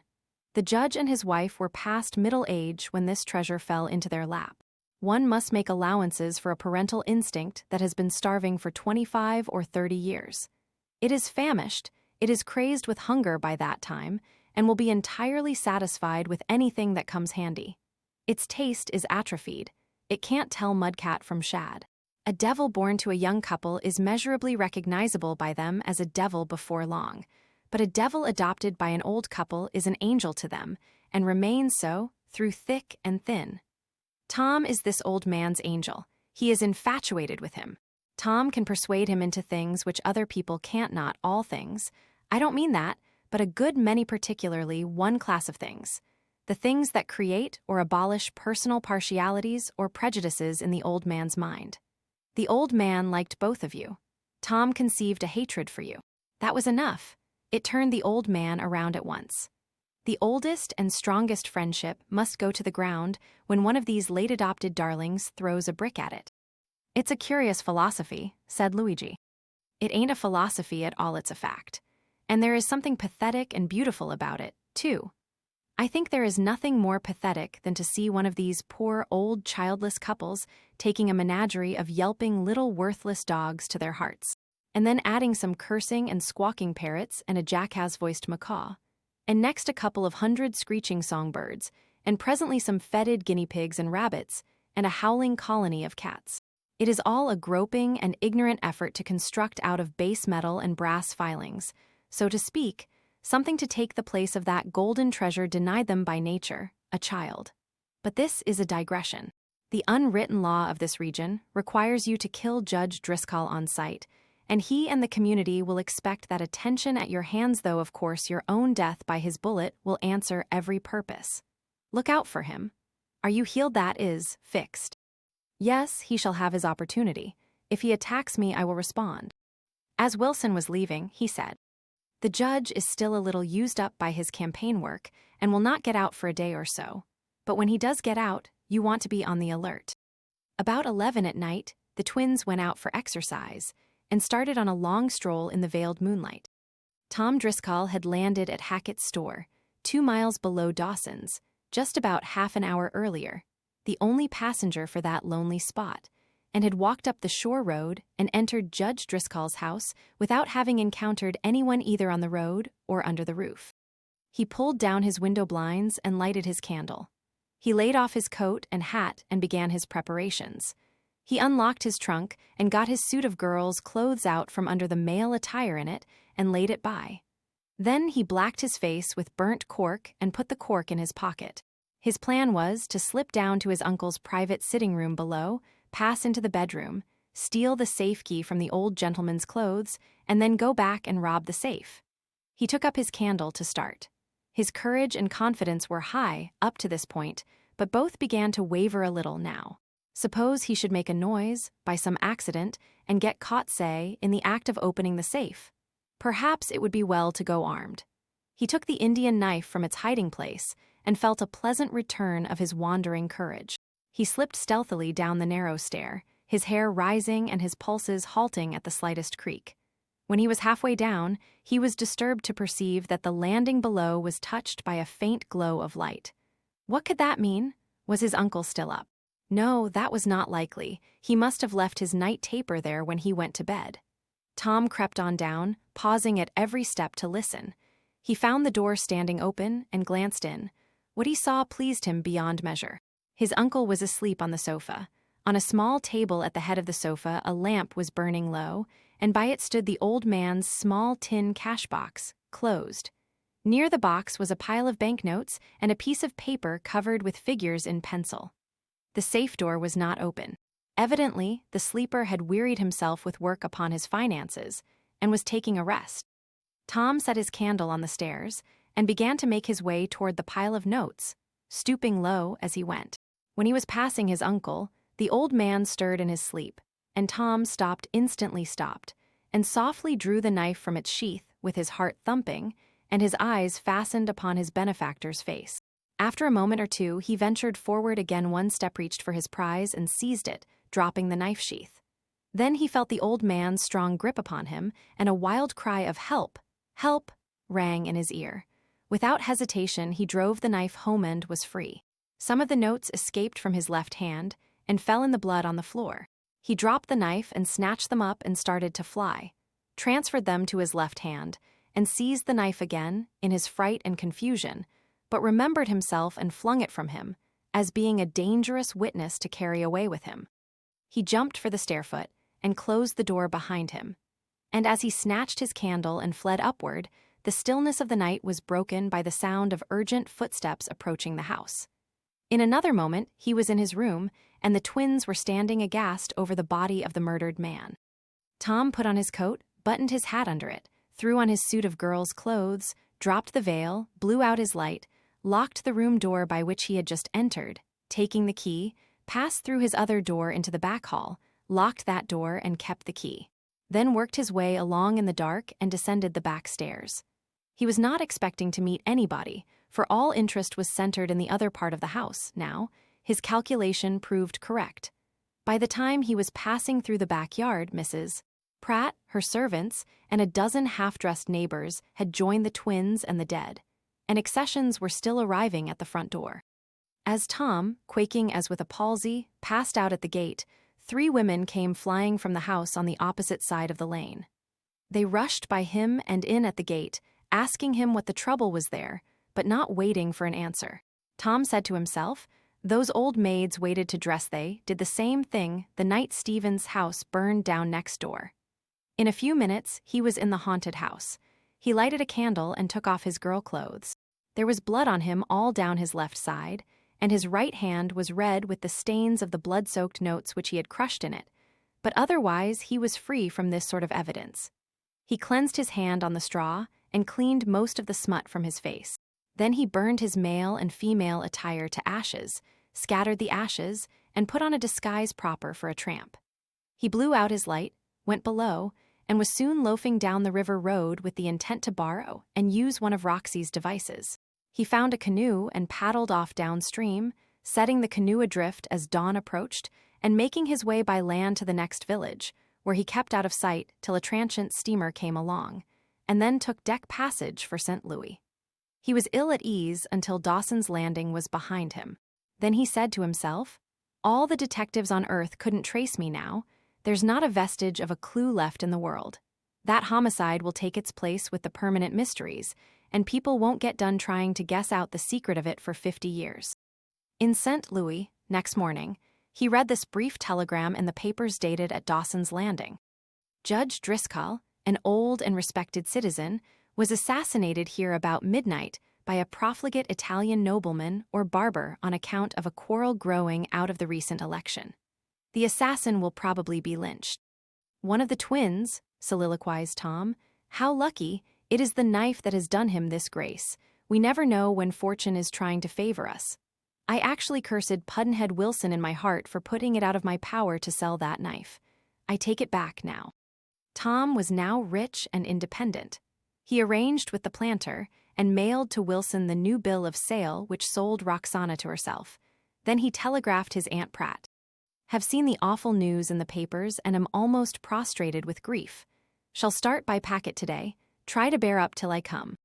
When Wilson reached the house of mourning and had gathered such details as Mrs. Pratt and the rest of the crowd could tell him, he took command as mayor and gave orders that nothing should be touched, but everything left as it was until Justice Robinson should arrive and take the proper measures as coroner.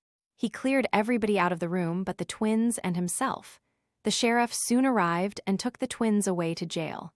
Wilson told them to keep heart and promised to do his best in their defense when the case should come to trial. Justice Robinson came presently, and with him Constable Blake. They examined the room thoroughly. They found the knife and the sheath. Wilson noticed that there were fingerprints on the knife handle. That pleased him, for the twins had required the earliest comers to make a scrutiny of their hands and clothes, and neither these people nor Wilson himself had found any bloodstains upon them. Could there be a possibility that the twins had spoken the truth when they said they found the man dead when they ran into the house in answer to the cry for help? He thought of that mysterious girl at once, but this was not the sort of work for a girl to be engaged in. No matter, Tom Driscoll's room must be examined. After the coroner's jury had viewed the body and its surroundings, Wilson suggested a search upstairs, and he went along. The jury forced an entrance to Tom's room, but found nothing, of course. The coroner's jury found that the homicide was committed by Luigi, and that Angelo was accessory to it. The town was bitter against the unfortunates, and for the first few days after the murder, they were in constant danger of being lynched. The grand jury presently indicted Luigi for murder in the first degree, and Angelo as accessory before the fact. The twins were transferred from the city jail to the county prison to await trial. Wilson examined the finger marks on the knife handle and said to himself, neither of the twins made those marks. Then manifestly there was another person concerned, either in his own interest or as hired assassin. But who could it be? That he must try to find out. The safe was not open, the cash box was closed and had $3,000 in it. Then robbery was not the motive, and revenge was. Where had the murdered man an enemy except Luigi? There was but that one person in the world with a deep grudge against him. The mysterious girl? The girl was a great trial to Wilson. If the motive had been robbery, the girl might answer, but there wasn't any girl that would want to take this old man's life for revenge. He had no quarrels with girls, he was a gentleman. Wilson had perfect tracings of the finger marks of the knife handle. And among his glass records, he had a great array of fingerprints of women and girls, collected during the last 15 or 18 years, but he scanned them in vain. They successfully withstood every test. Among them were no duplicates of the prints on the knife. The presence of the knife on the stage of the murder was a worrying circumstance for Wilson. A week previously, he had as good as admitted to himself that he believed Luigi had possessed such a knife, and that he still possessed it notwithstanding his pretense that it had been stolen. And now here was the knife, and with it the twins. Half the town had said the twins were humbugging when they claimed that they had lost their knife, and now these people were joyful and said, "I told you so." If their fingerprints had been on the handle butt, it was useless to bother any further about that. The fingerprints on the handle were not theirs, that he knew perfectly. Wilson refused to suspect Tom, for first, Tom couldn't murder anybody he hadn't character enough. Secondly, if he could murder a person, he wouldn't select his doting benefactor and nearest relative. Thirdly, self-interest was in the way. For while the uncle lived, Tom was sure of a free support and a chance to get the destroyed will revived again. But with the uncle gone, that chance was gone too. It was true the will had really been revived, as was now discovered, but Tom could not have been aware of it, or he would have spoken of it, in his native talky, unsecretive way.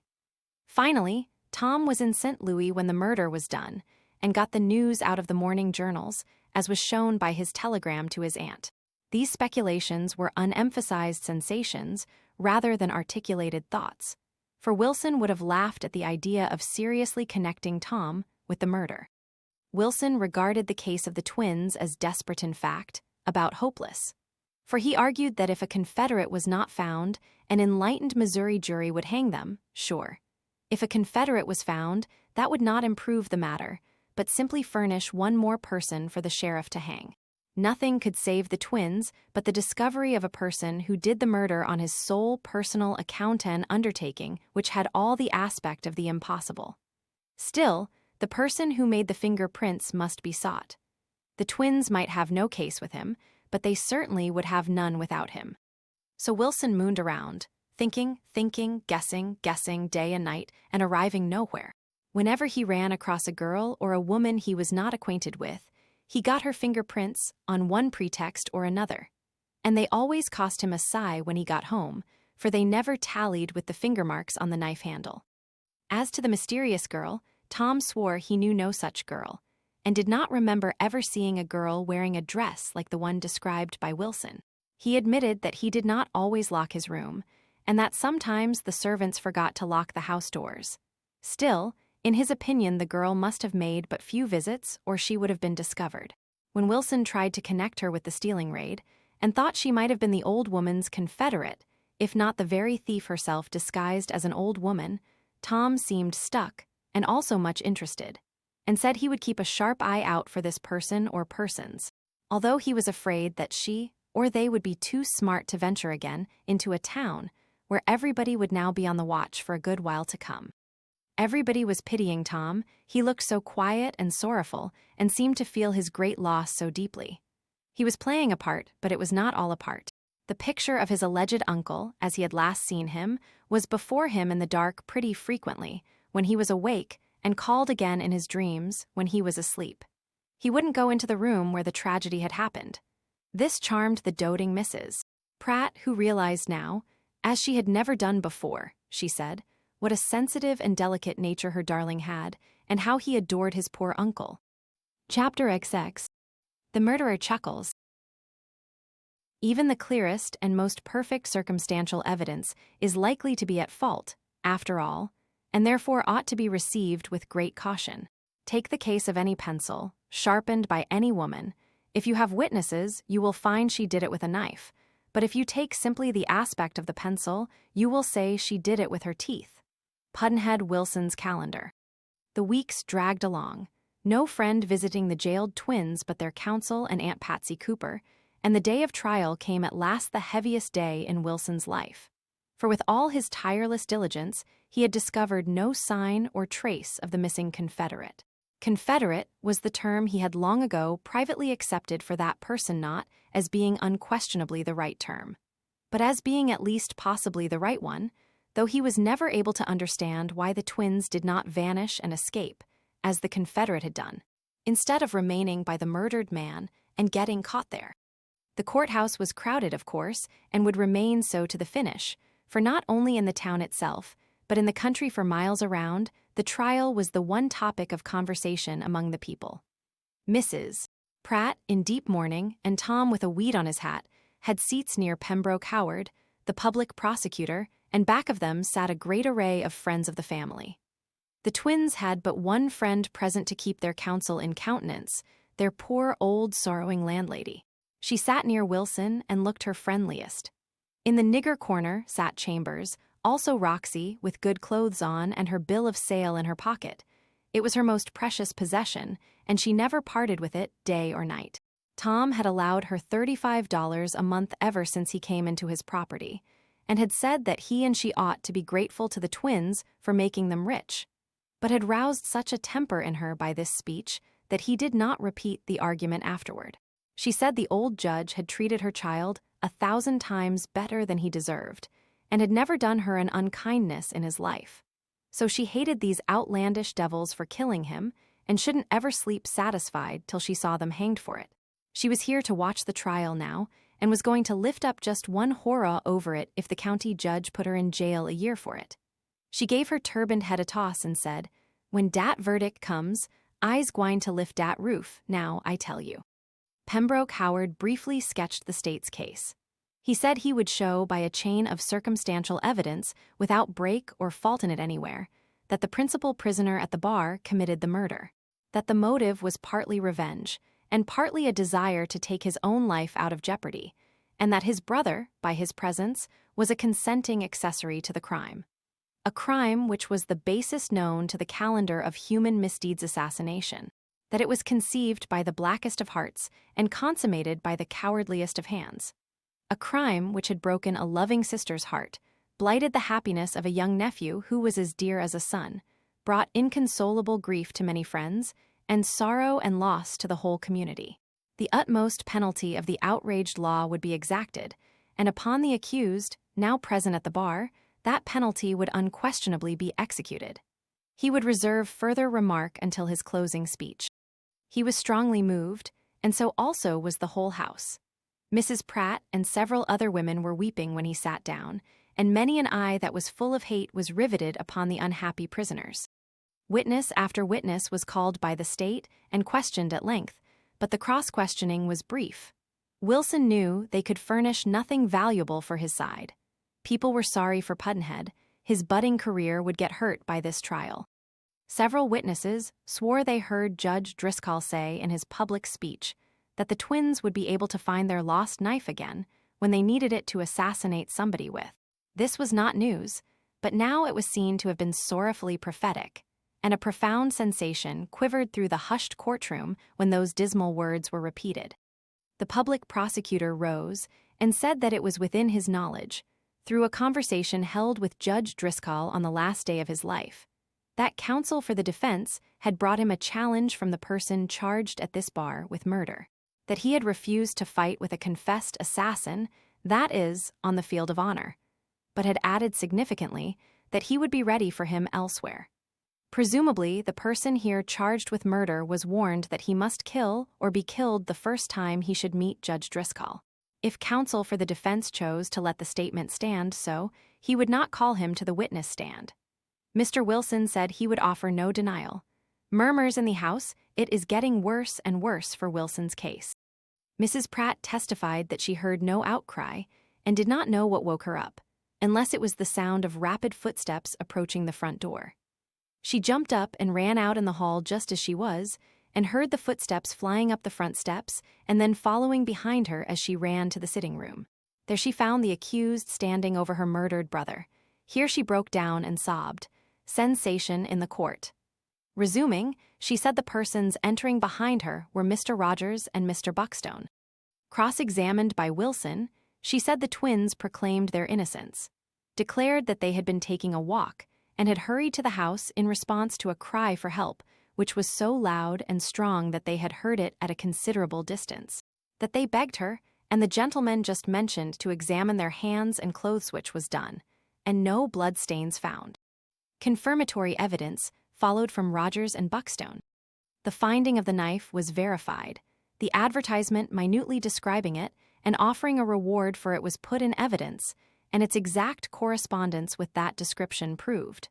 Then followed a few minor details, and the case for the state was closed. Wilson said that he had 3 witnesses, the Mrs. Clarkson, who would testify that they met a veiled young woman leaving Judge Driscoll's premises by the back gate a few minutes after the cries for help were heard, and that their evidence, taken with certain circumstantial evidence which he would call the court's attention to, would, in his opinion, convince the court that there was still one person concerned in this crime who had not yet been found, and also that a stay of proceedings ought to be granted in justice to his clients, until that person should be discovered. As it was late, he would ask leave to defer the examination of his 3 witnesses until the next morning. The crowd poured out of the place and went flocking away in excited groups and couples, talking the events of the session over with vivacity and consuming interest. And everybody seemed to have had a satisfactory and enjoyable day except the accused, their counsel, and their old lady friend. There was no cheer among these, and no substantial hope. In parting with the twins, Aunt Patsy did attempt a good night with a gay pretense of hope and cheer in it, but broke down without finishing.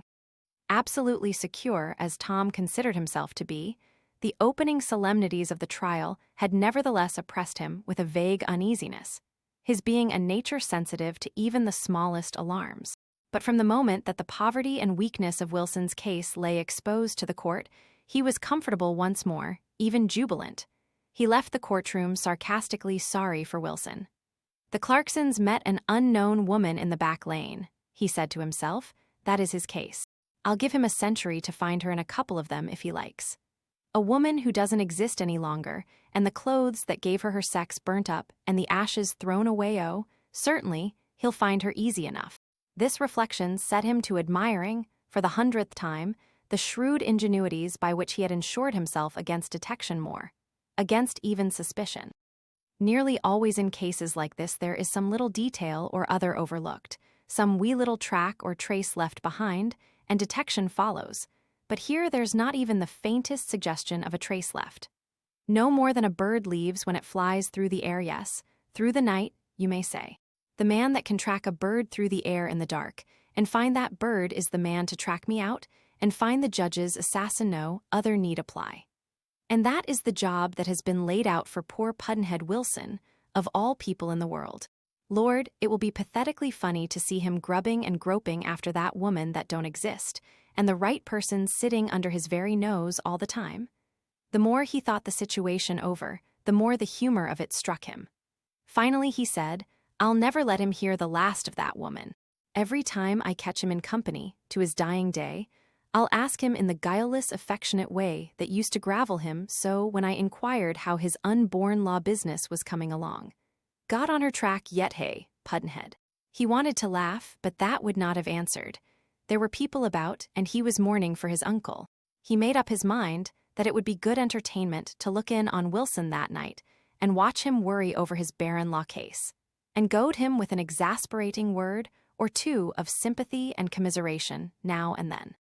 Wilson wanted no supper, he had no appetite.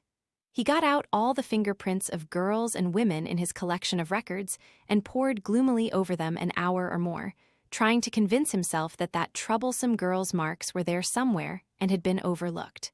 But it was not so. He drew back his chair, clasped his hands over his head, and gave himself up to dull and arid musings. Tom Driscoll dropped in, an hour after dark, and said with a pleasant laugh as he took a seat, Hello, we've gone back to the amusements of our days of neglect and obscurity for consolation, have we? And he took up one of the glass strips and held it against the light to inspect it. Come, cheer up, old man, there's no use in losing your grip and going back to this child's play merely because this big sunspot is drifting across your shiny new disc. It'll pass, and you'll be all right again, and he laid the glass down. Did you think you could win always? Oh no, said Wilson with a sigh. I didn't expect that, but I can't believe Luigi killed your uncle, and I feel very sorry for him. It makes me blue. And you would feel as I do, Tom, if you were not prejudiced against those young fellows. I don't know about that, and Tom's countenance darkened, for his memory reverted to his kicking. I owe them no goodwill, considering the brunette one's treatment of me that night. Prejudice or no prejudice, Pudd'nhead, I don't like them, and when they get their deserts you're not going to find me sitting on the mourner's bench. He took up another strip of glass and exclaimed, Why, here's old Roxy's label. Are you going to ornament the royal palaces with nigger paw marks, too?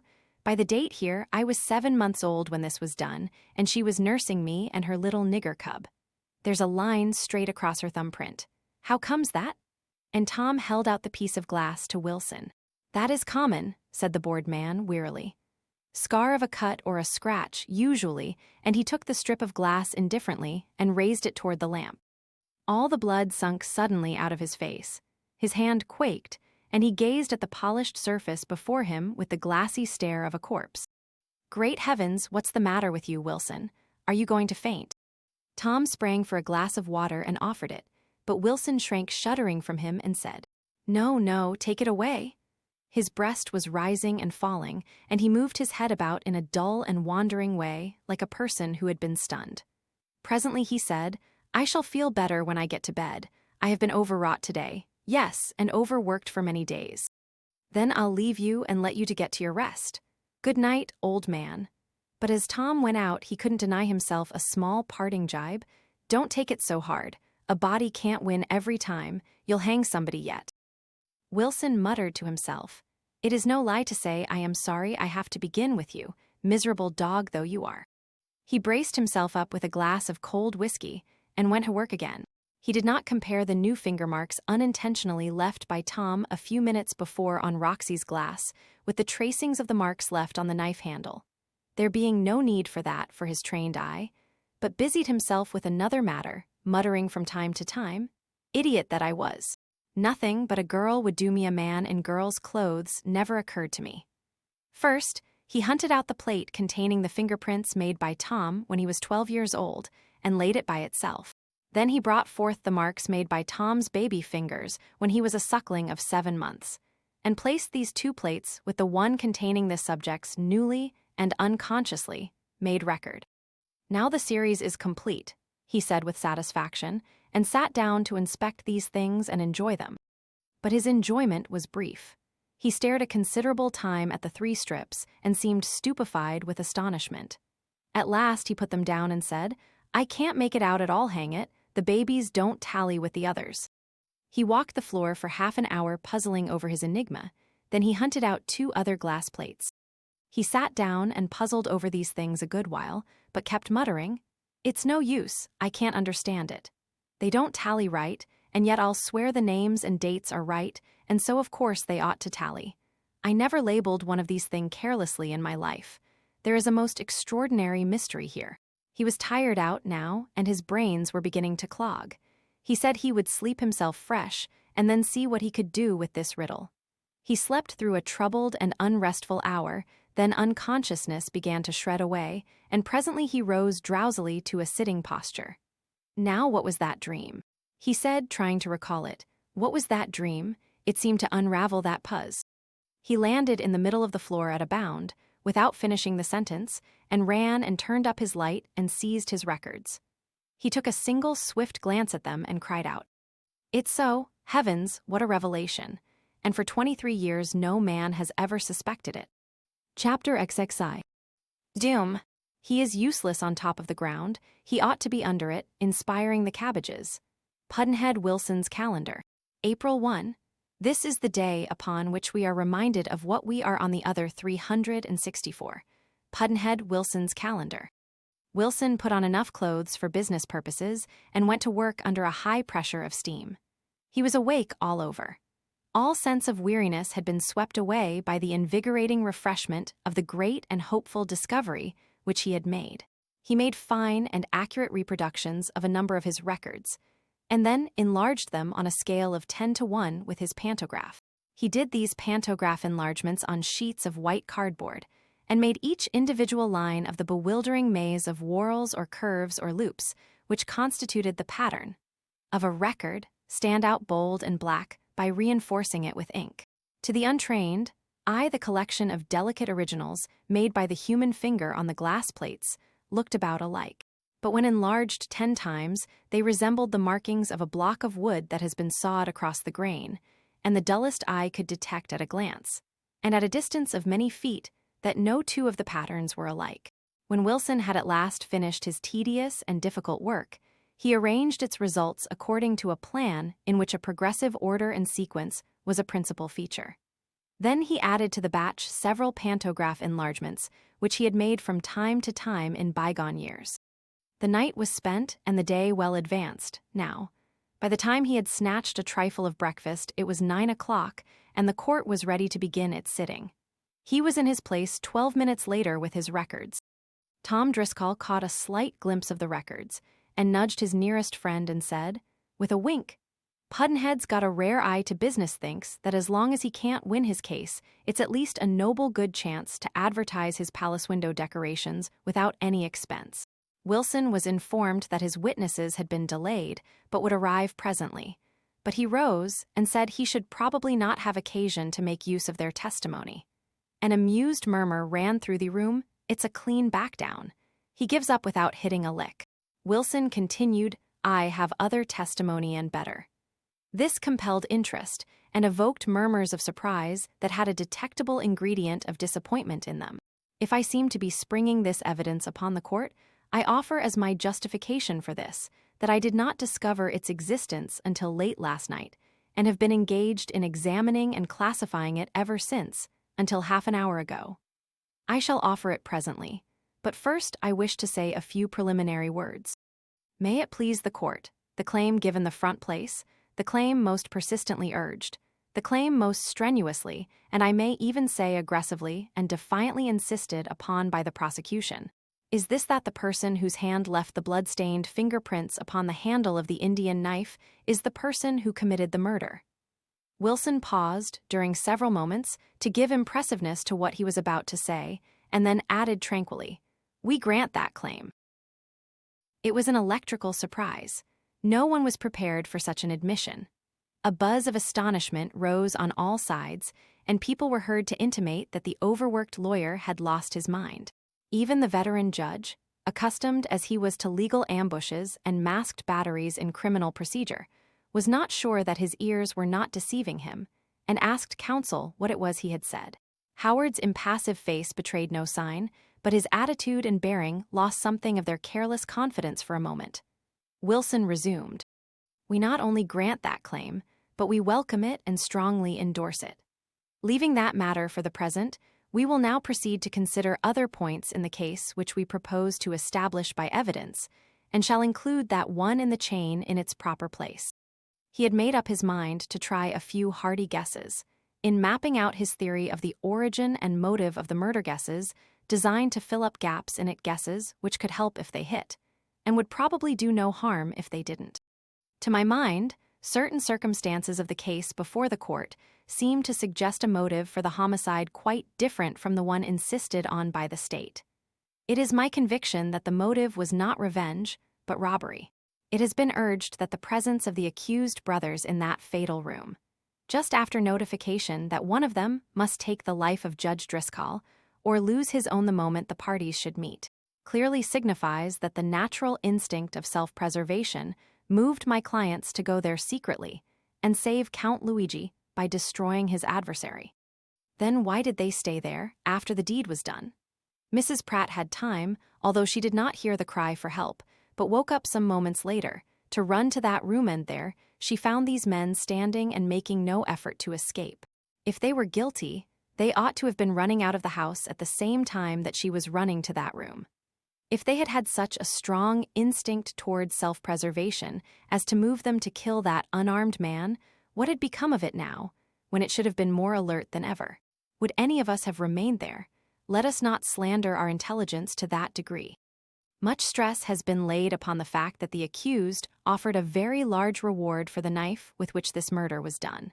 That no thief came forward to claim that extraordinary reward. That the latter fact was good circumstantial evidence that the claim that the knife had been stolen was a vanity and a fraud. That these details taken in connection with the memorable and apparently prophetic speech of the deceased concerning that knife, and the final discovery of that very knife in the fatal room where no living person was found present with the slaughtered man, but the owner of the knife and his brother, form an indestructible chain of evidence which fixes the crime upon those unfortunate strangers. But I shall presently ask to be sworn, and shall testify that there was a large reward offered for the thief, also, and it was offered secretly and not advertised. That this fact was indiscreetly mentioned, or at least tacitly admitted in what was supposed to be safe circumstances, but may not have been. The thief may have been present himself. Tom Driscoll had been looking at the speaker, but dropped his eyes at this point. In that case, he would retain the knife in his possession, not daring to offer it for sale or for pledge in a pawn shop. There was a nodding of heads among the audience by way of admission that this was not a bad stroke. I shall prove to the satisfaction of the jury that there was a person in Judge Driscoll's room several minutes before the accused entered it. This produced a strong sensation. The last drowsy head in the courtroom roused up now and made preparation to listen. If it shall seem necessary, I will prove by the Mrs. Clarkson that they met a veiled person, ostensibly a woman, coming out of the back gate a few minutes after the cry for help was heard. This person was not a woman, but a man dressed in woman's clothes. Another sensation. Wilson had his eye on Tom when he hazarded this guess to see what effect it would produce. He was satisfied with the result and said to himself, "It was a success, he's hit." The object of that person in that house was robbery, not murder. It is true that the safe was not open, but there was an ordinary tin cash box on the table with $3,000 in it. It is easily supposable that the thief was concealed in the house, that he knew of this box, and of its owner's habit of counting its contents and arranging his accounts at night if he had that habit, which I do not assert, of course. that he tried to take the box while its owner slept, but made a noise and was seized, and had to use the knife to save himself from capture, and that he fled without his booty because he heard help coming. I have now done with my theory, and will proceed to the evidences by which I propose to try to prove its soundness. Wilson took up several of his strips of glass. When the audience recognized these familiar mementos of Pudd'nhead's old-time childish puttering and folly, the tense and funereal interest vanished out of their faces, and the house burst into volleys of relieving and refreshing laughter. And Tom chirked up and joined in the fun himself. But Wilson was apparently not disturbed. He arranged his records on the table before him and said, "I beg the indulgence of the court while I make a few remarks in explanation of some evidence which I am about to introduce, and which I shall presently ask to be allowed to verify under oath on the witness stand. Every human being carries with him from his cradle to his grave certain physical marks which do not change their character, and by which he can always be identified, and that without shade of doubt or question. These marks are his signature, his physiological autograph, so to speak, and this autograph cannot be counterfeited, nor can he disguise it or hide it away, nor can it become illegible by the wear and mutations of time. This signature is not his face. Age can change that beyond recognition. It is not his hair, for that can fall out. It is not his height, for duplicates of that exist. It is not his form, for duplicates of that exist also, whereas this signature is each man's very own. There is no duplicate of it among the swarming populations of the globe." The audience were interested once more. This autograph consists of the delicate lines or corrugations with which nature marks the insides of the hands and the soles of the feet. If you will look at the balls of your fingers, you that have very sharp eyesight, you will observe that these dainty curving lines lie close together, like those that indicate the borders of oceans in maps, and that they form various clearly defined patterns, such as arches, circles, long curves, whorls, etc., and that these patterns differ on the different fingers. Every man in the room had his hand up to the light now, and his head canted to one side, and was minutely scrutinizing the balls of his fingers. There were whispered ejaculations of, "Why, it's so, I never noticed that before." The patterns on the right hand are not the same as those on the left. Ejaculations of, "Why, that's so too." Taken finger for finger, your patterns differ from your neighbors. Comparisons were made all over the house. Even the judge and jury were absorbed in this curious work. The patterns of a twin's right hand are not the same as those on his left. One twin's patterns are never the same as his fellow twins' patterns. The jury will find that the patterns upon the finger balls of the accused follow this rule. An examination of the twins' hands was begun at once. You have often heard of twins who were so exactly alike that when dressed alike their own parents could not tell them apart. Yet there was never a twin born into this world that did not carry from birth to death a sure identifier in this mysterious and marvelous natal autograph. That once known to you, his fellow twin could never personate him and deceive you. Wilson stopped and stood silent. Inattention dies a quick and sure death when a speaker does that. The stillness gives warning that something is coming. All palms and finger balls went down, now, all slouching forms straightened, all heads came up, all eyes were fastened upon Wilson's face. He waited yet 1, 2, 3 moments, to let his pause complete and perfect its spell upon the house. Then, when through the profound hush he could hear the ticking of the clock on the wall, he put out his hand and took the Indian knife by the blade and held it aloft where all could see the sinister spots upon its ivory handle. Then he said, in a level and passionless voice, "Upon this haft stands the assassin's natal autograph, written in the blood of that helpless and unoffending old man who loved you and whom you all loved. There is but one man in the whole earth whose hand can duplicate that crimson sign." He paused and raised his eyes to the pendulum swinging back and forth. "And please God, we will produce that man in this room before the clock strikes noon." Stunned, distraught, unconscious of its own movement, the house half rose, as if expecting to see the murderer appear at the door, and a breeze of muttered ejaculations swept the place. "Order in the court. Sit down," this from the sheriff. He was obeyed, and quiet reigned again. Wilson stole a glance at Tom, and said to himself, "He is flying signals of distress now. Even people who despise him are pitying him. They think this is a hard ordeal for a young fellow who has lost his benefactor by so cruel a stroke, and they are right. He resumed his speech. For more than 20 years, I have amused my compulsory leisure with collecting these curious physical signatures in this town. At my house, I have hundreds upon hundreds of them.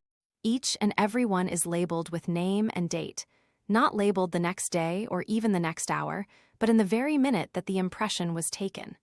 When I go upon the witness stand, I will repeat under oath the things which I am now saying. I have the fingerprints of the court, the sheriff, and every member of the jury. There is hardly a person in this room, white or black, whose natal signature I cannot produce, and not one of them can so disguise himself that I cannot pick him out from a multitude of his fellow creatures and unerringly identify him by his hands. And if he and I should live to be 100, I could still do it. The interest of the audience was steadily deepening now. I have studied some of these signatures so much that I know them as well as the bank cashier knows the autograph of his oldest customer. While I turn my back now, I beg that several persons will be so good as to pass their fingers through their hair, and then press them upon one of the panes of the window near the jury, and that among them the accused may set their finger marks. Also, I beg that these experimenters or others will set their finger marks upon another pane, and add again the marks of the accused, but not placing them in the same order or relation to the other signatures as before, for, by one chance in a million, a person might happen upon the right marks by pure guesswork once. Therefore, I wish to be tested twice. He turned his back, and the two panes were quickly covered with delicately lined oval spots, but visible only to such persons as could get a dark background for them, the foliage of a tree, outside, for instance. Then, upon call, Wilson went to the window, made his examination, and said, "This is Count Luigi's right hand. This one, 3 signatures below, is his left. Here is Count Angelo's right, down here is his left. Now for the other pane, here and here are Count Luigi's, here and here are his brothers." He faced about. "Am I right?" A deafening explosion of applause was the answer. The bench said, "This certainly approaches the miraculous." Wilson turned to the window again and remarked, pointing with his finger, "This is the signature of Mr. Justice Robinson." Applause. "This of Constable Blake." Applause. "This of John Mason, juryman." Applause. "This of the sheriff." Applause. I cannot name the others, but I have them all at home, named and dated, and could identify them all by my fingerprint records. He moved to his place through a storm of applause, which the sheriff stopped, and also made the people sit down, for they were all standing and struggling to see, of course. Court, jury, sheriff, and everybody had been too absorbed in observing Wilson's performance to attend to the audience earlier. "Now then," said Wilson, "I have here the natal autographs of 2 children thrown up to 10 times the natural size by the pantograph, so that anyone who can see at all can tell the markings apart at a glance. We will call the children A and B. Here are A's finger marks, taken at the age of 5 months. Here they are again, taken at 7 months. Tom started. They are alike, you see. Here are B's at 5 months and also at 7 months. They, too, exactly copy each other, but the patterns are quite different from A's, you observe. I shall refer to these again presently, but we will turn them face down now. Here, thrown up 10 sizes, are the natal autographs of the 2 persons who are here before you accused of murdering Judge Driscoll. I made these pantograph copies last night, and will so swear when I go upon the witness stand. I ask the jury to compare them with the finger marks of the accused upon the window panes, and tell the court if they are the same." He passed a powerful magnifying glass to the foreman. One juryman after another took the cardboard and the glass and made the comparison. Then the foreman said to the judge, "Your Honor, we are all agreed that they are identical." Wilson said to the foreman, "Please turn that cardboard face down and take this one and compare it searchingly by the magnifier with the fatal signature upon the knife handle and report your finding to the court." Again the jury made minute examinations and again reported, "We find them to be exactly identical, Your Honor." Wilson turned toward the counsel for the prosecution, and there was a clearly recognizable note of warning in his voice when he said, "May it please the court, the state has claimed, strenuously and persistently, that the blood-stained fingerprints upon that knife handle were left there by the assassin of Judge Driscoll. You have heard us grant that claim and welcome it." He turned to the jury. Compare the fingerprints of the accused with the fingerprints left by the assassin and report. The comparison began. As it proceeded, all movement and all sound ceased, and the deep silence of an absorbed and waiting suspense settled upon the house. And when at last the words came, "They do not even resemble," a thundercrash of applause followed, and the house sprang to its feet, but was quickly repressed by official force and brought to order again. Tom was altering his position every few minutes now, but none of his changes brought repose nor any small trifle of comfort. When the house's attention was become fixed once more, Wilson said gravely, indicating the twins with a gesture, "These men are innocent. I have no further concern with them." Another outbreak of applause began, but was promptly checked. "We will now proceed to find the guilty." Tom's eyes were starting from their sockets. Yes, it was a cruel day for the bereaved youth, everybody thought. "We will return to the infant autographs of A and B. I will ask the jury to take these large pantograph facsimiles of A's marked 5 months and 7 months. Do they tally?" The foreman responded, "Perfectly." "Now examine this pantograph, taken at 8 months, and also marked A. Does it tally with the other two?" The surprised response was, "No, they differ widely." "You are quite right. Now take these 2 pantographs of B's autograph, marked 5 months and 7 months. Do they tally with each other?" "Yes, perfectly." "Take this 3rd pantograph marked B, 8 months. Does it tally with B's other 2? "By no means." "Do you know how to account for those strange discrepancies?" "I will tell you. For a purpose unknown to us, but probably a selfish one, somebody changed those children in the cradle." This produced a vast sensation, naturally. Roxana was astonished at this admirable guess, but not disturbed by it. To guess the exchange was one thing, to guess who did it quite another. Pudd'nhead Wilson could do wonderful things, no doubt, but he couldn't do impossible ones. Safe? She was perfectly safe. She smiled privately. Between the ages of 7 months and 8 months, those children were changed in the cradle. He made one of his effect-collecting pauses, and added, "And the person who did it is in this house." Roxy's pulses stood still. The house was thrilled as with an electric shock, and the people half rose as if to seek a glimpse of the person who had made that exchange. Tom was growing limp. The life seemed oozing out of him. Wilson resumed. A was put into B's cradle in the nursery. B was transferred to the kitchen and became a Negro and a slave, sensation confusion of angry ejaculations, but within a quarter of an hour he will stand before you white and free. Burst of applause, checked by the officers. From 7 months onward until now, A has still been a usurper, and in my finger record he bears B's name. Here is his pantograph at the age of 12. Compare it with the assassin's signature upon the knife handle. Do they tally? The foreman answered, "To the minutest detail." Wilson said solemnly, "The murderer of your friend and mine York Driscoll of the generous hand, and the kindly spirit sits in among you. Valet de chamber, Negro and slave falsely called Thomas a Becket Driscoll. Make upon the window the fingerprints that will hang you." Tom turned his ashen face imploring toward the speaker, made some impotent movements with his white lips, then slid limp and lifeless to the floor. Wilson broke the odd silence with the words, "There is no need, he has confessed." Roxy flung herself upon her knees, covered her face with her hands, and out through her sobs the words struggled. "De Lord have mercy on me, po misable sinner dat I is." The clock struck 12. The court rose, the new prisoner, handcuffed, was removed. Conclusion. It is often the case that the man who can't tell a lie thinks he is the best judge of one. Pudd'nhead Wilson's calendar. October 12, the discovery. It was wonderful to find America, but it would have been more wonderful to miss it. Pudd'nhead Wilson's calendar. The town sat up all night to discuss the amazing events of the day and swap guesses as to when Tom's trial would begin. Troop after troop of citizens came to serenade Wilson and require a speech, and shout themselves hoarse over every sentence that fell from his lips, for all his sentences were golden, now all were marvelous.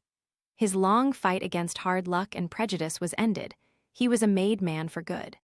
And as each of these roaring gangs of enthusiasts marched away, some remorseful member of it was quite sure to raise his voice and say, "And this is the man the likes of us have called a Pudd'nhead for more than 20 years. He has resigned from that position, friends. Yes, but it isn't vacant where elected." The twins were heroes of romance, now, and with rehabilitated reputations. But they were weary of Western adventure, and straightway retired to Europe. Roxy's heart was broken. The young fellow upon whom she had inflicted 23 years of slavery continued the false heir's pension of $35 a month to her, but her hurts were too deep for money to heal. The spirit in her eye was quenched, her martial bearing departed with it, and the voice of her laughter ceased in the land. In her church and its affairs, she found her only solace. The real heir suddenly found himself rich and free, but in a most embarrassing situation. He could neither read nor write, and his speech was the basest dialect of the Negro quarter. His gait, his attitudes, his gestures, his bearing, his laugh-all were vulgar and uncouth. His manners were the manners of a slave. Money and fine clothes could not mend these defects or cover them up. They only made them the more glaring and the more pathetic. The poor fellow could not endure the terrors of the white man's parlor, and felt at home and at peace nowhere but in the kitchen. The family pew was a misery to him, yet he could never more enter into the solacing refuge of the nigger gallery. That was closed to him for good and all. But we cannot follow his curious fate further. That would be a long story. The false heir made a full confession and was sentenced to imprisonment for life. But now a complication came up. The Percy Driscoll estate was in such a crippled shape when its owner died that it could pay only 60% of its great indebtedness and was settled at that rate. But the creditors came forward now and complained that inasmuch as through an error for which they were in no way to blame, the false heir was not inventoried at the time with the rest of the property, great wrong and loss had thereby been inflicted upon them. They rightly claimed that Tom was lawfully their property and had been so for 8 years, that they had already lost sufficiently in being deprived of his services during that long period, and ought not to be required to add anything to that loss, that if he had been delivered up to them in the first place, they would have sold him, and he could not have murdered Judge Driscoll. Therefore, it was not he that had really committed the murder. The guilt lay with the erroneous inventory. Everybody saw that there was reason in this. Everybody granted that if Tom were white and free, it would be unquestionably right to punish him. It would be no loss to anybody. But to shut up a valuable slave for life, that was quite another matter. As soon as the governor understood the case, he pardoned Tom at once, and the creditors sold him down the river. Transcriber's notes. Introduction. 1. Background. Welcome to Project Gutenberg's presentation of Pudd'nhead Wilson. The Italian twins in this novel, Luigi and Angelo, were inspired by a real pair of Italian conjoined twins who toured America in the 1890s. These were Giacomo and Giovanni Battista Toxi. Homer Plessy was arrested for sitting in a whites-only passenger car on June 7, 1892, and 1 month later he stood before Judge John Howard Ferguson to plead his case. Plessy was an octoroon who could easily pass white. 4 years later, the Supreme Court condoned separate but equal laws in the famous Plessy versus Ferguson case, which affirmed the decision of Justice Ferguson in local court. These events in 1892 unfolded as Twain wrote this story and changed the tale that he ended up telling. Arthur Conan Doyle released his best-selling collection of short stories, The Adventures of Sherlock Holmes, on October 14, 1892. The stories had already appeared in the Strand magazine, one each month, from July 1891 to June 1892. Holmes inspired Twain to add a component of forensics to this story. 2. Dialect. The soliloquies and conversations in the novel follow some general rules. Twain introduced some variations in the spelling of dialect, and sometimes the sound of dialect, but the end meaning seems to be the same thing. Below is a table of some of these words and alternatives found in the text. Dialect used in Pudd'nhead Wilson. English dialect, alternative, another and en against again, agin because, cas going gwine, gwyn more mo that dat the de then den their dera, da these de se they day. Day this dis was us with wid where. The above table was presented as a foundation which played into the decision to make some emendations, below, that were not authorized by Twain in 1899. One curious notation is that there was sometimes pronounced dera, but also da. Along the same lines, they most often became day, but in one case day. 3. This version. Our version is based on the 1894 publication of this novel in Hartford. This was Twain's original American release of the novel in book form. A scanned copy of this book is available through Hathitrust. The book contained some spaces in contractions. I'll, daddle, had ent, could ent, dis'll, t ain't slash t ain't, and day, ul are some examples. These spaces were not retained in our transcription and are not identified. We did make a few other emendations. These emendations were checked with the 1899 version of Pudd'nhead Wilson, published by Harper and Brothers. 4. Notes on emendations. The errors on page 233 and page 288 were not changed in the 1899 book, so the case for making those changes may be found in the detailed notes section. The remaining errors were corrected in the 1899 publication, presumably authorized by Twain, who essentially made the case for those emendations. In the HTML version of this ebook, you can place your cursor over the faint silver dotted lines below the changed text to discover the original text. The detailed notes section of these notes describe these emendations. 5. Other versions. Please note that many print versions of Pudd'nhead Wilson include the phrase, spelling, and usage have been brought into conformity with modern usage, and editors have been liberal with their renditions of Twain's story. 6. Detailed notes. The detailed notes section also includes issues that have come up during transcription. One common issue is that words are sometimes split into two lines for spacing purposes in the original text. These words are hyphenated in the physical book, but there is a question sometimes as to whether the hyphen should be retained in transcription. The reasons behind some of these decisions are itemized. Production notes section. 1. Chapter titles. The chapter titles, such as Doom in Chapter XXI, were not part of Twain's book. They remain from another version of this book. The chapter titles are used in PG's Mark Twain Index, so we have retained them. 2. The author's note. The author's note to Those Extraordinary Twins is actually the author's introduction to the novella, Those Extraordinary Twins. Twain originally produced this book with two parts, Pudd'nhead Wilson and Those Extraordinary Twins. Project Gutenberg offers both stories, so we present the author's note as the introduction to Those Extraordinary Twins as Twain intended. If you want to read the author's note, please visit the introduction of our production of the novella, Those Extraordinary Twins. Detailed notes section. Chapter 1. On page 19, barbershop was hyphenated between two lines for spacing. The 1899 Harper and Brothers version used barbershop in this spot. Even though barbershop cannot be transcribed as such, the assumption is that the 1894 version put in the hyphen by mistake. We transcribed the word barbershop. Chapter 2. On page 34, changed Cass to Cass, used as dialect for because in the clause, but dat's Cass it's mine. The author used Cass 18 other times as dialect for because and did not use Cass again. Chapter 3. On page 43, insert missing period after tomb. Chapter 6. On page 81, add a comma after door. The twins took a position near the door. The widow stood at Luigi's side, Rowena stood beside Angelo. Chapter 7. On page 88, add a period after fault in the sentence. The judge laid himself out hospitably to make them have a good time, and if there was a defect anywhere, it was not his fault. Chapter 9. On page 114, there is a word missing before the semicolon in the clause. Tom sprang up and seized a billet of wood and raised. The 1899 Harper and Brothers version provided the missing word, it. Chapter 11. On page 131, change decision to decision in the clause. Luigi reserved his decision. On page 133, change comma to a period after years in the sentence. I never got a chance to try my hand at it, and I may never get a chance. And yet, if I ever do get it, I shall be found ready, for I have kept up my law studies all these years.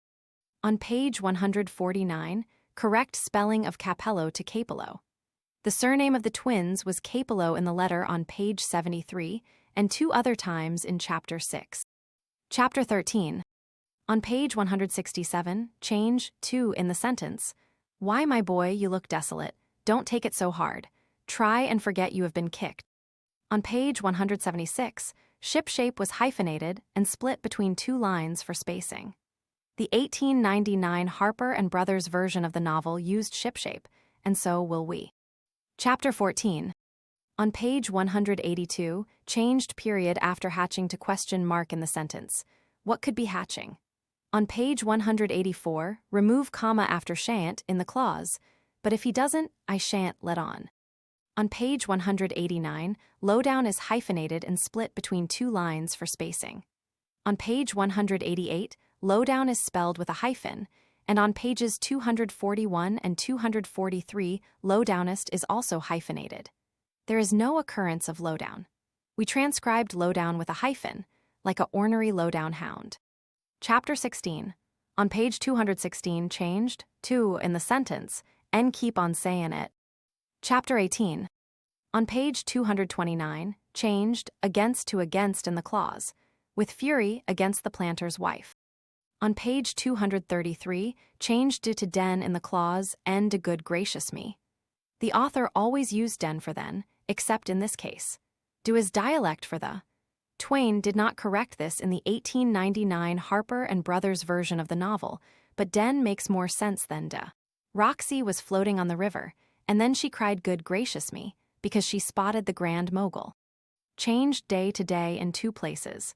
The novel used day as dialect for they regularly and almost consistently, except in two cases. Both cases were presumed errata. On page 232, day warn't gwine to hurry. On page 229, day knows how to whale 'em, too. Chapter 19. On page 253, backyard is hyphenated and split between two lines for spacing. The 1899 Harper and Brothers version of the novel used backyard, and so will we. Chapter 20. On page 273, changed countenance to countenance in the clause. I don't know about that, and Tom's countenance darkened. Chapter 21. On page 288, there are two quotes made by the crowd in double quotes. Twain did not correct this in the 1899 version of the novel by Harper and Brothers, but these lines are surrounded by Wilson's narrative, which is already in double quotes. Therefore, we have used single quotes for the two remarks from the gallery. Why it's so I never noticed that before, why that's so too. Conclusion. On page 302, removed in from the sentence. But we cannot follow his curious fate further, that in would be a long story. Thanks for listening to The Tragedy of Pudd'nhead Wilson by Mark Twain.